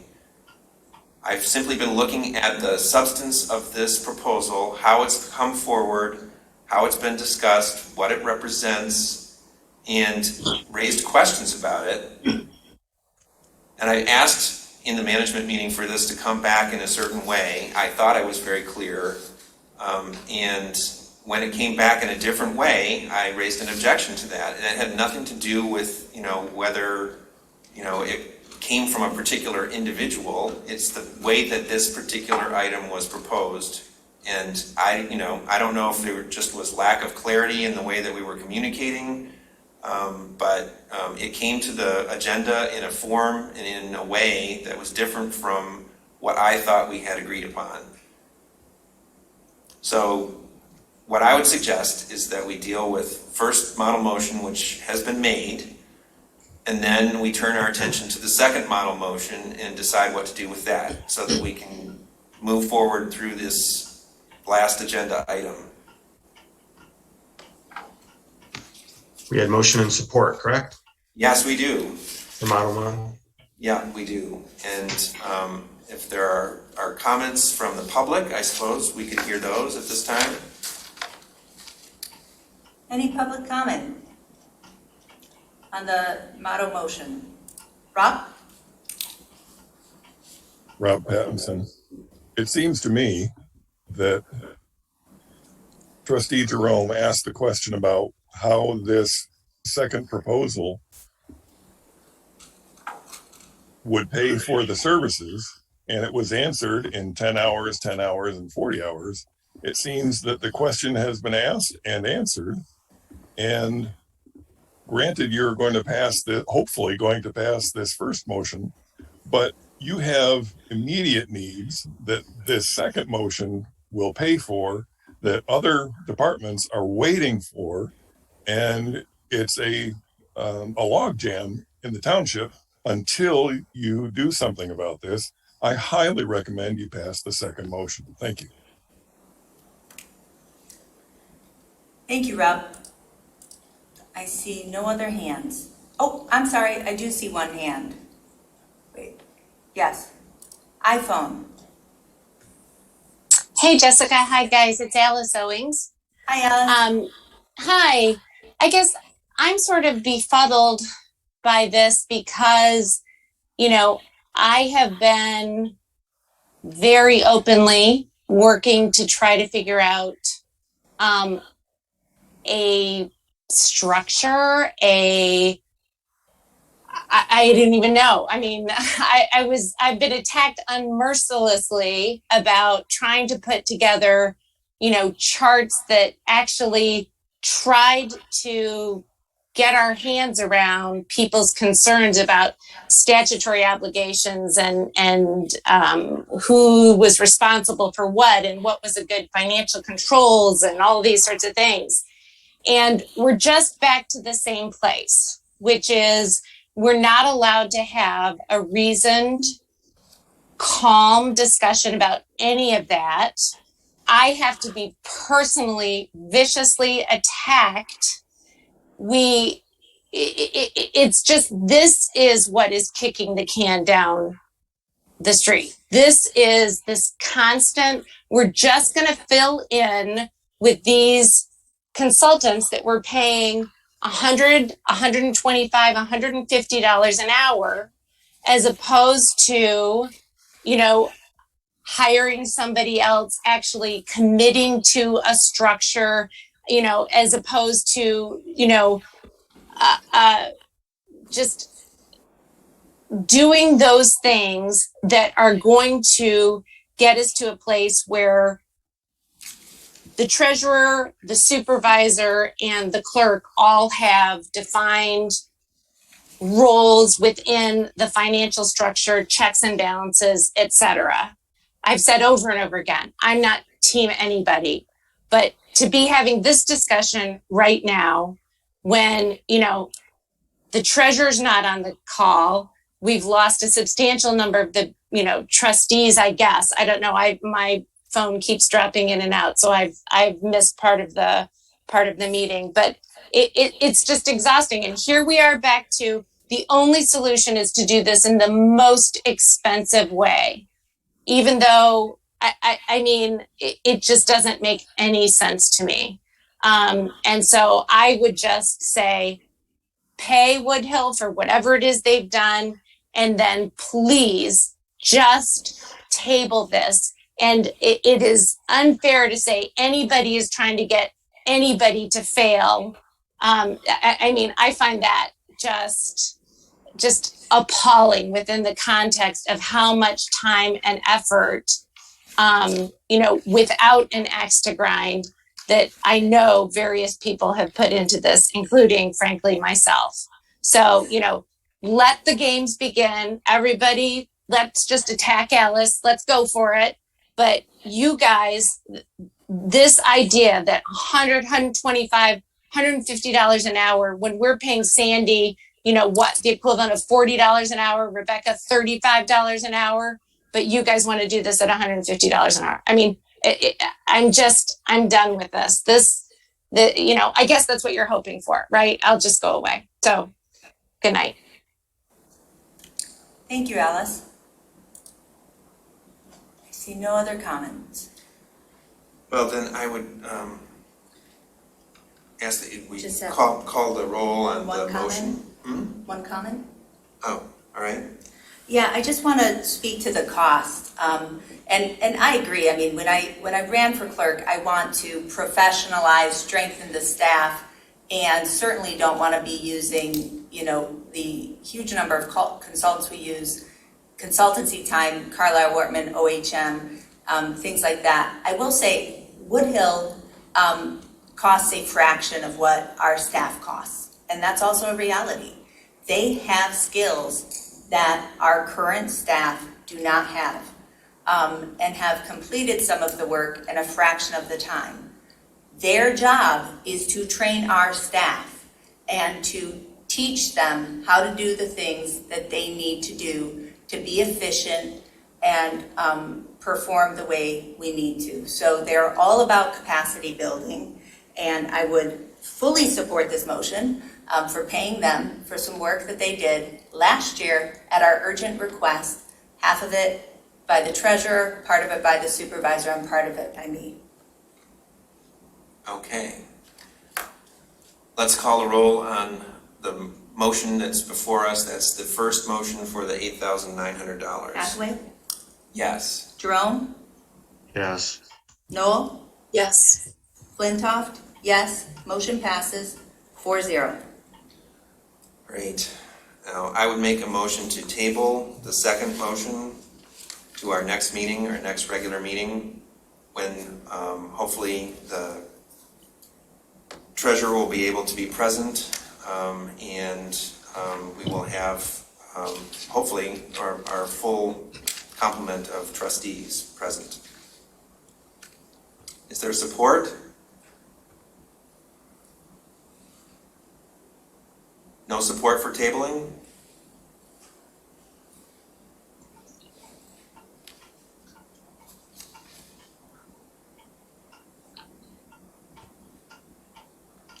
I respect the comments from the public with regards to perpetuating the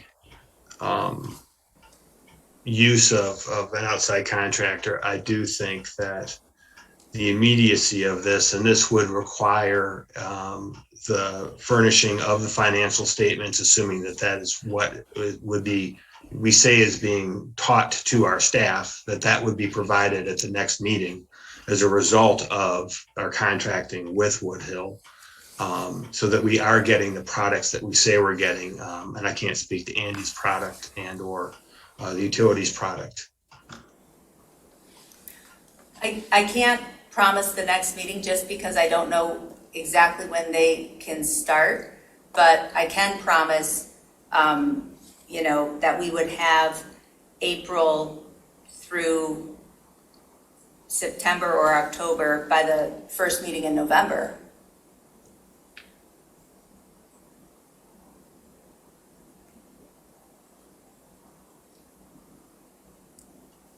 If it's just a matter of reports, though, why wouldn't we be able to have that by the next meeting? As I've tried to Because the ledger should be reconciled always. Yeah, no, but it's not, and it never has been. Year after year, there's this gap, and I have explained this. The last reconciled monthly report that this board received was March 31st. Every year, there is a gap where our finance team is catching up in order to prepare for the audit.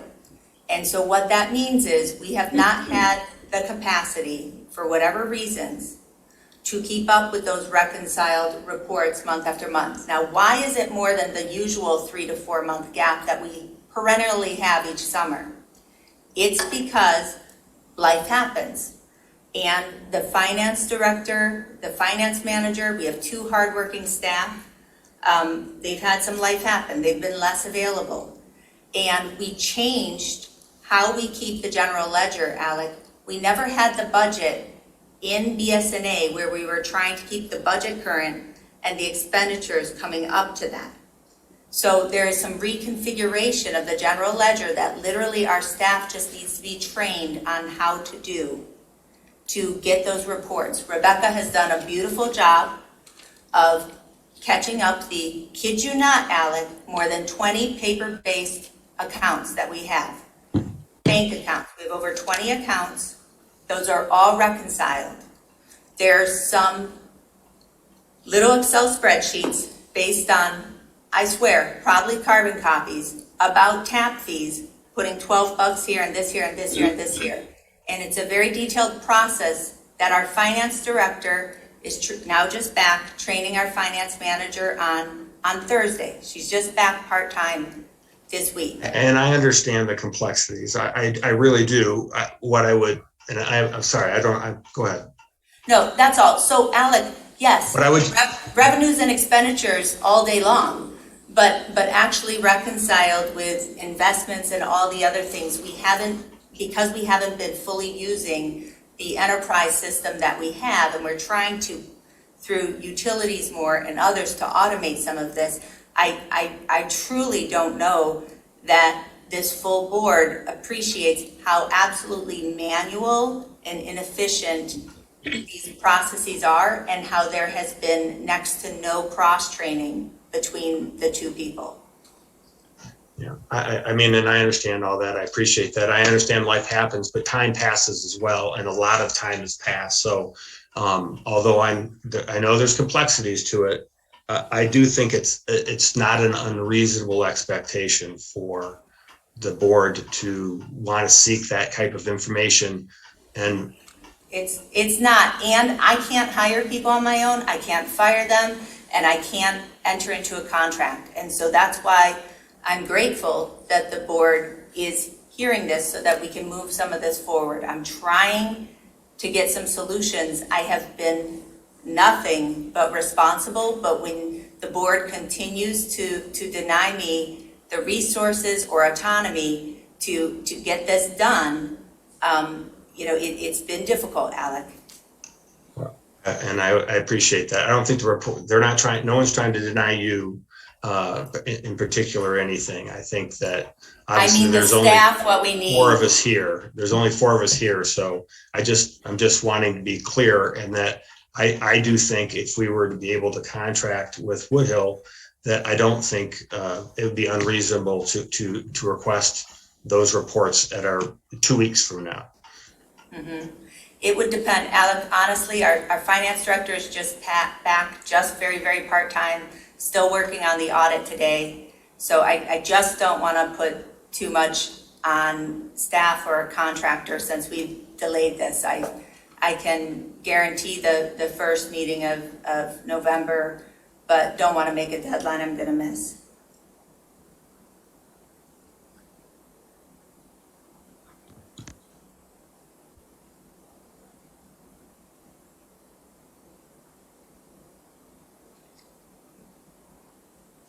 So, Alec,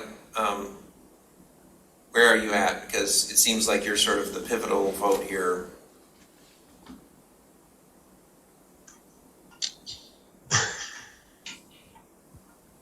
I'm in support of the Woodhill with having the report.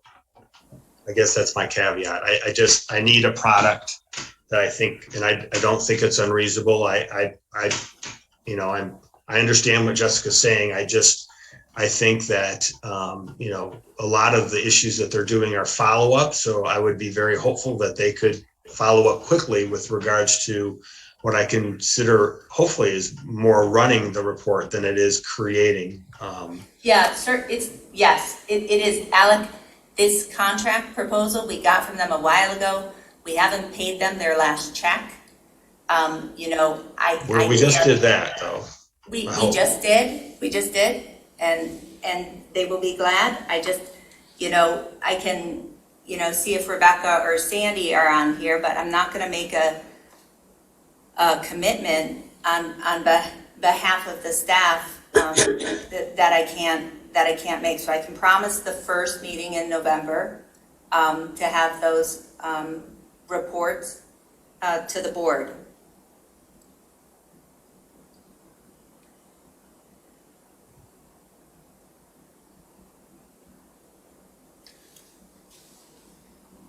So if I could interpret that, maybe,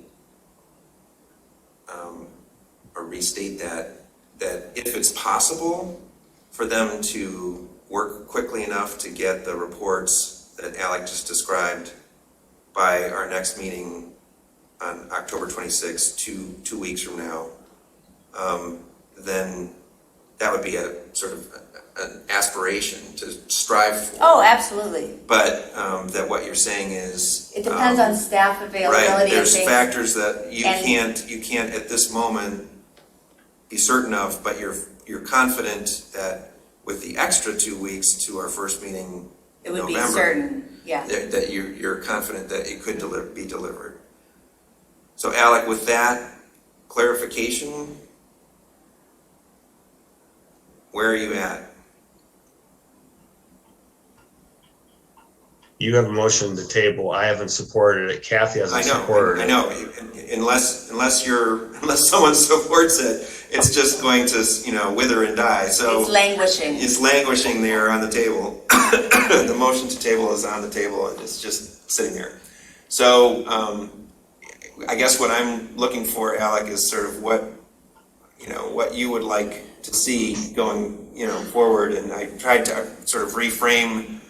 Then I would like to see the report provided on October 28th, at the earliest, November, the first meeting at the latest. And I'd also like to have a note that there would be no seeking of additional Woodhill services for stopgap measures beyond this, that we need to actually take the time to evaluate how we're going to address long-term construct for the finances of the township. Alec, I support the intent. That was the third motion, to start a process to kind of define those longer term skills. I mean, I don't want to continue to use a contractor. We have an open deputy treasurer position. You know, there's other levers that could be pulled here to help us out. So I would say may I try to restate the amendment to the motion, Alex, so I'm clear? Sure. Okay, so the model motion with a proposed amendment to appropriate $9,000 and to authorize a rate of $150 per hour in a total amount not to exceed $9,000 to fund Woodhill Group to complete the work described in the proposal dated September 27th, subject to review by Township Attorney, to be paid for from funds 101, 206, 590, and 591 as appropriate, and to direct the clerk to provide updated, regular financial reports for the period April 1st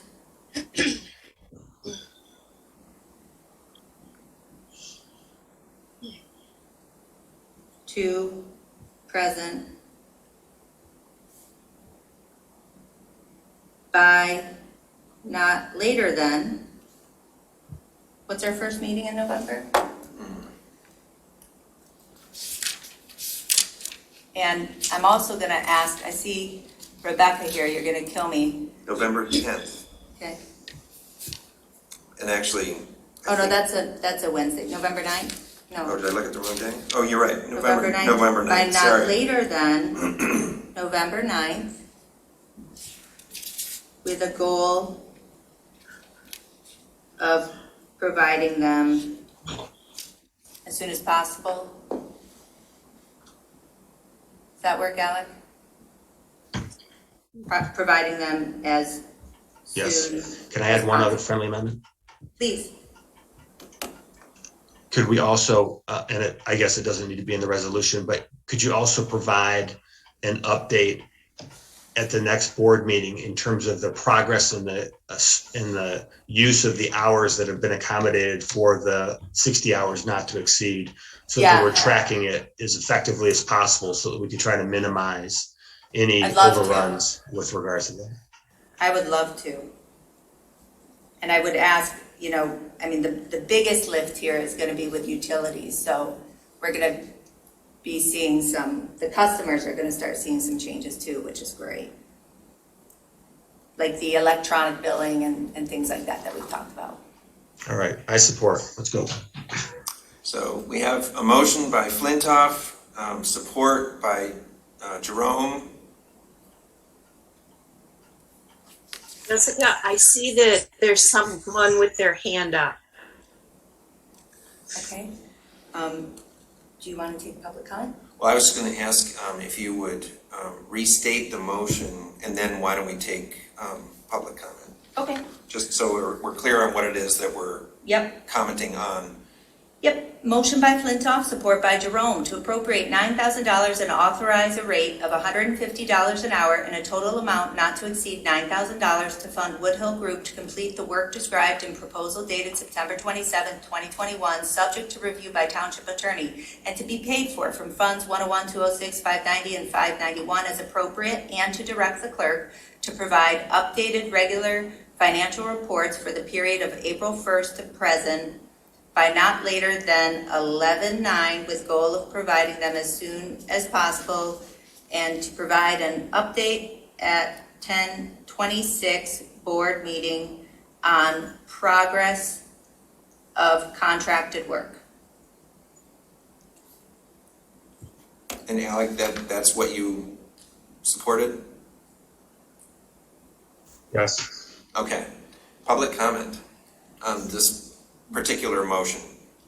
Okay, first up is Kathleen Brandt. Next is Chief Hood. Kathleen?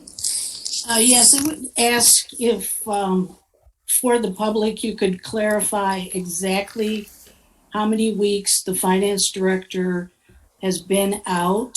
And I also noticed you mentioned that that person is on half-time duty, and can you give some expectation of how long the part-time status will last? And then in line with what Trustee Jerome just suggested, that you consider when you give the update, that you give an update on deficiency of staff, as well as an update on the status for hiring the deputy treasurer.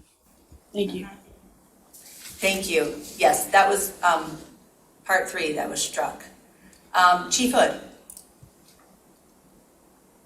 Hey, good evening, board. I'll be very brief, but thank you. If you're to pass this motion tonight, gets me the support to get me financially through the fire station construction project. As of right now, I'm 7 or so weeks behind as our contract has expired. Looking forward to getting back work with Karen Lancaster from Woodhill and getting this wrapped up. Thank you.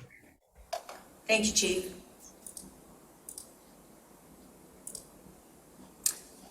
I see no other members of the public. In that case, please call the roll. Hathaway? No. Jerome? Yes. Noel? Yes. Flintoff? Yes. Motion passes 3-1. Okay.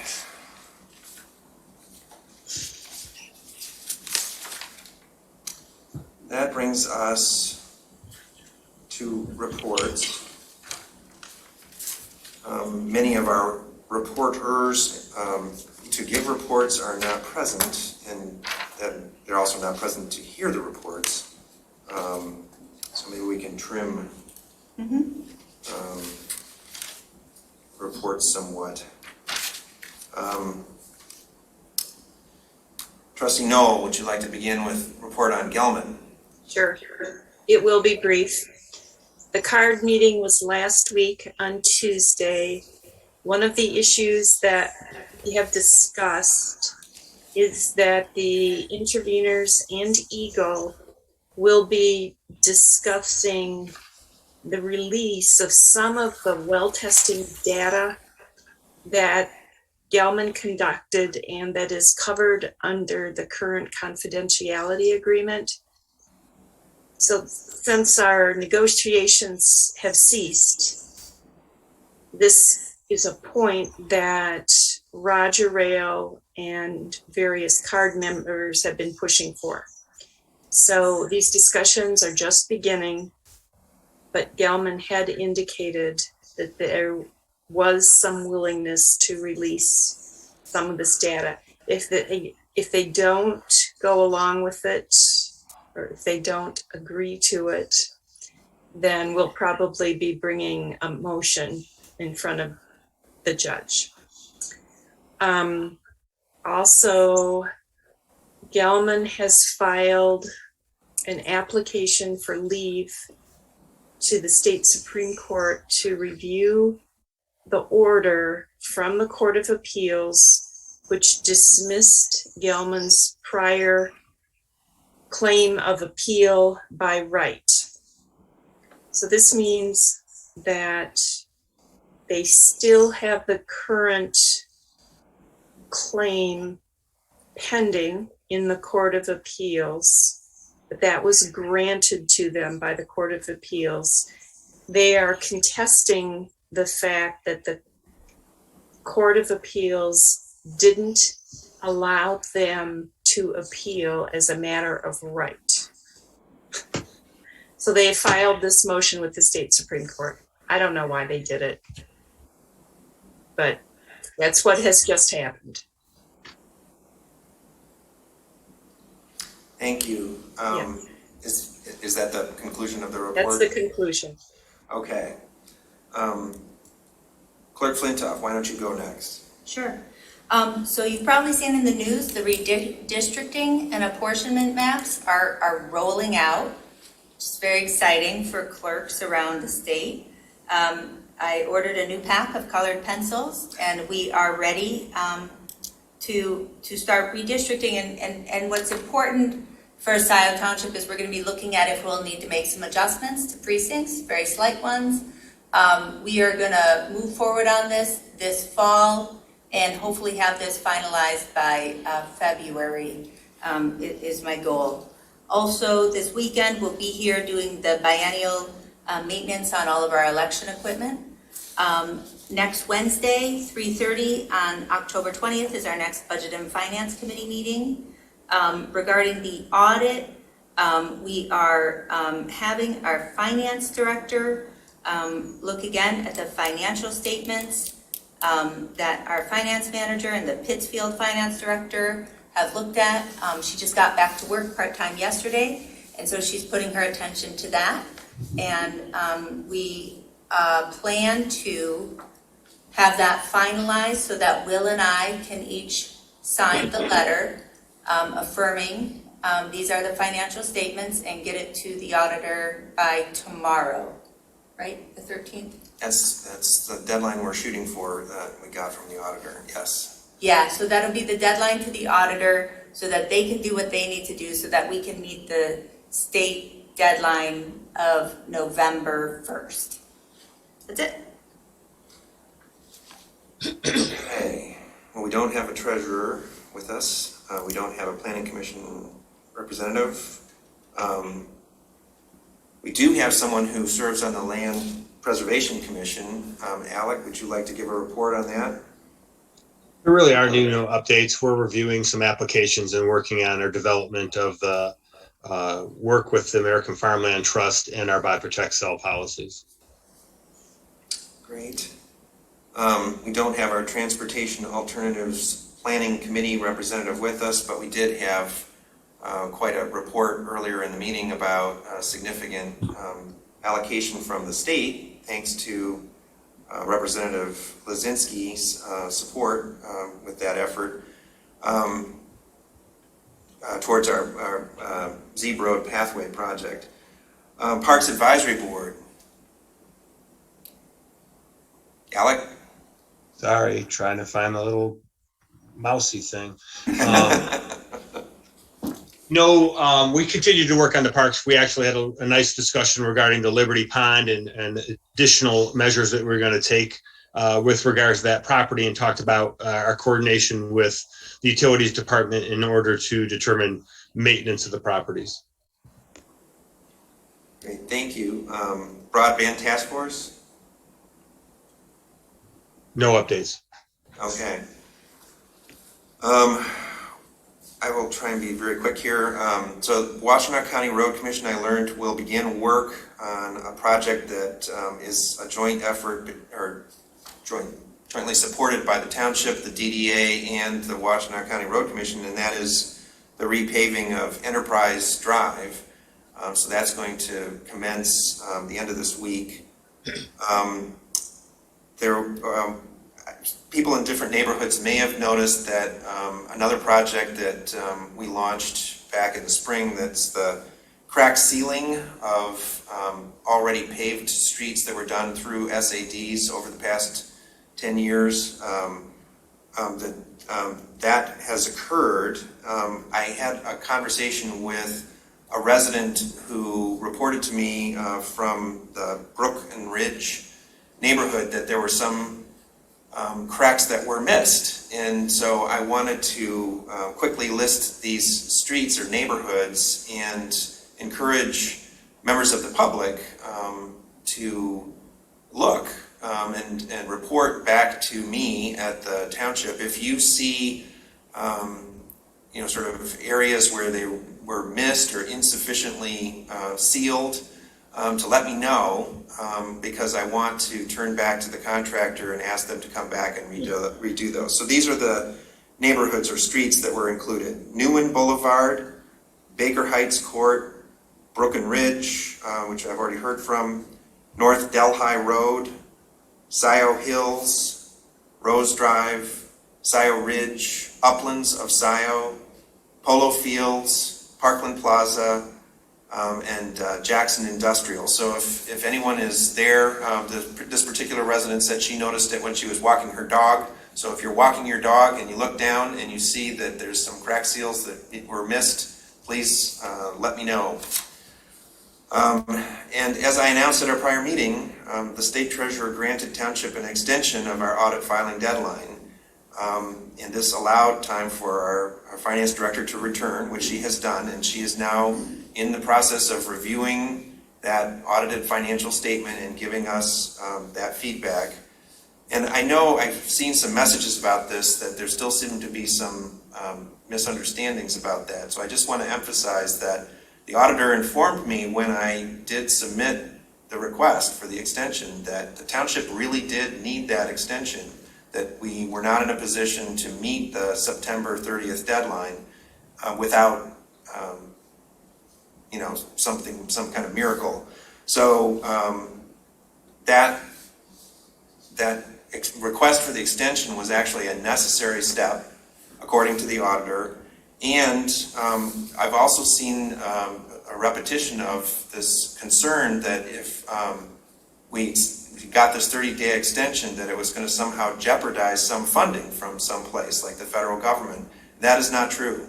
So I don't know why these rumors are still circulating, but everyone should rest assured that there was no threat to federal funding, or ARPA funds, or other federal funding. as a result of seeking that extension. And now we're on track to meet the extension deadline of November 1st.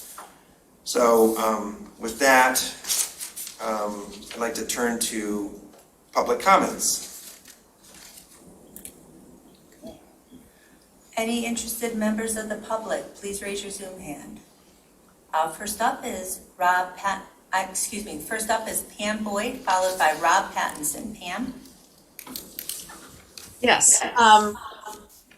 I would like to see half as much deliberation as you have had on Woodhill, to be placed on multiple emails from Jack Knowles requesting Trustee Vogel to ask Supervisor Hathaway to approve multiple units of work as under $5,000. Thank you. Thank you, Pam. Next up is Rob Pattinson. Rob? Thank you.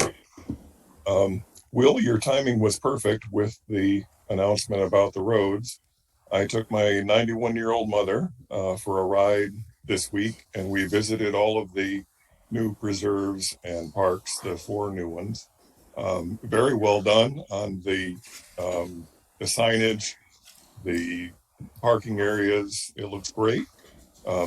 She's 91 with a new hip, so we didn't go hiking, but we did visit. And on the roads approaching several of these areas, I noticed that there are dirt roads in particular that need some attention. And I would suggest that Scio Township adopt some sort of system like Ann Arbor does, the a2fixit.com or .org, where people can write in to get stuff fixed.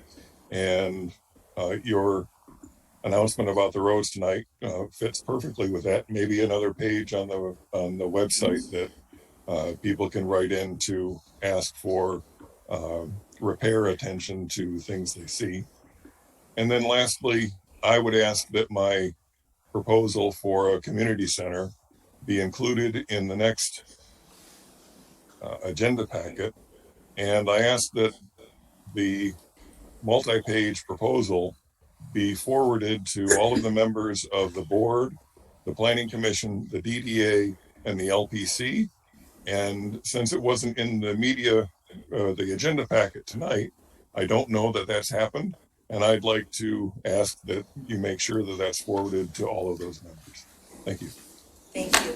And Rob, to that point, I forwarded all of that to the Planning Commission and the planner. I thought it was directed to them, but I'm happy to include it in the board packet and send it to the DDA and LPC as well. So I'll do that. Please, come on up. Just to Mr. Pattinson's point, it sounds like a great idea. I just happened to check the Washtenaw County Road Commission's website and put in a complaint about the car eating pothole at the bottom of Tubbs Road, and I don't know if it was because of that they came out and fixed it, but a couple of days later it was fixed. It had been there for 10 days, maybe it was just due. But there's already that on Washtenaws website. It might be great to have it on Scio too, though. That's a good point he made. Yeah. Maybe have their widget, because they actually have people to fix things. Yeah. It's true. It's probably more effective to tell the road commission than to tell Scio Township. But it might be a great synergy, though. Yeah, it's a good idea. Yeah. We'll look at what we can do. Great, thank you both. Next up is Jonathan Greenberg. Jonathan? Hi, yeah, that's kind of disturbing. Be very interested to understand why Jack Knowles is asking for under 5K payments. I'm sure they weren't paid out for no reason, but why specifically under 5? That's really disturbing. I'd really be interested to understand how that is happening and why it's happening. It just kind of a bombshell here at the end, but what? Seriously? I just want to clarify, the township pays Jack Knowles nothing, just to be clear. No, I understand that. Okay, just asking why, again, it points to the old boys club getting what they need, access to power. It's why they stick together. It's another blatant display, I guess. I don't know. I just am hearing about this for the first time. Be interesting to see if there's answers for that, or if we can have access to the accounting. I don't want to cut you off, Jonathan, but I do want to respond. I don't know exactly what the reference is here. It sounds like it was a communication between Jack Knowles and Trustee Vogel.